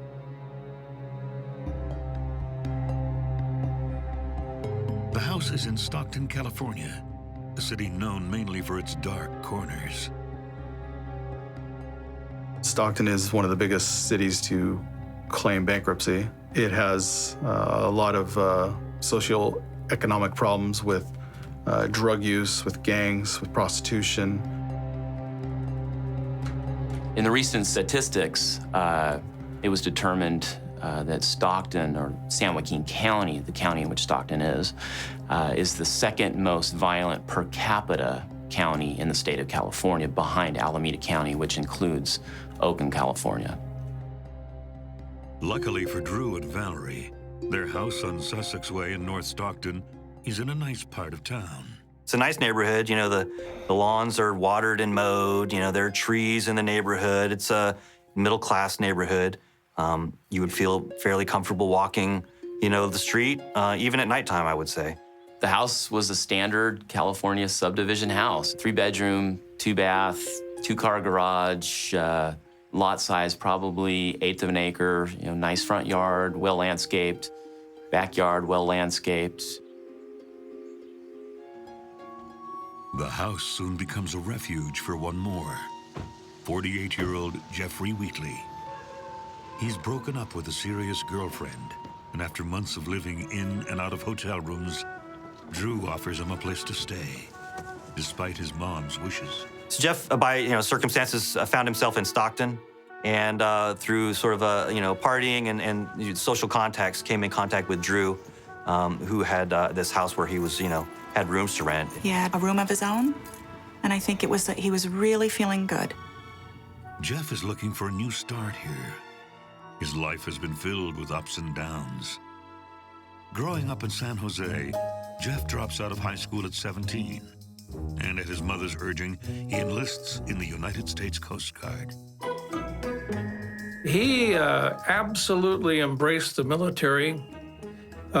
He was able to go forward and get his GED, his general education diploma. He just blossomed. He loved being able to call us and say, I'm in Kodiak, Alaska, or I'm in Astoria, Oregon, or, I'm in Juneau. He loved that. And I just think he really found a brotherhood there. Things go well for Jeff, until a series of accidents changes things. It all starts the day he has a serious fall on deck. He had a very severe knee injury. The Coast Guard sent him to Seattle. They did the first of his knee surgeries there. He went back to the Coast Guard and was in a helicopter incident, and it re-injured his knee, which was already in bad shape. So he had to leave the Coast Guard. He's honorably discharged, but doesn't know what to do with his life. He tries working in restaurants and then driving trucks for a living. Then he goes back to school in Jasper, Georgia, to become a nurse. Jeff was really smart. He's graduated at the top of his class. But he doesn't stay a nurse long. Well, first of all, in the Deep South, if you're not a woman and you're a nurse, then there's a real question of your sexuality. And that certainly wasn't part of Jeff's psyche. It bothered him no end, and he didn't stay with it. Jeff's larger-than-life appearance earns him the nickname Half-Ton. He was 6'4", 6'5", big man. But he had this aura about him, and when he spoke, I knew he was the not-so-tough guy.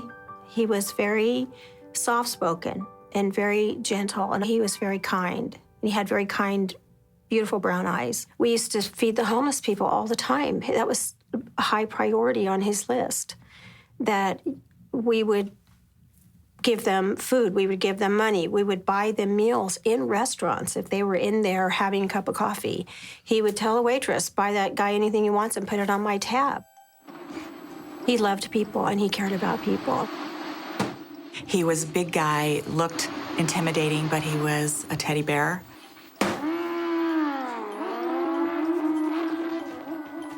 Jeff! I need your help! Yeah, coming. When he moves in with Drew in January 2010, all goes well with the three roommates. Try not to get any on the skin. Jeff and Valerie especially hit it off. Drew, you're home! Look, Halftime's giving me a pedicure. You're running a beauty parlor, Jeff? Gotta start somewhere. Jeff liked her, and he gave her a pedicure. That tickles. Oh, no.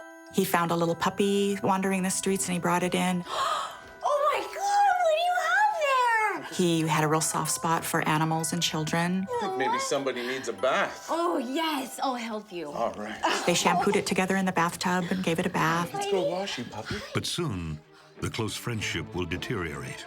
Valerie is hiding secrets. When she lost him, she just lost everything. And so is Jeff. Bam! Valerie heard Jeffrey brag about doing a murder.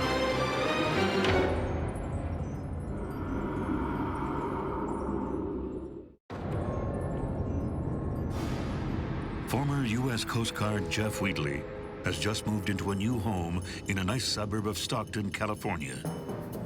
Along with the room come two housemates, his landlord, Drew Pyatt, and a young woman named Valerie Nessler.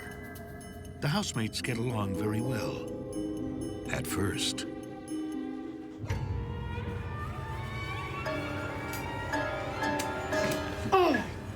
So jumpy. You scared me. Didn't mean to. There's 3 roommates and living in a house and have a good time, and they would party, and all accounts are that everything got along, very, very well. How about a piece of that lovely cake? Of course. Maybe even too well. Jeff likes Valerie a lot. Oh, that woman would make any man fall for her so hard. Would you like a glass of milk with that? Yeah, I'd love one. And so does Drew, even though he has a girlfriend. Perhaps part of Valerie's charm is that she hasn't had the easiest life. Guys want to help a damsel in distress, and perhaps they wanted to help her in that regard. She's originally from a rougher neighborhood. Valerie grew up in the east side of Stockton, where everybody knows everybody. East side is an unincorporated area of San Joaquin County. It abuts the city of Stockton. It's on the other side of the San Joaquin. There's a big wash there. It's kind of always been its own little entity. I met Valerie in 3rd grade. She was my very first friend. Pretty much the only person that talked to me in class. And we've been friends ever since. We were like Bonnie and Clyde, Thelma and Louise. She was my everything. When I couldn't hold up my own chin, she held it up for me. She's always the one if I need somebody to talk to. I can go straight to her. And her life's even tougher than the neighborhood she grew up in. Dad? Oh my God. Dad! Oh my God! No! Dad! She was living with her father when he committed suicide. He was her whole world. She was a daddy's girl. And when she lost him, she just lost everything. She was alone for a while. I think she bounced back and forth with other family members because her mother was unable to care for her. Despite the tragedy, Valerie always had big plans. Valerie always wanted to be a judge. Worked at the courthouse, pushing paper. But only a year after her father's death, another tragedy derails her ambition. She got pregnant with Chloe, kind of brought back the light in her eyes. And when her daughter passed away of SIDS, Valerie just was gone. Maybe we should put Chloe back. No, no, no, it's my baby. She was just there, My baby. not really even existing. There's so many times I would have to hold her on the ground while she was screaming that she just wanted to die. She needs me. And they told her she'd never have kids again. So she lost her one and only. It doesn't take long before it's obvious Jeff, Valerie, and Drew are 3 very different people. Drew kept the house really nice. Everything was pretty orderly. Jeff's room was immaculate. I think it was his Coast Guard background. He was kind of a neat freak, kept his room very tidy. Come on, Val. From what I understand, Valerie was pretty much the opposite. Valerie's room was a disaster. Dirty clothes everywhere, an absolute pigsty.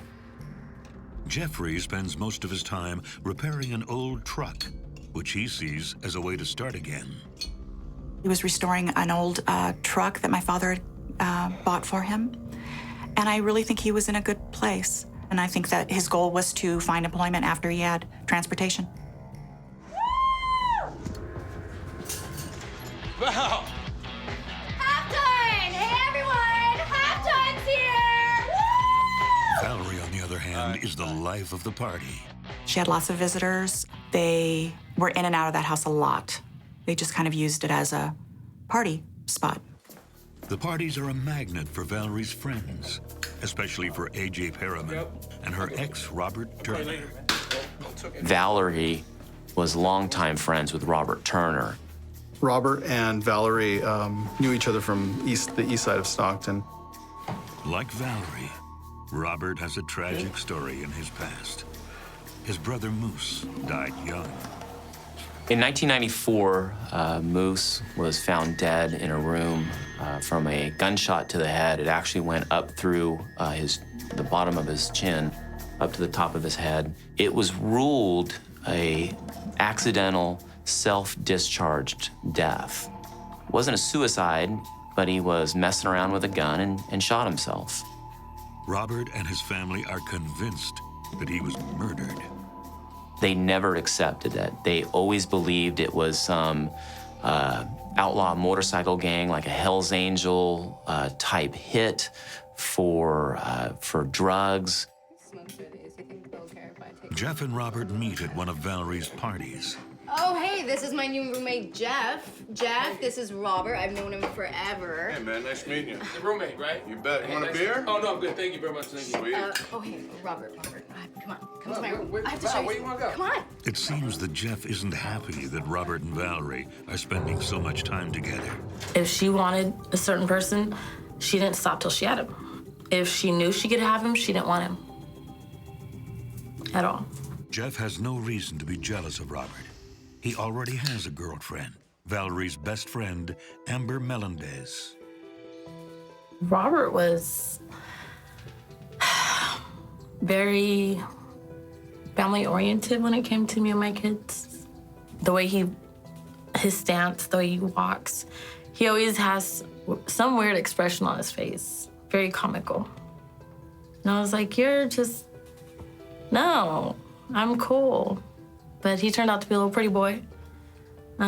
Loves to joke around. The one that, if you're not having a good day, he will make you laugh when you don't want to.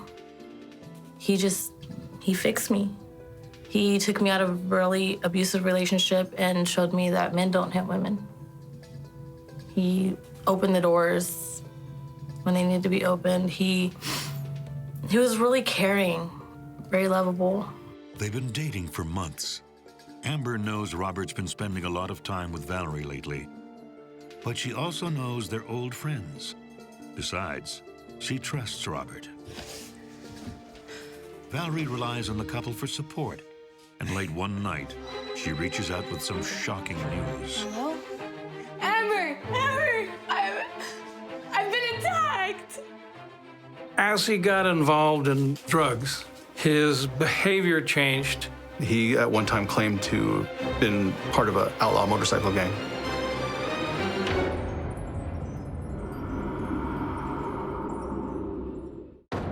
Valerie Nessler has been living with her new roommates, Drew Pyatt and Jeff Wheatley, for 2 months, when she calls up her best friend, Amber Melendez, with a shocking story. She's been sexually assaulted at the house. Amber! I've been attacked! She said that she had woke up to just feeling touched. Her pants down to her ankles, her shirt pulled up. She said at first that she thought it was a dream that she couldn't wake up from. What's worse, Valerie says the offender lives in the house. It was Jeff. Jeff, yes, my roommate. As it turns out, Jeff has some painful secrets. It all starts with his knee injury. I remember him calling me once and telling me that he used to have to sleep in the bathtub so he could pour hot water over his legs at night because he was in that much pain. At first, doctors give him painkillers to help him cope. But when he develops an addiction, they stop. The doctors cut off his prescriptions. They put him on painkillers with his knee surgeries, and then they cut him off. And so he had no access to anything but street drugs. But he didn't use a lot. He only used enough to curb his pain. By the time he moves into the house, he's been using for 3 years, and it's taken a toll on his relationships. As he got involved in drugs, his behavior changed. It instantly formed a wall between Jeffrey and I. Worst yet, he may be involved with a criminal gang. He at one time claimed to have been part of an outlaw motorcycle gang. He had mentioned that to his roommate, Drew Payette. It's Jeff, you raped me. Amber doesn't know what to make of Valerie's phone call. It's weird, because I wasn't sure to believe her. She knows that Valerie can be dramatic at times. Valerie liked to cause drama between people. I think it was more for attention. You had to know Valerie to know how far the drama was gonna go. Is Robert there? Give me Robert, please. I need to talk to Robert. Who's Yeah. Robert doesn't leap to Valerie's rescue. He's used to her antics by now. I'll see you tomorrow, okay? Robert! Next, Valerie calls the father of her child, Ron. He gets upset, but she convinces him to drop it. She admits she's not completely sure what happened. Daily life in the house appears to carry on as usual, but there's something brewing under the surface. There was, obviously some tension in the household, centered around Valerie. The tension ratchets up even more one night while she and Jeff are alone. That guy is sexy. Really? I think that guy is sexy. I killed a guy once. You killed a guy? Yeah? Valerie heard Jeffrey speak about or brag about doing a murder. He said that he shot the person in the head. Bam! Right in the face. Meanwhile, Drew is starting to get pissed off, too. Hey, you! I know you're selling meth. You gotta stop or you gotta get out. What are you talking about? Drew told us that he suspected that Jeff was selling low-level narcotics. He didn't want that in his house because it was his mom's house, and that he had confronted Jeff about that to either quit or to leave. But before Drew makes good on his threat, he gets a strange phone call. Hello? He got a warning to get out of the house because bad things were coming. That night, he stays out with his girlfriend until close to midnight. Into the early morning hours of April 7th, Drew returned to the house, saw that the house was on fire. Oh, what the? He races to a convenience store down the street, where he calls 911. I need to use your phone. It's an emergency. Stockton Fire responds, and they gain entry to the house. And as they're putting out this fire, they realize that there's a body there. They immediately freeze the residence and call Stockton Police Department. We responded to the location upon Sussex Avenue, and we began our investigation. The fire was considered suspicious, and there was also a larger crime scene inside the house. Investigators immediately stumble onto something odd. We found a bag near the front door, not far from the body. In that trash bag was a sawed-off shotgun with 2 expended 12-gauge shotgun shells, 2 knives that had blood on them. They appeared to be kitchen knives, and a lot of men's clothing. What happened in this Stockton house? And whose burned body is found in the entrance? The medical examiner for San Joaquin County described it, one word, overkill. There was blood literally just everywhere, pools of blood.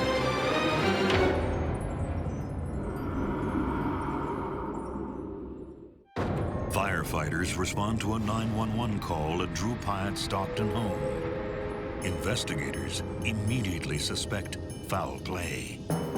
At the scene, police officers find a sawed-off shotgun, 2 knives with blood on them, men's clothing, and a pair of latex gloves. Nearby, a charred body. It's Jeff Wheatley. The police are able to identify him by his fingerprints and tattoos. His body was traumatized. Approximately a third to his body was burned away. His family gets the call just hours later. I received a phone call late in the night from my mother, and she said to me, "I know if I'm calling this late, you know it's not good news." So I said, "Is it my grandmother?" And she said, "No, honey, it's Jeff." And then I heard her say the word homicide. It's the worst thing ever.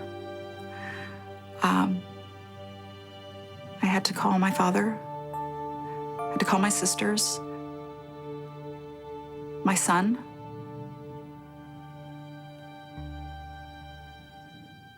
It was awful.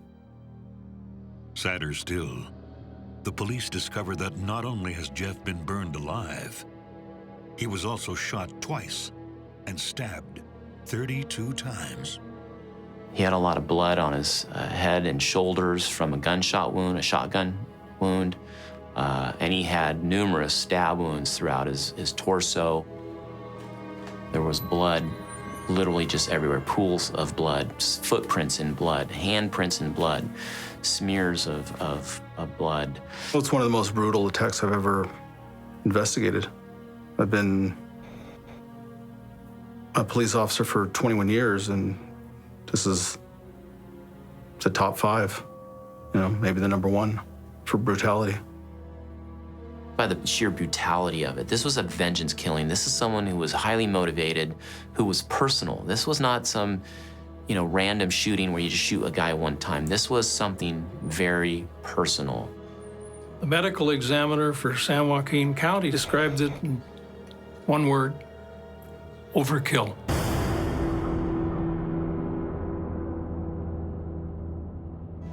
The police start piecing together the evidence. First, they interview Drew. He made the call and was the first one in the house. Drew at first was a little evasive. Things don't look good for him. There is gasoline found all over the house, as well as an empty gas can. The gas can was a gas can that he used in the garage for his lawnmower equipment.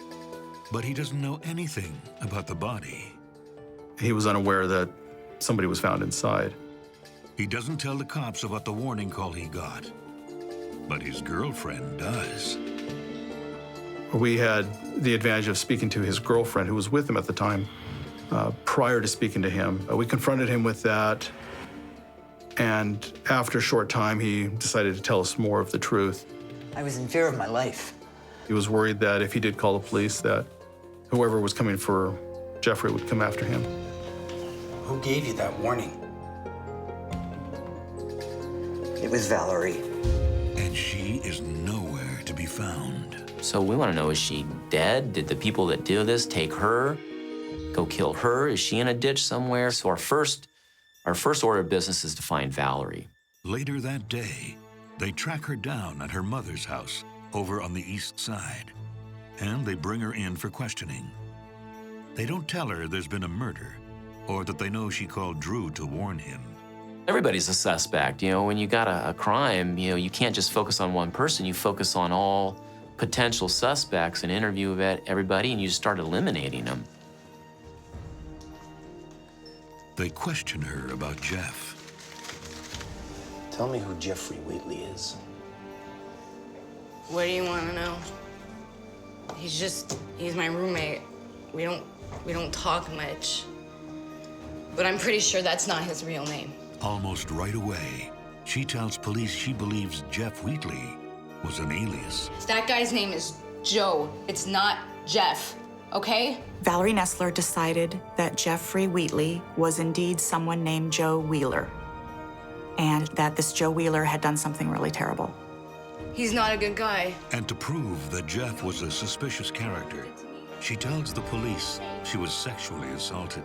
And then I feel someone touching me. She did tell me a story about using drugs and alcohol one night in the home, and she woke up to another person fondling her. But she changes the story. She says that one of Jeff's friends molested her and that he failed to protect her. Then they ask her if she knows anything about what happened in the house. There was a fire. That's what my mom told me. From the beginning, she minimized her involvement to having very little knowledge. The police think she knows more than she's letting on. We're conducting a murder investigation. What? Are you serious? Who was murdered? We're getting to that. Drew told us about the signal. And that's when she learns why she's been brought in. They know about the phone call to Drew. Drew received warnings from Valerie saying that there were some people that were angry with Jeff and they were coming for him and that he should not be there. Upset, Drew relayed this information to Jeff. Listen, Jeff, somebody's coming after you. You gotta get the hell out of here. According to Drew, It's all good, man. Jeff was unimpressed by that and didn't feel threatened by that and stayed at the house. He just told Drew that he was okay, that things would be all right. I don't know why Drew didn't call the police. Maybe he didn't think it was really going to happen. Maybe he thought it was just a lot of big talk from a lot of big talkers. After being confronted about the phone call, Valerie starts to talk. And then I hear a knock at the door. She says, I was in the room, I hear a knock, and two guys come busting through the door, and I am panicky and I flee. We confronted her that she knew more and she knew their true identity. We ask her, you know, who came in, do you recognize them, voices, stuff like that, and she leads us through the conversation to Alan. I think his last name was Perriman. Alan Perriman, also known as AJ, is one of Valerie's acquaintances. I've seen him a handful of times before all of this. And every single time it was very pleasant. He'd come over for dinner, very respectful, yes ma'am, thank you. He loved kids. I remember waking up one day and he's watching SpongeBob with my son, crawling all over the floor. Telling him, come on, little buddy, you can do it. Stand up, you can walk. The police press her for the other man's name. From the neighborhood, they call him Nico, I think. Valerie claims that the other man in the house that night was someone named Nico. She insists she didn't do anything wrong. After about 2-3 hours of interviewing, we let her go. We all kind of sat down and talked. You know what? This was a vengeance killing, and these kind of people don't leave witnesses. So why is Valerie alive? And we kind of went, So we investigate further and we go after Alan. The police arrest Alan Perriman early in the morning on April 13th. He claims he had nothing to do with the crime, and he has an alibi from the police themselves. Lodi Police Department, which is a small city just to the north of Stockton, an officer had pulled over Alan's car because it was driving suspiciously, and the right front passenger foot bails and takes off. The officer searches the car and finds a methamphetamine pipe underneath the seat. The thing that's of interest there is when the officer searched the car, there was carpets in the car. There was carpets like you would have in any standard automobile. But the carpets aren't there on the morning that Alan is arrested. You only get rid of evidence and try to clean up your car if you're complicit in a crime. At one point, he broke down a little bit. He was showing a lot of concern for his family. And at one point, he told us that if he did tell us the truth, he would be facing 25 to life. The police push him for more details, but he refuses to say anything else. Tell me about Nico. I don't know that name, dude. He's kept in custody. Later that same day, the cops interview Valerie a second time. This time, she admits she didn't flee the scene Okay, I was there. and even heard gunshots. I was there. In the course of that interview, she says, well, no, I didn't just flee. I stayed there because they told me if I say anything, if I do anything, they're going to kill me. And I saw what they did.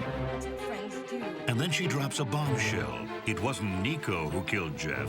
It was someone he knew and someone she knew well, too. That woman can't keep a secret to save her life. I think they had a bond, really sick, twisted bond.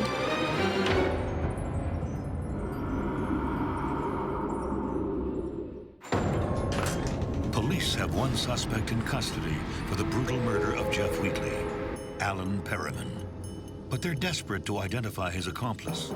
So they bring Jeff's roommate, Valerie Nessler, in again. She's scared, but she's about to sing. It was Robert. Robert Turner.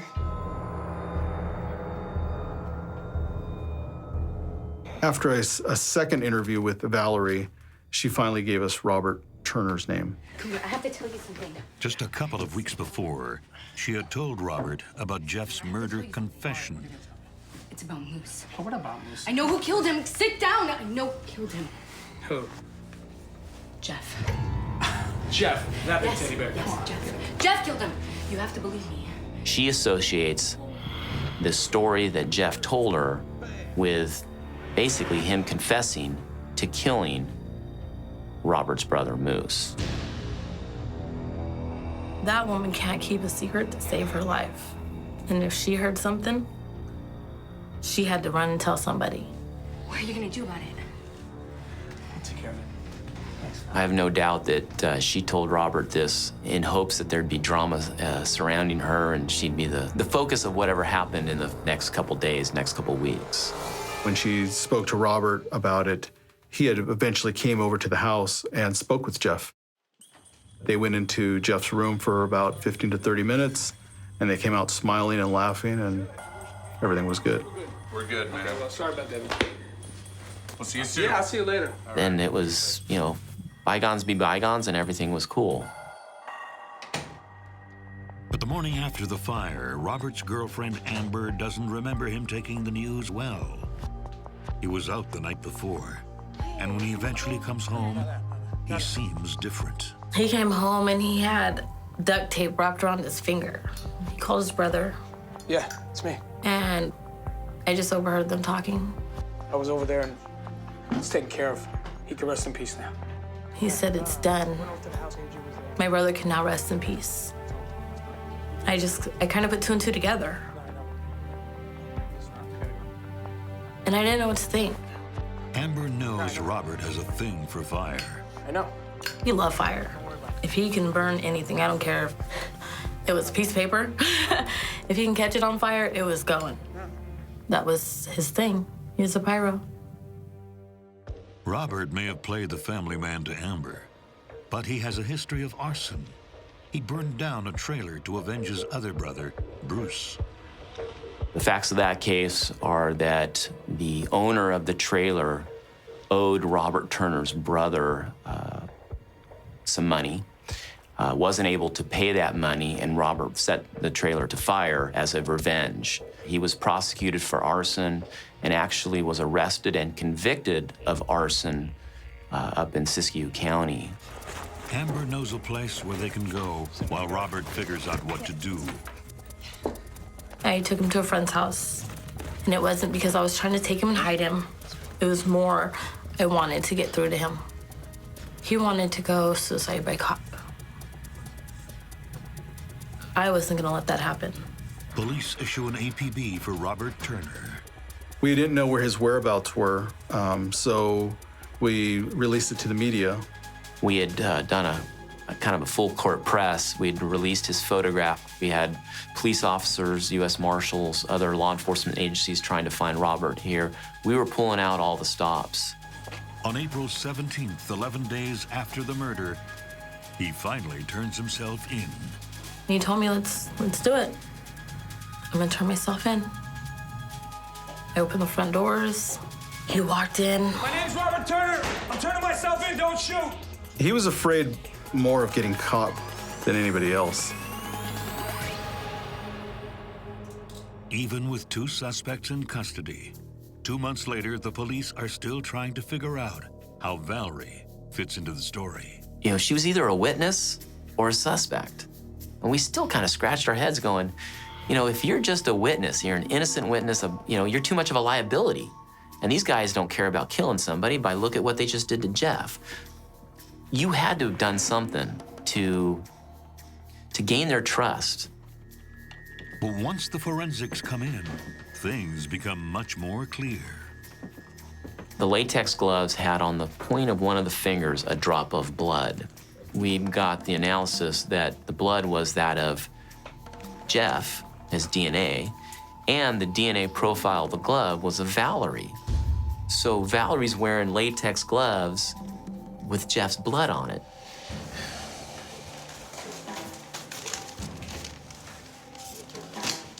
What's that? I don't know what that is. Armed with this new evidence, they bring Valerie back in for questioning on June 23rd for a 3rd interview. Her story changes yet again. Okay. Robert made me do it.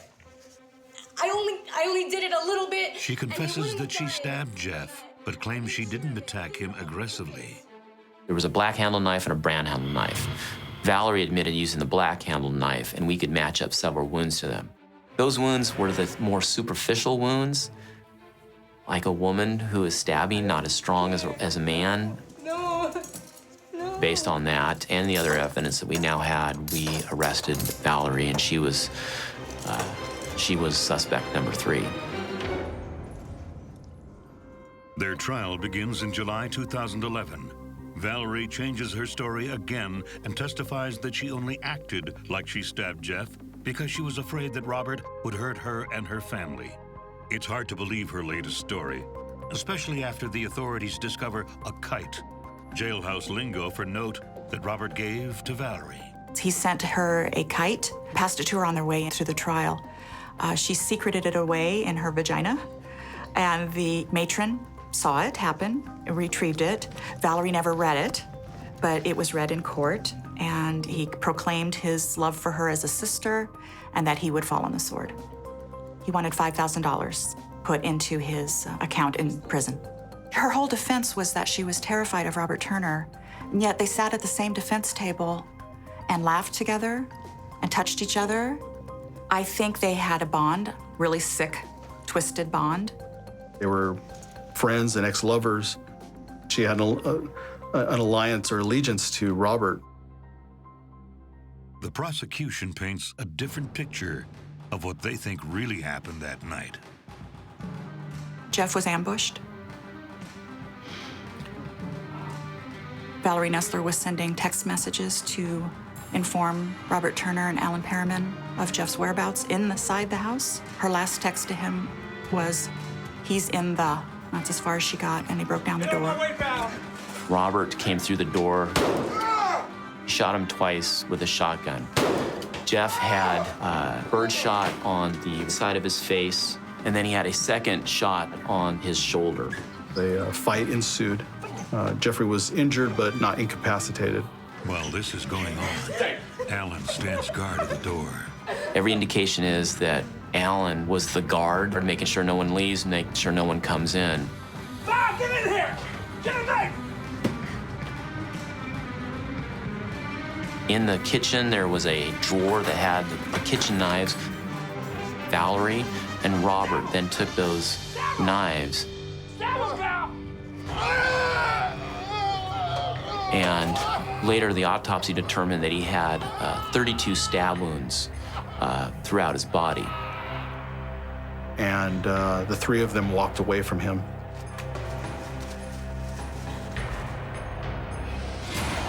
And they saw Jeff up on his feet trying to get out the front door. AJ ran up, tackled Jeff. Val, shut that damn dog up! When they're killing Jeff at the front door, Valerie was more worried about a small dog that was barking. For the fear of the dog getting hurt by one of the other suspects, she ran to protect the dog. So it just shows me that there was no value of life there. While he's on the ground, somebody retrieved a gallon gas can. They doused Jeffrey with gas.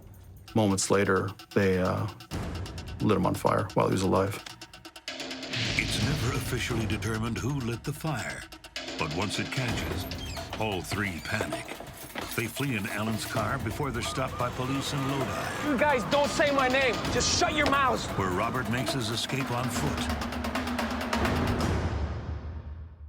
For Jeff's family attending the trial, hearing the details is extremely difficult. It was devastating. I saw weapons. I saw crime scene photos. I saw autopsy photos. As bad as I thought it was worse. He was tortured. Brutal. There's no other way you can describe it. It's brutal. He fought really hard. He tried to make it out of that house so badly. He really tried to survive. The prosecution explains the motive for killing Jeff. Robert is seeking revenge. In his mind, it's clear to him that, Jeff has killed his brother Moose 15 years ago, and now Jeff's got to pay. I think she didn't get the reaction she wanted with the whole he touched me thing. So I think she took the one thing that she knew would get to Robert, and that was his brother. The irony is that there's no way that Jeff could have killed Robert's brother back in 1994. He was actually stationed in Atlanta, Georgia at the time of Moose's death. So there's no way that Jeff could have participated in that killing. It's impossible. Jeff loved to brag. He loved to tell a big story, and he had tons of them. Problem is, Jeff would have bragged about helping someone. He would have bragged about saving someone. He never would have bragged about hurting anybody. He was a big softie, a big teddy bear, soft heart. He loved people and he cared about people, and I know he would never hurt anybody. I refuse to believe that. That's not who he is. That's a little difficult to swallow, something like that. I don't believe that he actually, I don't know for a fact, but I don't believe that he ever said that in those words. I do not believe that Jeffrey would ever say that. There's also no proof that Jeff was part of a criminal gang, that he was dealing drugs, or that he ever assaulted Valerie. Valerie liked to be the center of attention. She had to be everybody's number one. Everybody's. She could be your best friend or your worst enemy. And it was all up to you on which one she was gonna be. That I'd still have my brother. If Valerie Nessler hadn't decided to play games using people. Robert Turner and Valerie Nessler are found guilty of first-degree murder in July 2011. Valerie is given 26 years to life in prison, while Robert is given life without the possibility of parole. In the fall, Alan Perriman is found guilty of second-degree murder and is sentenced to 16 years to life. The jury came back with verdicts in about 45 minutes, which in a special circumstance case is unheard of. Every one of their sentences reflect their level of culpability. So I truly believe justice was done in this case. I'm not a proponent of the death penalty, but I do have to say it crossed my mind. But I'm glad that I prefer life without parole. So I'm glad that that's what Turner got. I absolutely feel that Valerie Nessler should have gotten the same thing. A.J. Perryman should have gotten more time also. He was a good person. He loved animals. He loved his friends. He was just trying to live Jeffrey's life. Have a little fountain in my backyard that I made, that we built, and I have a granite rock with Jeffrey's name inscribed on it. And I sit, have a cocktail, and sit out by the pond and toast him. And I have moments, both my sisters and I, we all three share this. When we see a Harley, we see a big guy on a Harley, we have little moments where you can smile and think about him and just miss him without having to associate it with all of this horribleness, where we just miss him.